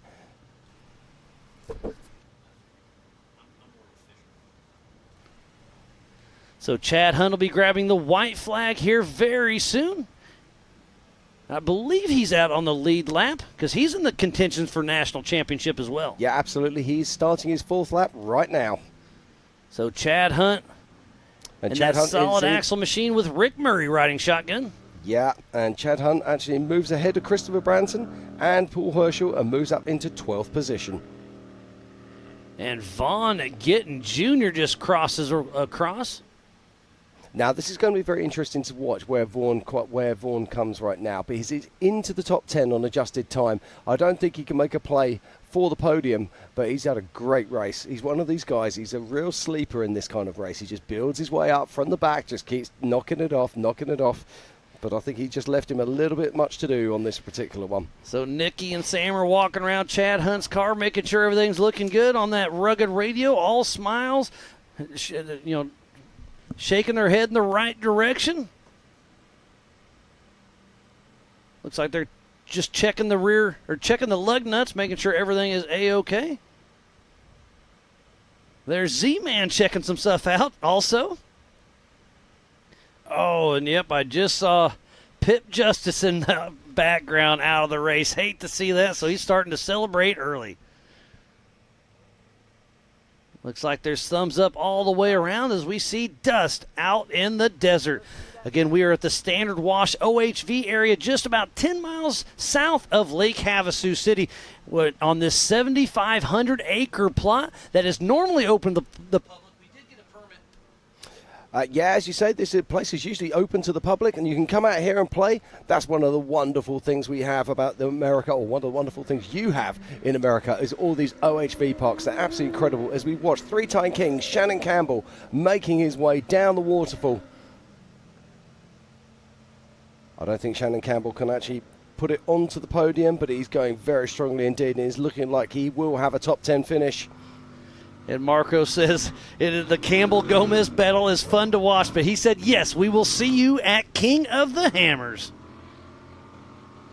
Curtis is tuning in. He's been watching all weekend long, so everybody's having fun, and it is down to the wire. This is going to be an absolute race to the finish between JP, Waylon, and Raul. We know JP's transmission's hurt. Waylon had some issues. He was pulled over for a bit. Did he get moving again? No, he is still stopped. So he has actually moved, and then he stopped again. So right now it is JP out front and then Raul behind him.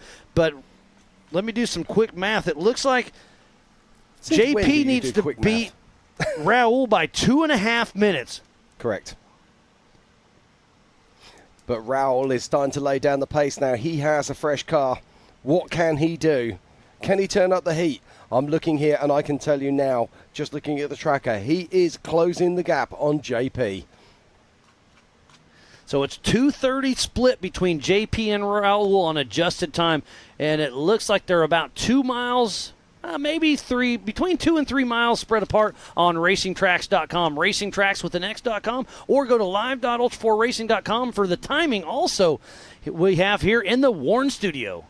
And there goes Jeff Wagner, I believe. Yes, it is. That IFS IRS Triton engineering machine plugging away. So, wow, this is going to be down to the wire. Oh, there's JP Gomez, our physical race leader. So this must be right around race mile 27. So yes, we are 10 miles away from the checkered flag flying here for the 2023 Ultra4 USA Legends of Havasu for the national championship. I have to say, this is absolutely exciting stuff. We've got the first two cars. We've got JP Gomez, we've got Raul Gomez, and they are going to be so close on adjusted time. But then behind them, we've got Brian Cross, we've got Bailey Campbell, and of course we've got Chip McLaughlin. And there is nothing to choose between these vehicles. I don't know if Brian's got a problem, but he certainly doesn't seem to be moving with the pace that he was earlier on today. So now it's Bailey Campbell in the mix, and she is in second national points. So if Brian Cross doesn't finish, she could end up taking the national championship away from her fiance Brian Crofts. That'll be an interesting conversation. Yeah, it's astonishing but stuff. It's all in good fun. That is an absolute fact with Ultra4 USA. Yep, and this is the car of Jeff Wagner. You might recognize it is Lauren Healy's I say old, it wasn't old at new all. car. Old new car. This is the IFS and IRS car. Debuted that at King of the Hammers 2022, raced it this year as well, and was planning on racing it until somebody, Jeff, came along and wanted it worse than he did. There's Ian still plugging away, the 135. And another Jimmy's car. That's race mile number 3. Now, the interesting thing is they come through this technical area, and it does get very technical around the sort of that race mile 23 to 26. That's actually going to really play into the hands. It's Dennis Sterndale there coming down. So really play into the hands of JP Gomez because he only needs first and second gear. He won't need that third gear. It's when he gets to those longer straights. Is there enough longer straights for Raul Gomez to be able to make back on that time? I think that's a great point. I don't think so. I think there's a couple fast sections, but not a couple triple-digit sections. There's one more down there around probably race mile 33 where you can probably sneak up on 100, but then it's a hard 90 right as Philip McGilton makes it down the Brannock Falls at race mile number 9. Yeah, Phil McGilton, he's actually really running a great race here. He is definitively top 5. Now, he's racing for national points. Where will that put Philip McGilton? I mean, roughly. Yeah, right now he's sitting in 3rd position. But don't forget there's a drop race, so we'll see how that all shakes out at the National Championship banquet this evening, but yeah, he's still in the mix. Brian Cross, is he still moving, or did you say he was stopped? No, Brian Cross is still moving for definite, but he just seemed to have dropped off the pace that we would expect for Brian. Oh, terrible news on the rugged radio. James Mahoney have a mechanical alert on racing tracks, and Horschel's got a right front flat tire, trying to flex it out. Do they not have a jack? I don't know, but you called that as they came through the pits. Did they not stop to change it? Yeah, you're right. I did call that. And maybe he didn't know he had the flat, but they're trying to flex out. See, if this was a solid, I don't know. You'd think that way. They're trying to make it float because with IFS, since it's not independent front suspension, if you put that left on that big rock, sometimes it'll float the right front, like the UTV standard, but this car's a little bit heavier than that, so tough break. So he should have pulled it over in the Amsoil hot pits, but didn't. But again, did they not have a jack, or what's going on there? Well, I've just lost. Don't know where I've lost him, but I've managed to lose Brian Crofts. So I'm just trying to find where Brian is right now.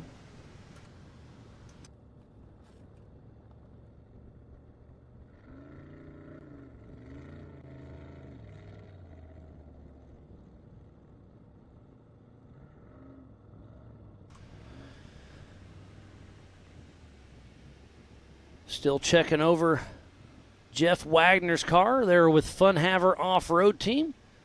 There's Clint, the crew chief at the left rear tire from Funhaver. And they're helping out all the Broncos. A.K. Watley, Jeff Wagner, Vaughn Gittin Jr., and Lauren Healy. Well, they were helping Lauren Healy. There's Joe Gatlin, the 4570 with Fire River Racing. And that straight axle Jimmy's chassis still plugging away. So it's still physically out front, JP, then Raul, and I think it's maybe going to be Bailey Campbell is our next car out on course. So she's a few miles back, but we'll see how this all shakes out. Yeah, I'm just looking for Brian Crofts at the moment. He should be popping up in there, but I just got... Yes, I've got Brian. Okay, I think he's got a poor signal on his tracker. That's what's happening. There is race car 9. Now, how Brian far back? Crofts... Aha, now this is the interesting thing. Brian Crofts is actually making time... On Raul, huh? On Raul, by the looks of it. But this is a technical section, but don't forget that Brian Cross, now where was he? Now Brian Cross did start in 15th, and Raul Gomez was in 12th. And then this is where it gets really mental, is JP was in 7th. So Brian Crofts, he's certainly not just looking for a podium here. He could be chasing a win. Wow, yeah, this could really shake things up.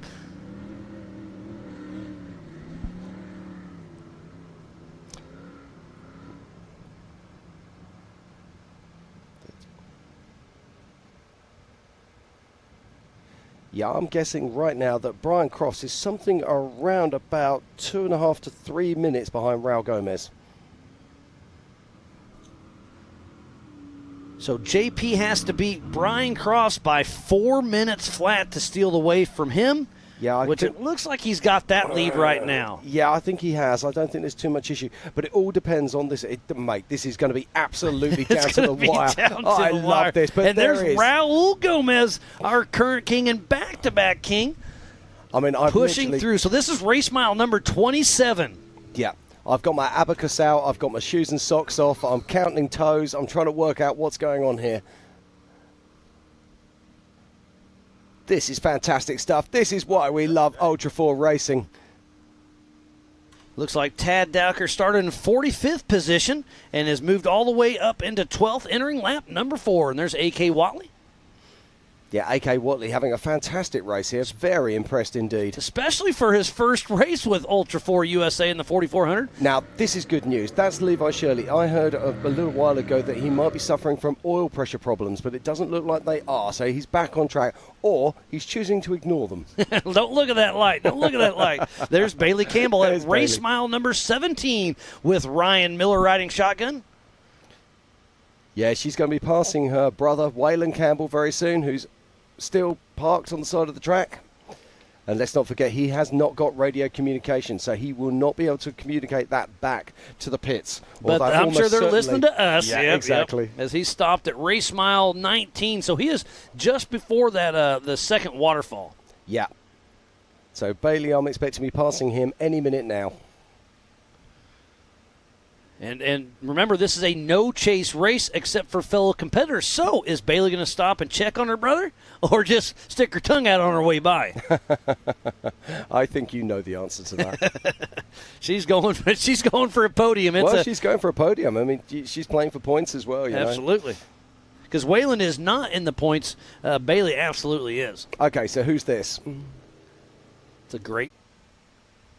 Okay, that is Roger King up front. We're trying to decipher from the racing tracks and the visual. Yep. So I go with you on that one. Yep, Roger King. But he is being chased heavily by 2 cars right behind him here at the Spider Track backstretch. So we'll see if they catch him in their dust. That is Bailey Campbell. Oh, this will be interesting. She should be getting extremely close to her brother. No, that's not Bailey Campbell. Oh, that's Ken That's Ken Loddle. A big white car from the aerial. Now, we saw him with that heavily torn up tyre, and that looks like that is Andrew McLaughlin. Back in act. No, he's. Oh, no. That's the Canadian car. Sorry. Oh, that's Glennie Page. Yes, Glenn Page. And then Shannon Campbell. So Glennie Page and Shannon Campbell are mixing up. There's Joe Gatlin. I love this. You find yourself looking at the car, but if you lift your head, oh, look at that big hit as he went sideways there. You lift your head and you look at the view into the distance. It's astonishing. Absolutely beautiful, isn't it? Oh, and there's Gomez. That is that JP, I believe so. I believe that's JP. So there's our physical race leader. Oh, so there's, okay, I know where that's that last danger jump hard right. So he's a couple miles away. So we will have the checkered flying here in about 5 minutes. JP Gomez is still in the lead. So we will have our unofficial stopwatch ready. Yeah, so this is JP Gomez, our current race leader. He qualified in 7th position with a 1:51. And there's been all change during this race. Let's recap on this race, Masters, of what exactly has been happening. Lauren Healy started out and was pushing hard from the start. Then we saw Cade Rodd take on the lead, and everything was looking great for that young man. Then he stepped to the side. Paul Wolfe took it on. It was leading. back and forth for a lot of these guys and gals.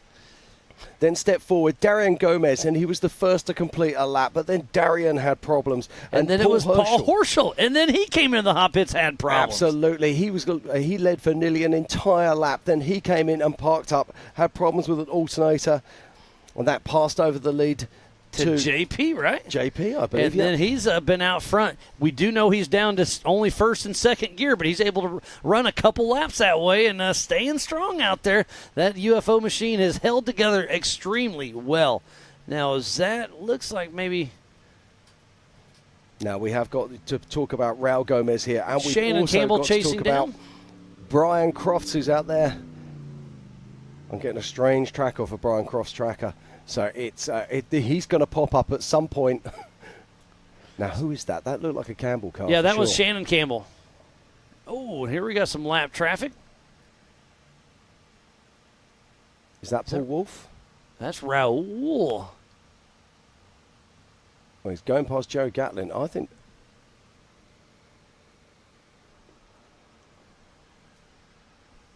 Zoom in right here. We're at racingtracks.com trying to check everything out.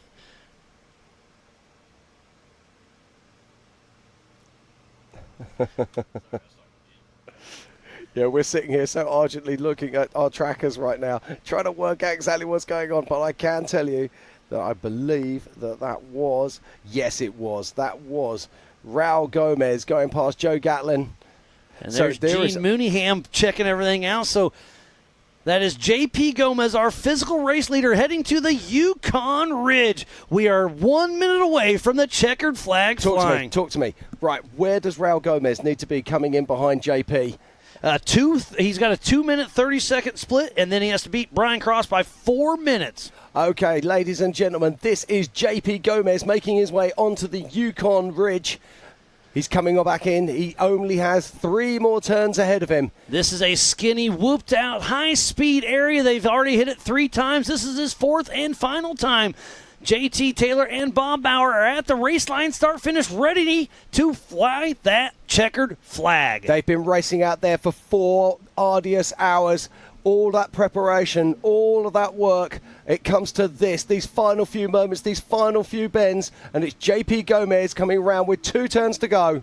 So JP Gomez has been giving it all he's got all day long. The race line start finishes right in front of him. 1 more turn to go. The checkered flag will be flying. Bob Bauer's got it out. JP Gomez unofficially finishes in first position. Now we will start our timer and see how this plays out. Again, this is my unofficial timer, but he has to beat his brother Raul by 2 minutes, 30 seconds, and then Brian Cross by 4 minutes. What a great race we just watched finish up here. JP Gomez ran one heck of a race. How far back is Raul? How far back is Brian Crofts? Yeah, this is absolutely remarkable. And there's still so much more racing to go on here, Miles. We are playing out for the podium.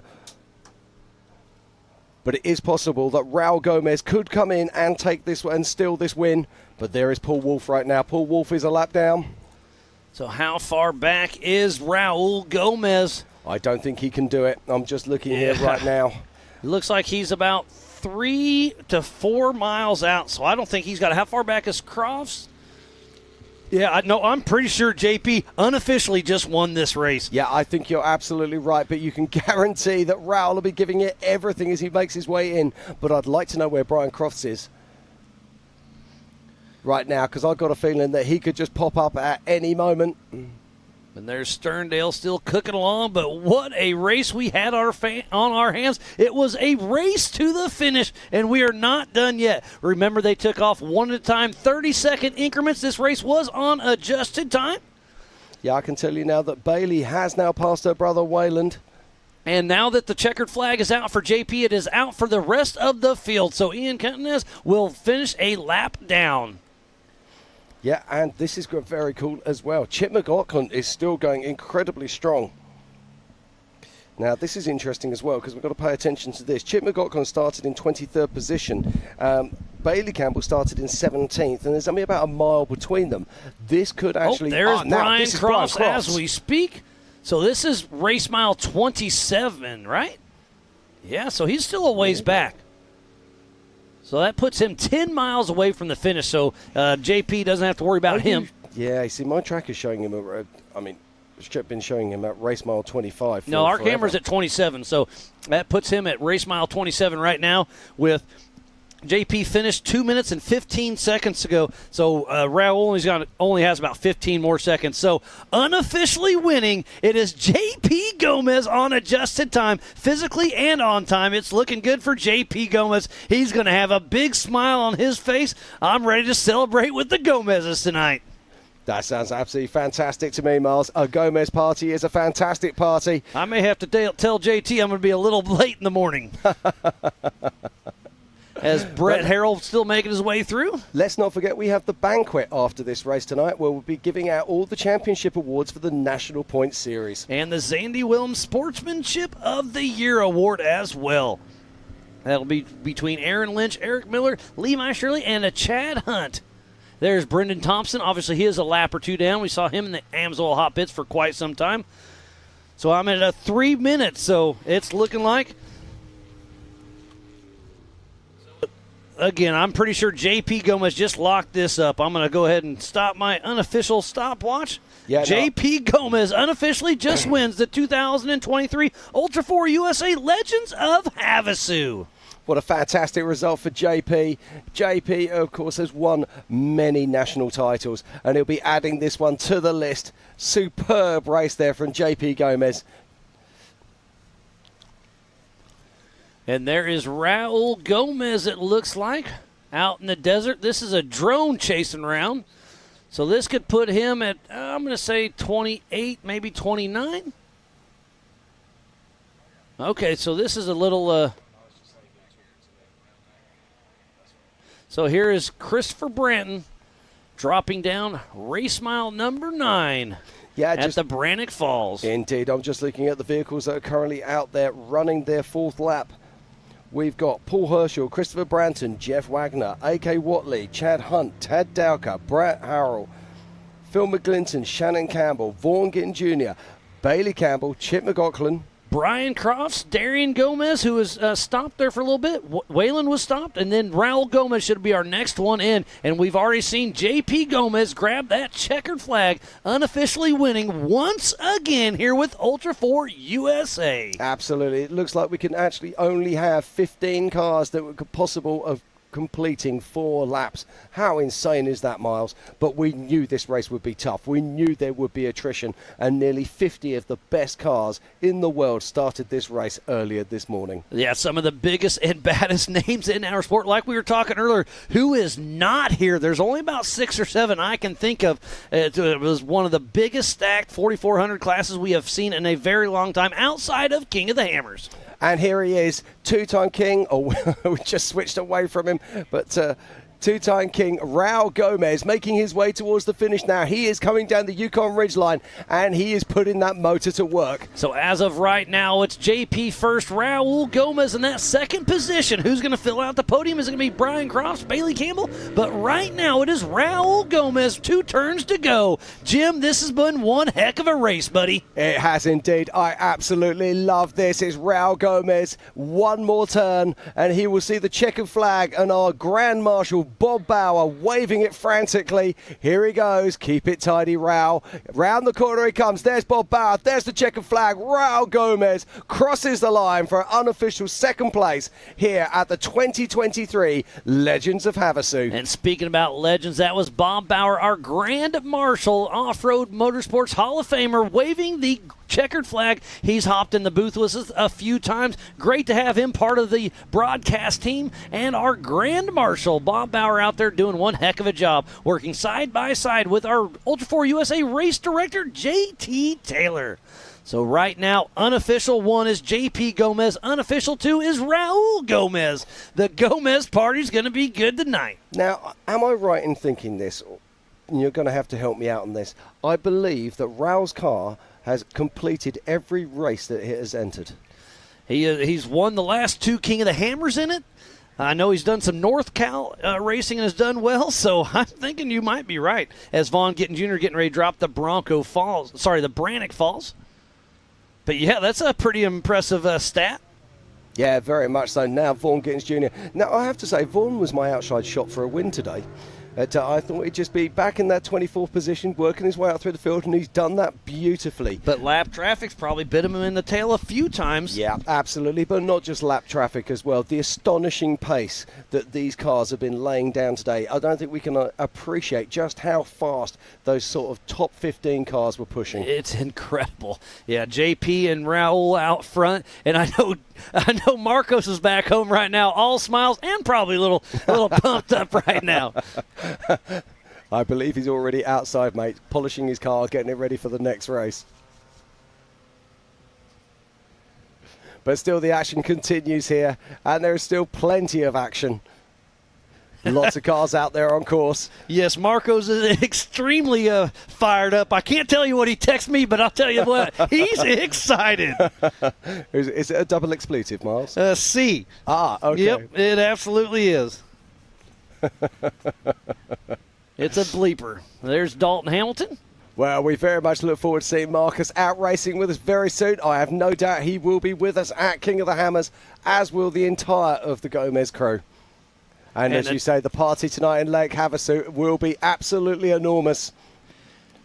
And tough break for Darian Gomez. He had such a great run, but we can say that about every Paul Wolf, Paul Horschel.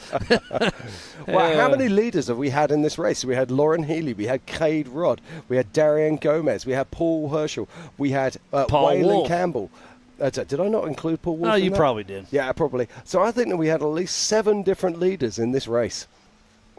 It was an incredible race for sure. There's Joe Gatlin and Jesse Clark finishing up for Fire River Racing. So they will have completed 3 laps.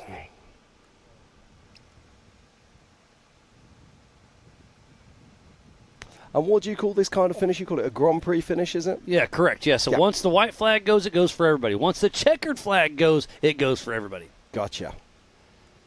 See, I'm learning something new every day. Every day. I like it. Stick around America. You'll learn a lot. There's Brennan Thompson. Ooh, moving a little slow. Yeah, he's had a tough day there. It's a broken rear axle. So maybe he's just taking it easy because obviously it's a trail fix, not a real fix like you would do in your shop. But it's probably still better than what I could do in my shop. Yeah, absolutely. Now, it's really interesting talking to a lot of the teams here, and they're saying they want to race it because they want to get track seat time. They want to race it because they love it. But there's also a little bit of trepidation. We're coming into the end of the year, and King of the Hammers, of course, is at the end of January. And you've got this weird thing where you've got SEMA, you've got Thanksgiving, you've got Christmas. So if they need any exotic parts, it can be difficult to get parts between now and King of the Hammers. So although they want to be out here testing, they also don't want to blow their things apart completely with hammers just round the corner.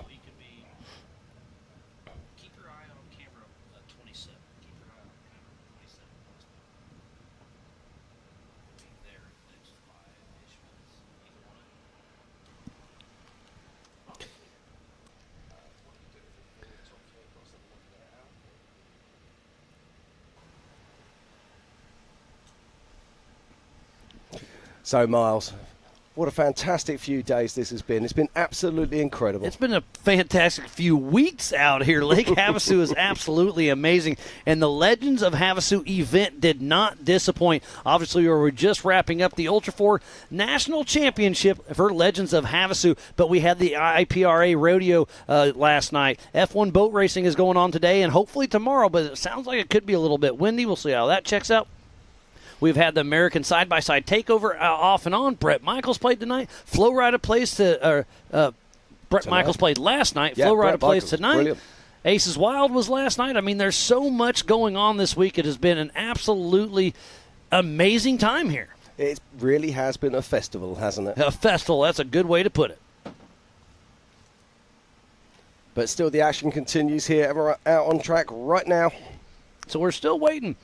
Is it going to be Brian Cross or Bailey Campbell coming across next? I'm not sure. But Chip McLaughlin still has a chance. He's sitting in that in that 5th spot. So if Crofts or Campbell have an issue. Chip's there to capitalize. So Chip could get a top 5 with us here at Ultra4 USA. He'll be super ecstatic about that. Yeah, absolutely. And Philip McGilton's not that far behind either. So Phil's having a great day out there in his solid axle car. So if Brian Crofts can come into the podium the next 10 or 15 minutes, I think he will lock down the 2023 National Championship. Okay, who's this? This is Kenneth Goodall. Now we're seeing Ken's had some problems out on course today, but it's great to see him up to race pace again and still moving forward.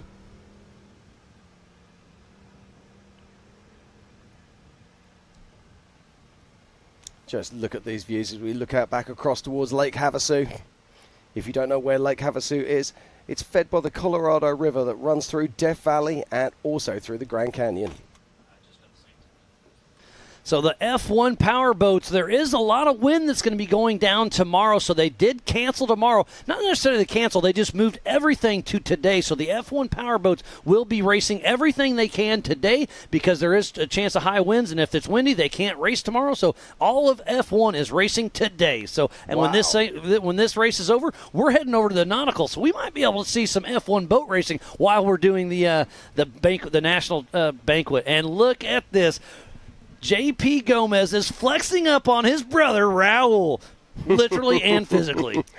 Yeah, absolutely. You can see Raul there. He's just about to get out of the car.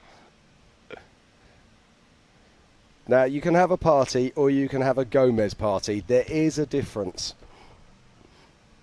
There is Raul Gomez, two-time king, getting out the car. And he is going to be super pumped for his brother, JP. All smiles right there from our current king, back-to-back King of the Hammers Championship, Raul Gomez, unofficially second position. And there's A.K. Watley.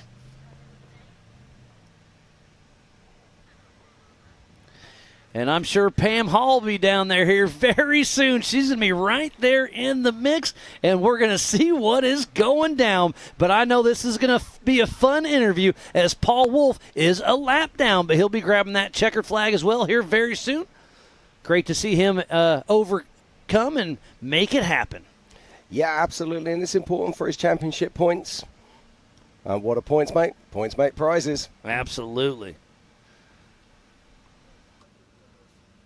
So Paul Wolf here coming on in. This is not the result he wanted, but I it's love still the perseverance. A finish for points. Absolutely, and I love the perseverance. And also it's extra testing. Got to think, Hammers is just round the corner. You want to make sure that everything's 120%. And I can hear the horsepower. Paul Wolf grabbing the checkered flag from Bob Bauer. And it's so frustrating when you get something like a crank sensor let you down. It's a $20 part on a car. It's always that, isn't it? On a 6-figure car. It's so frustrating. Well, it sounds like Pam Hall is down there in the winner's circle with JP and Raul Gomez. This is going to be a fun little interview. Rowdy. So hopefully we got our bleeper ready, but they're going to have some fun. Pam, what do you got? Let's hear what the Gomezes have to say. Bleeper ready, but they're going to have some fun. Pam, what do you got? JP Gomez, here you are on top of the box right now, unofficially. You did a tricky little parking job right here, but how are you feeling right now? I know you're super pumped. I'm pretty tired. Super excited. Lost third gear about 20 miles into lap 1. Super excited. Lost third gear about 20 miles into lap 1. So I was like, just don't get any flats, right? And then got passed by Waylon, I think, on lap 1, and just be smart out there. I had to kick my brother's ass and Flacco's, so that's why I came out here. I really thought all three of you were going to be on the box there for a little bit, but I hear Darian ended up having some issues. But here you are. It's all about you right now, number one. What do you think about this race course that JT Taylor put together for you guys? So it was definitely a driver's race course. Couldn't really open it up out there, so you had to be smart and then not try to wreck your stuff in the dust. Almost wrecked about 3 times on the lappers out there. So you had to be smart and then just be patient. So super excited. Well, congratulations right here, unofficially on this top of the box for us here. good job out there this weekend. Thank you. I just want to shout out to my wife and kids at home. They're watching me, cheering me on. My brothers, my families, everybody at home.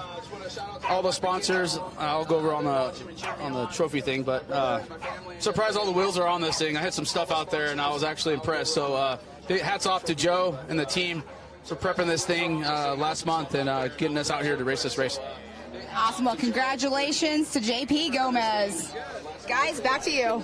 Thank you, Pam. What a great talk with JP Gomez. And here it is, Jim. This is a good one. Yeah, this is indeed a good one. This is Brian Crofts. Look at this. So this man has had the most fantastic season, and he's coming round. Bob Bauer is going to be giving him the checker flag, and Brian Crofts crossed the line for an unofficial third place here at Legends of Havasu. And I think he just locked down the national championship, Mr. Brian Crofts. It's looking good for him. We will be giving that away tonight at 5 p.m. at the Nautical. So Brian Crofts with a great season, and following right behind JP and Raul Gomez. So unofficial 1, JP Gomez. Unofficial 2, Raul Gomez. Unofficial 3, Brian Crofts. And there's Chad Hunt still plugging away. Yeah, that's absolutely fantastic. It's so good to see, isn't it? So how far back is Bailey Campbell? She's around that race mile 28, 29, I believe. So she may get second place in the national championship. Wow, that would be amazing. Yes. Right, we're looking now. Now, there's still a lot of racing to do here, Miles. I'm just looking out there, and our next 4 cars due in will be Bailey Campbell. It's going to be Chip McLaughlin, Phil McGilton, and also Brett Harrell. And there's something in the region of around about 8 minutes separating all of those cars at the moment, and I'm guessing that there is something in the region of between 15 and 18 minutes from home. And Bob Bauer flies the checkered flag once again. Obviously, Brendan Thompson is down a lap, but he got the finish. Sounds like Pam Hall is down there once again in the winner's circle with Raul Gomez. You know he's going to be all smiles. Pam, this is going to be a fun one once again. Let's see what Raul's got to say. Pam, take it away. I am here with two-time king Raul Gomez out here at Lake Havasu City racing at a track that everybody keeps comparing to Hammers. Give us a little rundown of what you think about the race course out there JT put together. Oh, it was great. It was like just reminded me of the first lap at Hammers, and I was just kind of in cruise mode. I had my kid and my brother up in front of me this morning, so my goal was just to stay behind and trail and just pick up the loose ends all day and let them kind of get up in front. And so plan was working out really well, and Darian and JP were carrying good speed, and Darian's strain went out. So I thought I might as well start picking it up and see if I can catch JP, but he was already too far ahead. But it was a great day, fun. I was just being cautious, watching my tires, and didn't want to get out and change the flat. So. Yep. Well, I mean, we were all sitting here going, oh my goodness, at Disney we had Campbell's all on the podium. This race we're going to have all the Gomez's. It was so close, but here you are right behind JP, but that wasn't your goal, was to be behind him, correct? No, actually, after qualifying, I was like, all right, guys, since I did take cameras for you guys twice in a row, I'll sit back and see what I can do from the back here, guys. And yeah, the first lap was kind of just attrition. It was super dusty, and I didn't want to get a flat and didn't want to do something stupid, so I kind of fell off the pace a little bit. And then from that point forward, I was only 2-3 minutes behind the lead the whole time. So I just said, you know what, I'm not going to break anything and wreck. And so just kind of cruised. It had fun. Well, that's awesome. Congratulations, though, being number 2 out here at Legends of Havasu. It's been a great weekend for you guys, obviously 1 and 2 up here. Yeah, this is great. I'm super excited. It's a team win today, so we're super stoked. Awesome. Well, congratulations. Thanks, man. And I love how he threw that in there. I've won King of the Hammers the last 2 years, so I'll just give this one to him. Because do you remember, of course, that he was taking it easy? Yeah, something like that. There's Philip McGilton, who's still in the mix for the points. There's Vaughn Gittin Jr. at a complete stop. Yeah, on the side of the course. And look at the dust is still right behind him, so not sure exactly what's going on. This is a pretty steep, loose section. Did he lose four-wheel drive? I'm not sure. Well, that's what it kind of looks like, doesn't it? It looks like he can't make his way up there, yeah. Looks like he has lost either front-wheel drive or lost the rear-wheel drive, but that is a complete guess. And you can tell he just rolled backwards a little bit, too. Could you see the Nitto tire tracks right there? So not sure what's going on with Vaughn Gittin Jr. And this is right around where we at, race mile 18, I believe. So what is going on with Vaughn Gittin Jr.? I hate to see that. We'll see what happens with him. I don't know. No, that's very, very true. But we've got Pam Hall. She's back down there, and this time it's with Brian Crofts. So, Pam, what have you got for us? Here I am with Brian Crofts. You came in third place just now for the race, but right now it's all about that national championship. How are you feeling about that? I'm a little sore, but I'm super stoked. The whole idea was to keep the car together and, kind of make the finish, and that's what the plan was, and that's what I executed, so I'm pretty happy. So you came in that third spot. I mean, what was the most difficult part for you out there this weekend? Because, I mean, the course had some tight canyons in it and everything. What was your biggest obstacle out there? Other drivers. That was the biggest obstacle that I had. Nitto tires kept me going all day long. Never had one problem. The guys from Grom and JP Customs got my car running and made sure that I made the race and that the thing lasted the entire time. So I'm excited. Well, here you are in this number 3 spot right now, unofficially, but I believe you have that national championship wrapped up, so we'll be giving those awards away later on at our banquet. But getting you up here, though, third place, who got you here? Well, I'd like to thank Nitto Tire, my mom, my dad. This is the first race my mom's ever been to, so I'm pretty excited for that. My wife, Bailey, and their entire family, and, the Rance boys. Without them, I wouldn't be here, so... Well, congratulations right now, unofficially third position, but congratulations on the national championship. Brian Crofts, awesome weekend. Thank you. Emotions are high, and that's how much this means to everybody. Brian Crofts, I believe, just locked down the national championship, and it's how cool is that to have his mom here for the first race ever. Great to see all of that come together. Yeah, that's absolutely fantastic. I've watched Brian come up through the ranks over the years. I mean, let's not forget he started in limited class, then he moved up into 4400. Raced UTV off and on? Yeah, absolutely, yeah. Then he had that Jimmy's IFS car. Then he moved over into this Campbell car, and to see it all come together now is absolutely awesome. And you can just see how much it means to him to take home that National Points Championship, and to see him just... he's changed his racing. He's matured in his racing, and I love to watch that. Oh, and here is Vaughn Gittin Jr. turning around, so he is definitely having some issues. Is he going to try to get a run at it, or what is going on? Hopefully we can get a visual. Let's stay with this camera for just a moment and see if he's going to go. But yeah, it's rear wheel peel only. So this is a pretty flat section right here, and he's still having issues. So Vaughn Gittin Jr., it looks like he is out of the race with no front wheel drive. Tough break for him. Hate to see that for anybody. But Vaughn Gittin Jr. out of the race as well. We saw Lauren drop out earlier, so Funhaver had a great night last night with the 4600 Spider Track stock class, but not so much today in the main 4400 race. Yeah, tough break there. And just looking at my tracker now and just seeing who will be next across the line. It looks like it will be Bailey Campbell that'll be coming into town next. And then probably we have, in about the next sort of 7 to 8 minutes. And then we have Brian Crofts, Chip McLaughlin. Sorry. I hate to tell you this, mate, but he's already home and dry.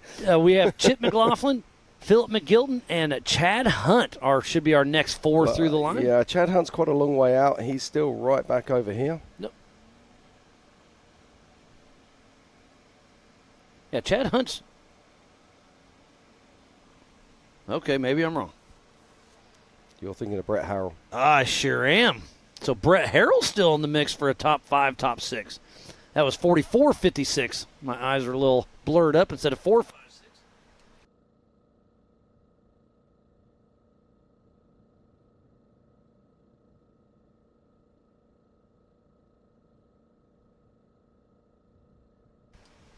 So, yeah, from you got the tracker over there, so I saw 4.56, but it's 44.56 of Brett Harrell, not Chad Hunt. Yeah, absolutely. It's an easy mistake to make. I forget who I got wrong yesterday. Similar sort of thing. Well, the Max Gordon and the Robbie Gordon. 777 and 777. Yeah, they mess with those points, and then the Campbells are 5, 3, and 35. The Gomez's are 82, 83, 90. There's a few out there that you Whoa, never ever did you see get the wrong. donkey Yeah, kick there? That was awesome. So Bailey Campbell not giving up yet. That's a danger jump because from there you could be moving with some pretty good speed. But if you hit that at any more than Bailey did, it could really take you for a tumble. So she's just about got a mile and a half yet to go. And when we first got here, right in this section, she's getting ready to come up onto was some pretty gnarly cross grain, but it's starting to burn in pretty nice. Yeah, Bailey Campbell had a really good, solid race. Her car is very much designed for this style of race. That extra size fuel tank. We're just seeing Vaughan getting junior there, just cruising, and it's AK Watley, the sister car of Vaughan's. In his 4400 debut, and there's another sister car of Jeff Wagner, except for he's got the IRS on this one, but very similar outside of that. So A.K. Watley and Jeff Wagner running a very similar pace and still trucking along right here at the Spider Track backstretch. Logan Goodall still trucking. We saw him pulled over in this Kenneth. same. Yep, Kenneth Goodall, thank you. Pleasure. Man, my brain's getting a little fried today. Oh, mate, we have been in the chair for 14 hours nearly yesterday and nearly 5 hours today, so you're forgiven. 6.5 hours. We started at 8 this morning, remember? Yeah. Okay. My mind's gone.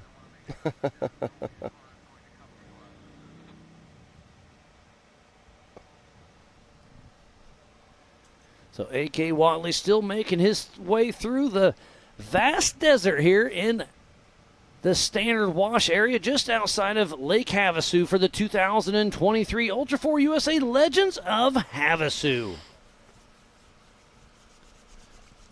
Still lots of action out there on track right now, and we're hoping to see Bailey Campbell coming into town literally in the next sort of 2 to 3 minutes. And that's going to be very emotional when she sees her fiance, Brian Crofts. And it looks like it's going to be unofficially for the national championship. First place should go to Brian Crofts. Second place should go to Bailey Campbell. Wow. This is going to be a really fun night tonight at the awards banquet there at the Nautical. There is Brett Harrell. Believe he's up in the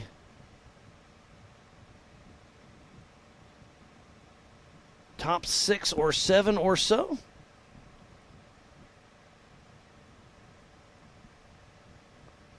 How far back is Chip McLaughlin? Philip McGilton. Philip McGilton's in the mix, so he could be in that third spot for National Series points. Chad Hunt still may get fourth also. So no, Paul Wolf had a rough day. Von Gittin, we just saw, had a rough day. Tad Dowker still moving. So right now, unofficially, I think it should be Brian Cross, Bailey Campbell, Phil McGilton, and Chad Hunt for the national.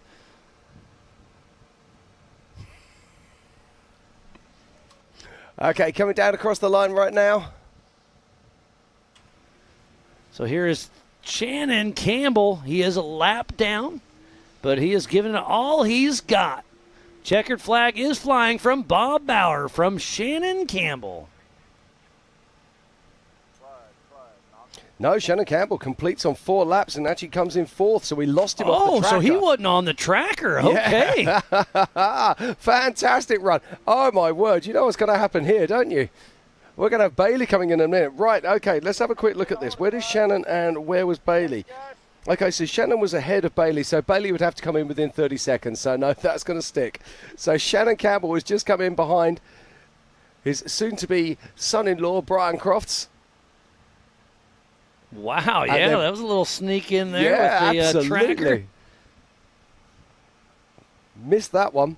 It's not often you don't see Shannon Campbell coming. Yeah, no doubt. So Shannon Campbell, unofficial 4th place for the national race here in Lake Havasu. And we should be seeing very, very soon as that. Oh, have I? Hold on a minute. That was showing us 35. 35 was Bailey Campbell. I'm wondering if there's been a mistake on the tracker. No, there's 35. We should be seeing Bailey Campbell at any second. Unless there's a mistake on the trackers and Bailey's got Shannon's tracker. We'll have to see how it all shakes out. Yeah, because now it's showing in town. I don't know if I saw her. Yeah, I'm wondering. Oh, yes. Yeah, she's finished. So Bailey Campbell did come across. We missed it on the deal. It. Yep. So unofficial fourth is Bailey Campbell. Unofficial fifth is Shannon Campbell.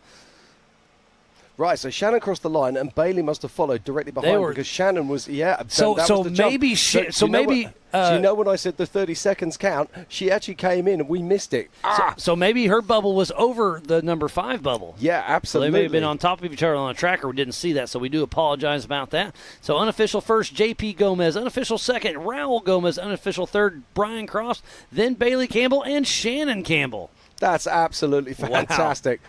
And just think about this. You just remember the lockout that the Campbells had at Disney as well. And off the back of that, coming straight to Havasu and to take out 3, 4, and 5. And 5. That's incredible stuff. And if JP and Raul wouldn't have showed up, they would have been right up there in the mix. They'll have to pay them off next time. Oh, they're still, everybody wants to race everybody at their finest on course. So anytime we can get the Gomez brothers out here racing with us, everybody wants to battle.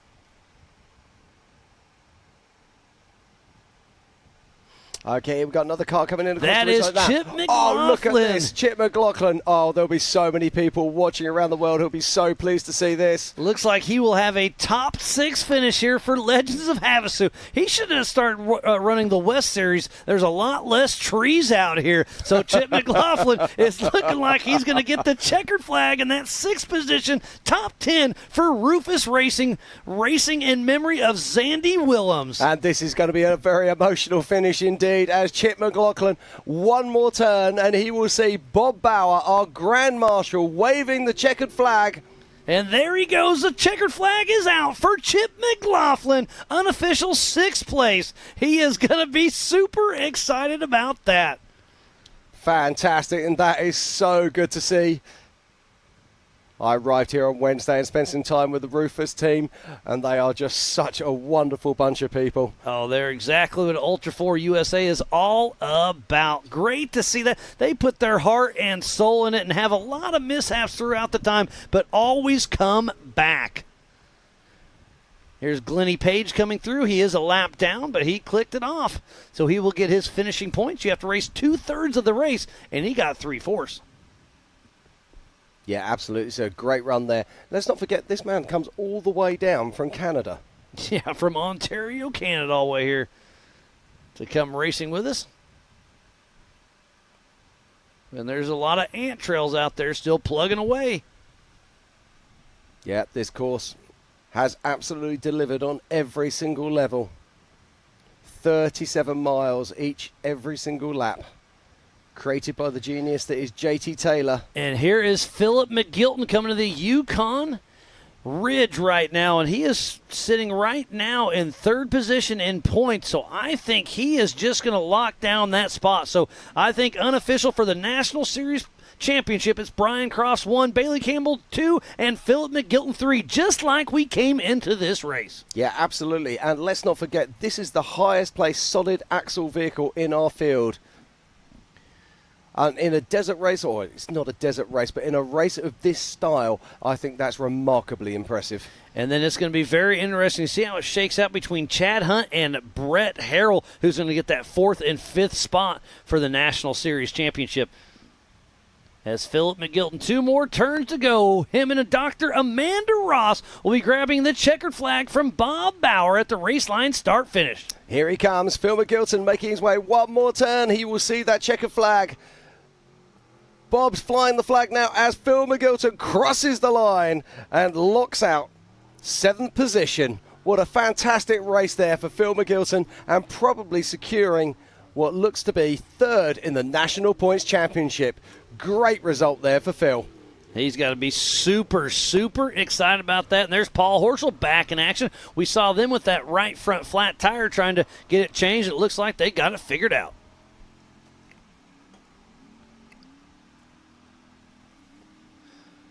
Oh, and here comes Brett Harrell. We were just talking about checkered flag is riding for Brett Harrell.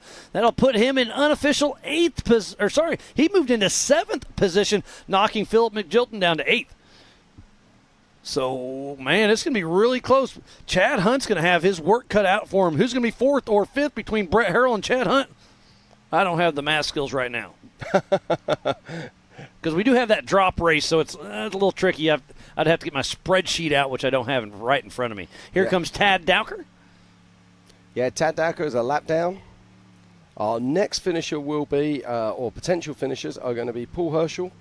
Tad Dowker is actually on I was going to say, I thought he was on Sorry, I do apologize. Correct lap. And Chris Branton. But all of those are probably around about 15 minutes out right now. Maybe up to 20. Yeah. And then behind them, I believe that is Chad Hunt. Chad Hunt still moving, so he's still in the mix for the top 5 in the National Championship Series. Yep. Then behind him, we've got Jeff Wagner, who's putting together a very impressive race. And, of course, A.K. Watley. And I believe that might be locking out that would be the last of the cars that are on the 4th lap. And they are approximately race mile 22. So I have around about another 15 miles to go.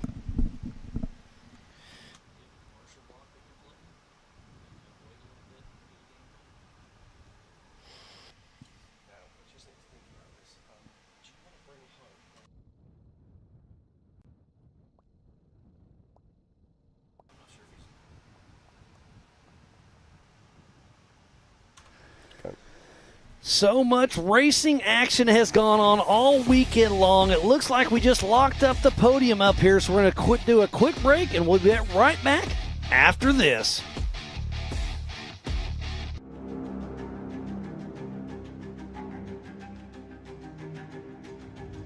Connect with the Wild is about off-roading with your buddies.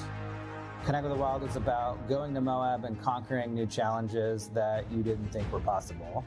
Ultimately, Connect with the Wild is about enjoying the outdoors in your vehicle as best you can. We're treating it like we know it's something special that everyone will remember.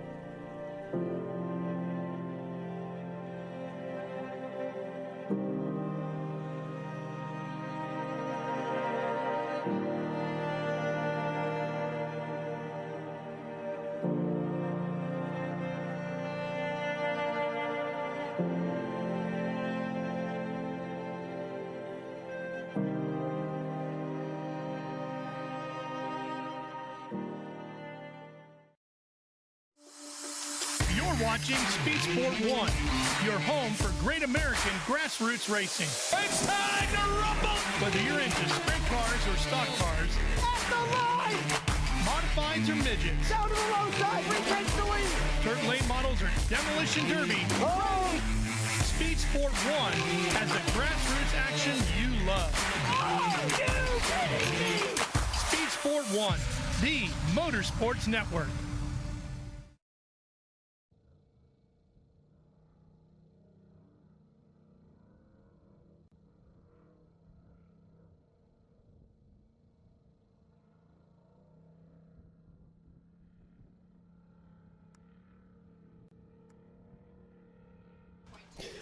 Hi, and welcome to the 2023 Legends of Havasu out here at Lake Havasu City. Miles, what a fantastic day It's been a wonderful week. That is an absolute fact. Legends of Havasu did not disappoint. And there is Chad Hunt still in the battle trying to lock down a top 5 for the national championship. And we will see who takes home the Zandy Willems Sportsman of the Year. Will it be this man, Chad Hunt? Will it be Levi Shirley? It could be Eric Miller or Aaron Lynch. It could be any one of those 4. And it's going to be exciting to see. That is voted on by their peer racers. You have to be a registered racer for the 2023 Ultra4 USA season. And they came out and voted, and we'll see who gets that one tonight. It is a traveling trophy, and the Rufus family will be up there on stage with us to help that hand out tonight. Yeah, this banquet's going to be very special tonight, Miles. I'm very much looking forward to it. But what a day of racing. What an entire week of racing we have had. This Legends of Havasu is a do-not-miss event. We will be repeating this race next year, similar time. So do not miss that one. The schedule's out. Make sure you make your plans and come on out and enjoy the fun as Ken Goodall is still making dust out there. That's probably race mile 18 or so. Yeah, and I'm looking on the tracker now, and we've probably got another 6 cars that can make it across the line to complete 4 laps, and we're going to bring them all home for you. Here comes Roger King. He is a lap down, but he will be grabbing the checkered flag as he crosses across the Yukon Ridge. Yeah, I've got to say, a big shout out to Roger King, actually. He's been very polite on course when people have hit him up. He's moved to the one side. He's let them past. Great sportsmanship there from Roger King. Oh, absolutely. Him and Justin Cower still pushing strong. Roger raced yesterday in the 4600 Spider Track stock class as well. So he is one of our competitors, been racing with us for quite some time. He started when the Everyman Challenge class came to light back in King of the Hammers back in 2011 and has raced with us pretty consistently ever since. Yeah, I think you're right. I think you're right that I'm right. Yeah, because I'm trying to work it back because you had John Curry won in 2011, 2012. Then some bloke from the UK came over. With cheater tires? Or yeah, a different guy? So, yeah, it definitely was 2011, the first EMC. So there's Roger King grabbing the checkered flag. And he was talking about himself. Jim Marsden won unofficially back in 13, and then I don't remember what happened. Yeah, disqualification. Anyway, moving on. It was a great day. Anyway, it's sun is shining here in Havasu, and we still have action out there on the course. I'm just looking on my tracker right now, and I can see that we've got Tad Dowker making his way towards us, and then behind him a couple of miles we have Chris Branson. Then behind them we also have Chad Hunt. And then we have 53, which is Jeff Wagner, and then A.K. Watley. So around about 6 cars out there that are still capable of making it to the finish, and we are going to bring them home for you. Yeah, so within the next, probably I'm going to guess 20 minutes or so, we should see the rest of it, maybe 25, but yeah, we should be good. Then we'll close her down because we have to head to town for the National Banquet tonight at 5 p.m. at the Nautical. Ooh! Levi Shirley is pulled off the track and not moving. Hate to see that. Yeah, he's fighting demons with this one. It's the car is relatively new, and I know myself it's so difficult sometimes to get these things right. He's been working, doing so much to this vehicle. They've pretty much rewired it. They've done so many different things to the cooling systems to try and bring in some reliability. And he's getting there. He said for the first time ever this weekend, it actually felt like a real race car. He said he was really happy with the way it was working, really happy with the performance. And you could see from the times he put down in qualifying, you could see from the times he was putting down on the track, he was keeping pace with the fastest guys. But you need that reliability. But they'll take it back to Kansas. Him and his dad, Brian, they'll sit down, they'll work out what the plan is next, and they will make that work. They will execute and be ready for the 2024 King of the Hammers, the first race in the Ultra4 USA season. Absolutely. And I'm very much looking forward to that.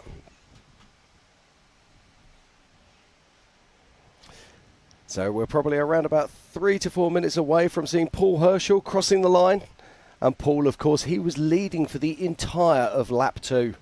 Yeah, such a tough break for him. It was looking good, too. That machine is absolutely a work of art. Well, do you remember when he came in? We thought he was coming in for probably a splash and a dash and back out into the desert. But it came in, turned out that his alternator had failed. Yep. Yep, so that means that he's got to change out the alternator. And remember, everything under that, well, not under the hood because it's a rear engine, but it's over 200 degrees, so trying to change something, it's tough working on something that's that hot as well. And then they also had some braking issues. Yeah, he had some brake issues as well. I believe they had to lock off one tire, or lock off one wheel, should I say. So he would have been only braking on 3. Now, on a road car, that would be incredibly dangerous. But on an off-road car, you can get away with it. Oh, for sure. Now, the reason being is because you're running 4-wheel drive, you're actually using the braking effort from each wheel multiplies back to the others. So we are winding down to the 2023 Ultra4 USA season. And is that Jeff Wagner I see there? I believe you are correct. Yep, that is Jeff Wagner. So Right. where's A.K. Watley? I thought he was in front of him. No. A.K. Watley is just behind Jeff Jeff Wagner. So 2 Triton-built machines. And the impressive thing about this is the first race for Jeff Wagner in this car. With minimal seat time because he just purchased that car from Lauren Healy. Yep, and then just behind him is A.K. Watley in the sister car to Vaughn's car, also with very little seat time. So both these guys doing a great job and going to be bringing it home in the top 15. And we saw Vaughn getting Junior lose front-wheel drive. Just tough break for him, but hey, again, racing's racing. We've seen a lot of them pulled over having issues. But we adapt and overcome with what we have. We do. The racing gods can be very cruel indeed. But still we come back and still we compete. And still we push on. Because that's what racers do. And there is A.K. Watley. There he is. Still chugging along with Chaos Motorsports. I'm just looking on track at the moment. I can see... See, this is the interesting thing. If I look here, Miles, on the tracker, that's the 5AZ, which is Shannon Campbell. So that's why we didn't see him coming through, because exactly. Tracker quit pinging back there at race mile 20. Do you think Shannon's left his tracker around race mile 20? and we can see Waylon Campbell stopped pretty far off track. Yeah, it looks like he's trying to make his way back. Yeah, this is Paul Horschel. So it looks like Paul Horschel right now is coming up the Yukon ridgeline. We saw him in the hot pits for such a long time. He led the race for a while. Tough break for Paul Horschel, but look at him at the Yukon Ridge. He has given it all. He's got all the way to the finish line, and this ridge with super tight whoops. It's he's having fun. Yeah, but it's just look floating. at the way it floats across that incredible vehicle. This machine is made for exactly this track. Had some issues, tough break, but hey, that's part of racing. So one more turn to go for Paul Horschel, and Bob Bauer will be waving that checkered flag. Yeah, so he will be crossing the line any moment now. And here he goes. Paul Horschel grabs a checkered flag for the last time of the Ultra4 USA 2023 season. Yeah, and Paul Horschel currently in 9th position unofficially. So a top 10 there for Paul Horschel. And we saw him out there earlier, had to change that front right tyre. Now, the interesting thing about that, I'd love to look at that back actually, because you called that as he crossed the line for the start of his 4th lap. But I don't know if he actually stopped in the pits, so maybe he didn't know that he actually had a flat. It may have been just soft right there, and I got a good glimpse at it, and he didn't feel it yet, but yeah, just tough break.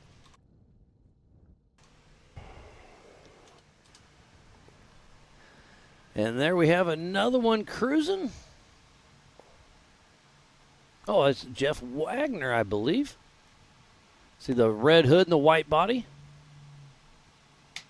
Yeah, that put him, oh yeah, race mile 30 or so. So he's still making his way around. And this is what we're saying about it being an incredibly technical course. There's nowhere where you can really lower it down and put those big horses to work. Here we have another one coming into town. Yeah, we do. And I think this will be, this could be Tad Dowker, actually. If I can get a side from, yes, it is. Tad Dowker coming into town. 2 more turns to go. Out of Kewadin, Michigan, Tad Dowker with North Shore Racing. They've been traveling the entire season with us and having some fun. Great to see him out here and going to be grabbing the checkered flag. Tad Dowker and Andy Eustace grabbing the checkered flag from Bob Bauer at the race line start-finish. Great job, Tad Dowker. Got to put a big shout out there to Bob Bauer. Every car it comes across the line, he gives 100% enthusiasm. And look at that. He just bumped Paul Horschel out on adjusted time, so he just moved into 9th and bumped Paul Horschel down to 10th. Yeah, it's absolutely perfect. That's why we always say unofficial when we're looking at these results. So right now we do have our top 10 here in town, and unofficially in 10th is Paul Horschel. Then in 9th is Tad Dowker. 8th, Philip McGilton. 7th, Brett Harrell. 6th, Chip McLaughlin. In 5th, we've got Shannon Campbell. In 4th, it's Bailey Campbell. In 3rd is Brian Crofts. In 2nd is Raul Gomez. But our winner today is JP Gomez here at the 2023 Legends of Havasu.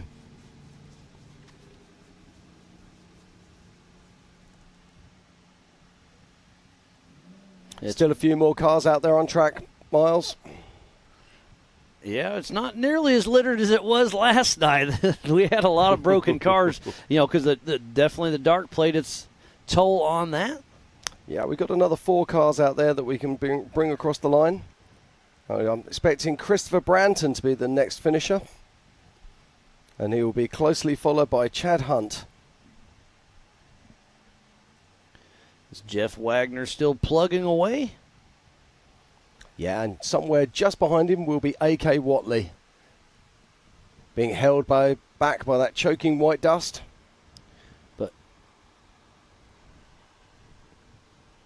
So Christopher Branton at the moment. Yeah, Christopher Branton, and then Chad Hunt will be the next one. We should see them in here the next, less than 5 minutes. Yep. And Chad Hunt may just lock down a top 5 for the Ultra4 USA 4,400 national champions. Yeah, that's going to be very impressive indeed. A top 5 against this level of field. And he's been fighting problems all year, had issues with superchargers and all sorts of belt issues and different things. One of the nicest guys you'll ever wish to meet. And let's not forget, he is a nominee for the Zandy Williams Sportsman of the Year Award. And the only one that's finished this race. Levi Shirley...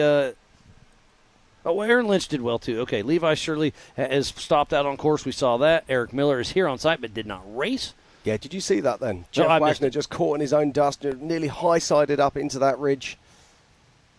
So easy to make a mistake here, as particularly on the fading moments of a race. You're coming in, your eyes, you're already thinking about the finish. You're already thinking about your friends. You're ready to be there. Oh, yeah. You have to force your eyes wide open. Concentrate. Loosen your hands on the steering wheel. Just take it as it comes. Or you can do what I did in Portugal and roll it on its roof, 200 metres from the finish. Did you pull a Blyler at King of the Hammers? No, unfortunately, I didn't write it.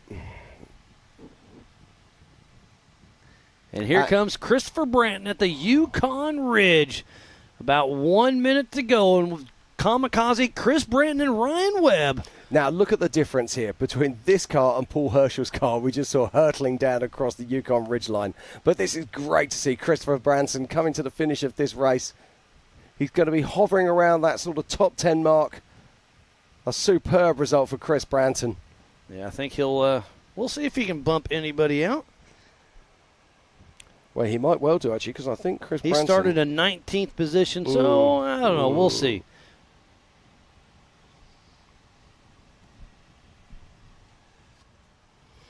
So here we go.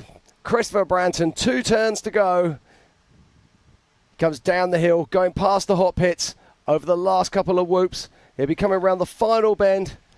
And there will be our Grand Marshal, Bob Bauer, as Christopher Branton crosses the line for a top 15 finish. And he just bumped into top 10, bumping Paul Horschel into 11th. So Chris Branton he's got to be excited about that.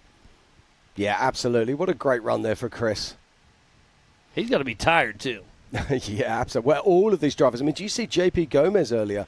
I mean, this is a guy who's normally jumping up and down like Tigger, and today he's just like, I'm done. Yeah, I mean, that was 148 miles out there. I mean, that just really goes to show you how tough this course really was. JT Taylor did an amazing job laying this course out. Yeah, I haven't been around the course myself, but I've got a feeling it's a bit like a Hammers course. There are no easy moments. Yeah, I mean, right when you think you can chill out and have a moment, something will bite you. As Chad Hunt coming over across the Yukon Ridge, I think he's going to lock down a top 5 for the national championship in 4,400.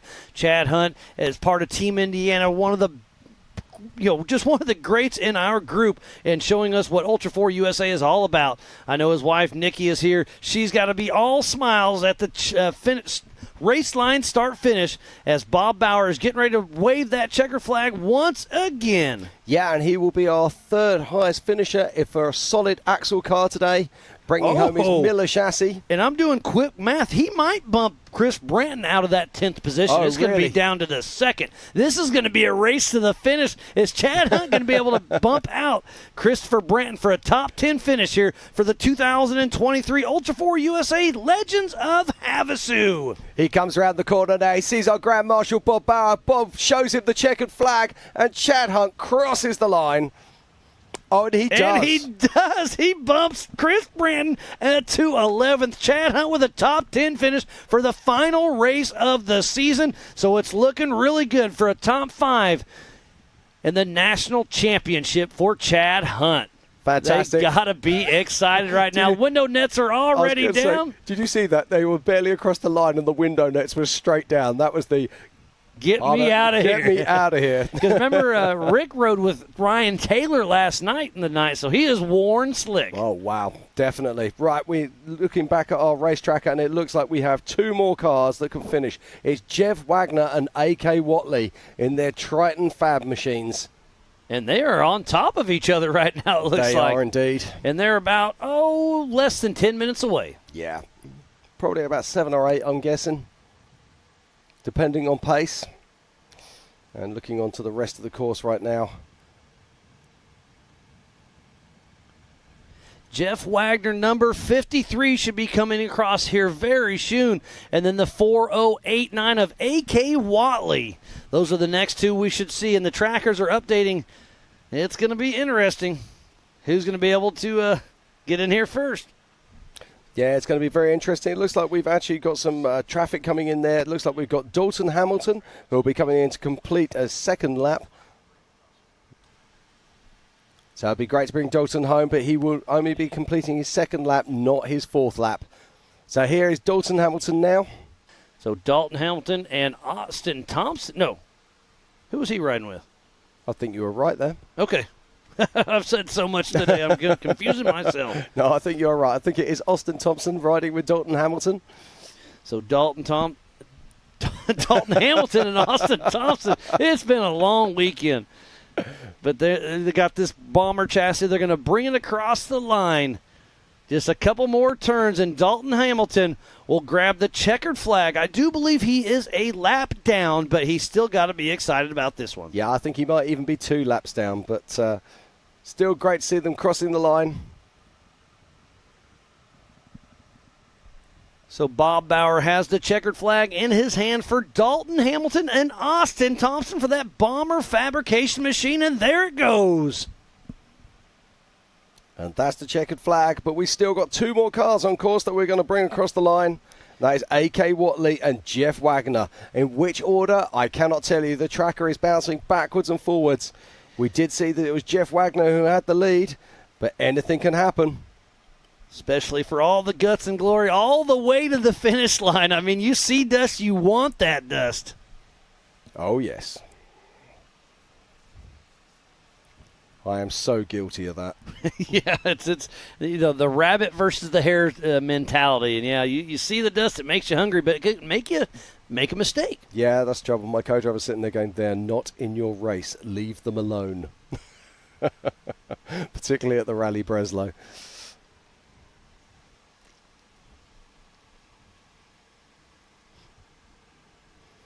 What a fantastic day of racing, Mars. Just look out across that vista. That is... You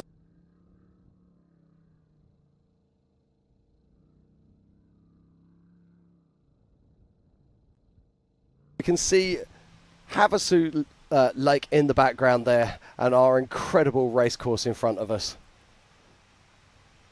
Our last few dust trails of the weekend, and we'll be wrapping this thing up.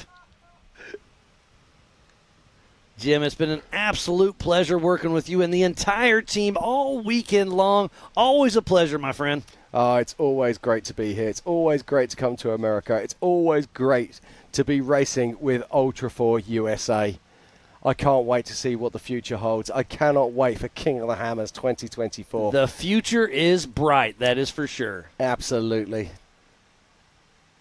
There are so many new teams coming in. There are so many new cars.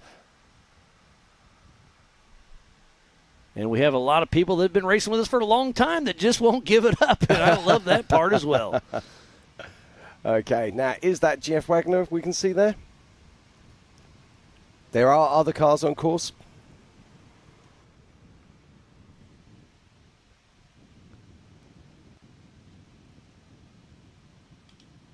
I think that's back a ways. That looks like it could be Kenneth Goodall. Yeah, I think you're right. I think that is Kenneth Goodall.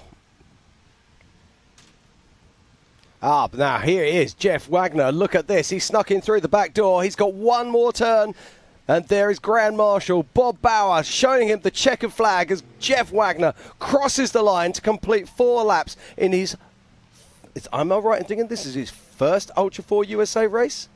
He raced Nationals a couple years ago, if I can remember right. I think it was Nationals in Davis, Oklahoma. Certainly the first time he's raced this car in Ultra4. 100%. It looks like he just snuck into 13th position. So how far back is A.K. Watley? Well, A.K. Watley is literally going to be a mile behind. We should be, if we can watch the Yukon Ridge, we should be seeing him come down there. But right now there is Kenneth Goodall. There he is, A.K. Watley, making his way down. He's got 2 more turns. Drops on in. Making his Ultra4 USA 4400 debut, A.K. Watley with Chaos Motorsports. He has had so much fun. I first met him a few months ago. He is all smiles, and here he goes. One more turn to go. A.K. Watley will be grabbing the checkered flag from our Grand Marshal, Bob Bauer, at the race line start-finish.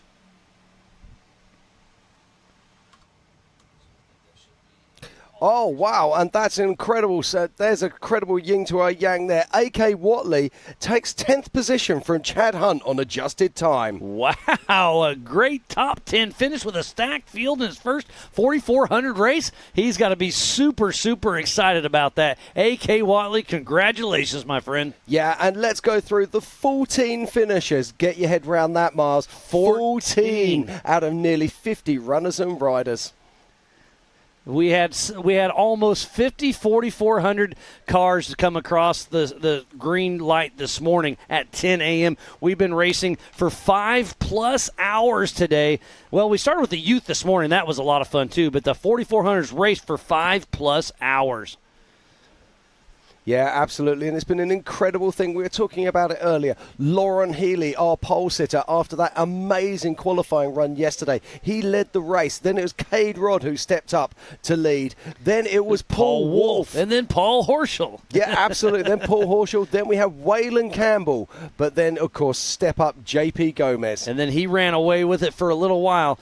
So here's our unofficial Good Boy Vodka results. We'll go from the back of the pack. Travis Zollinger, Brent Moffitt, Johnny Valadez, Mike Sindler, Andrew McLaughlin, Tom Pendergrass, Travis Grande, and Greg Adler. And then Kevin Stearns, Casey Curry, Lauren Healy, William Robertson, Cade Rod. Mark Nicholson, Cody Addington, Matthew McGowan, Pip Justice, and Dalton Hamilton. Then it goes to Brendan Thompson, Ian Kenton, Kenneth Goodall, Levi Shirley, and Weston Jones. Harold Feeman, James Mahoney, Tom Gilpin, Dennis Sterndal, and Roger King. And 20th is Glennie Page, Paul Wolf, Joe Gatlin, Vaughn Gittin Jr., Darian Gomez. Then our last of our unofficial finishes, Waylon Campbell. Then we go into our official finishers who got all of their 4 laps. In 14th is Jeff Wagner. In 13th is Paul Horschel. In 12th it's Christopher Branson. In 11th is Chad Hunt. And then getting his first finish ever in Ultra4, and in the top 10 is A.K. Watley. In 9th is Tad Dowker. In 8th, Philip McGilton. In 7th, Brett Harrell. In 6th, Chip McLaughlin. And our top 5 is 3-time king Shannon Campbell, his daughter Bailey Campbell in 4th, her fiance, this is a family affair, is Brian Cross in 3rd place. In 2nd, 2-time king Raul Gomez. But top of the box, rounding out the 2023 Ultra4 National Championships here at the Legends of Havasu, it is JP Gomez. And look at that, 4 hour and 2 minutes. How awesome was that? We've been running all weekend long. We guessed an hour lap and we nailed it to a T, Jim, and it's been an amazing week. It has indeed, with so many people that we need to thank. Who do we need to thank here, A Mars? little bit of everybody. I mean, the entire broadcast crew, Jason and Gayla Robinette, USAC, all the volunteers, safety, and everybody in between. Yeah, absolutely. All our crew down at the vendor village, all our crew out here at the racecourse, and most importantly, the family and all the races that make Ultra4 so incredibly wonderful.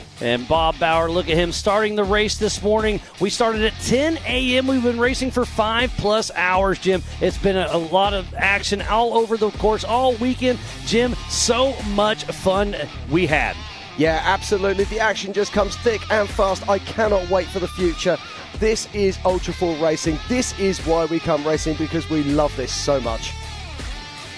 So thanks again to everybody for tuning in off and on all weekend long. It's been an absolute spectacle. We have had so much fun here. So thank you for tuning in to Ultra4 USA for the 2023 Legends of Havasu for the National Championship. From the entire broadcast crew here at AOE.TV and Speedsport.TV, I am Miles Haskins alongside Jim Marsden, Bob Bauer, Pam Hall.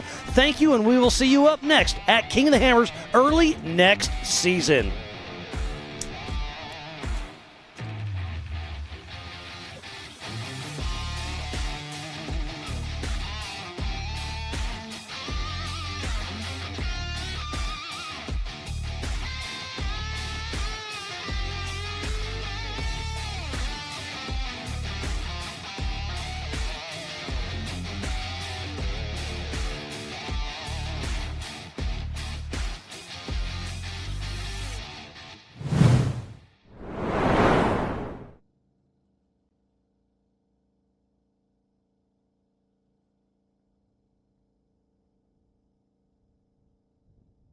So we're done?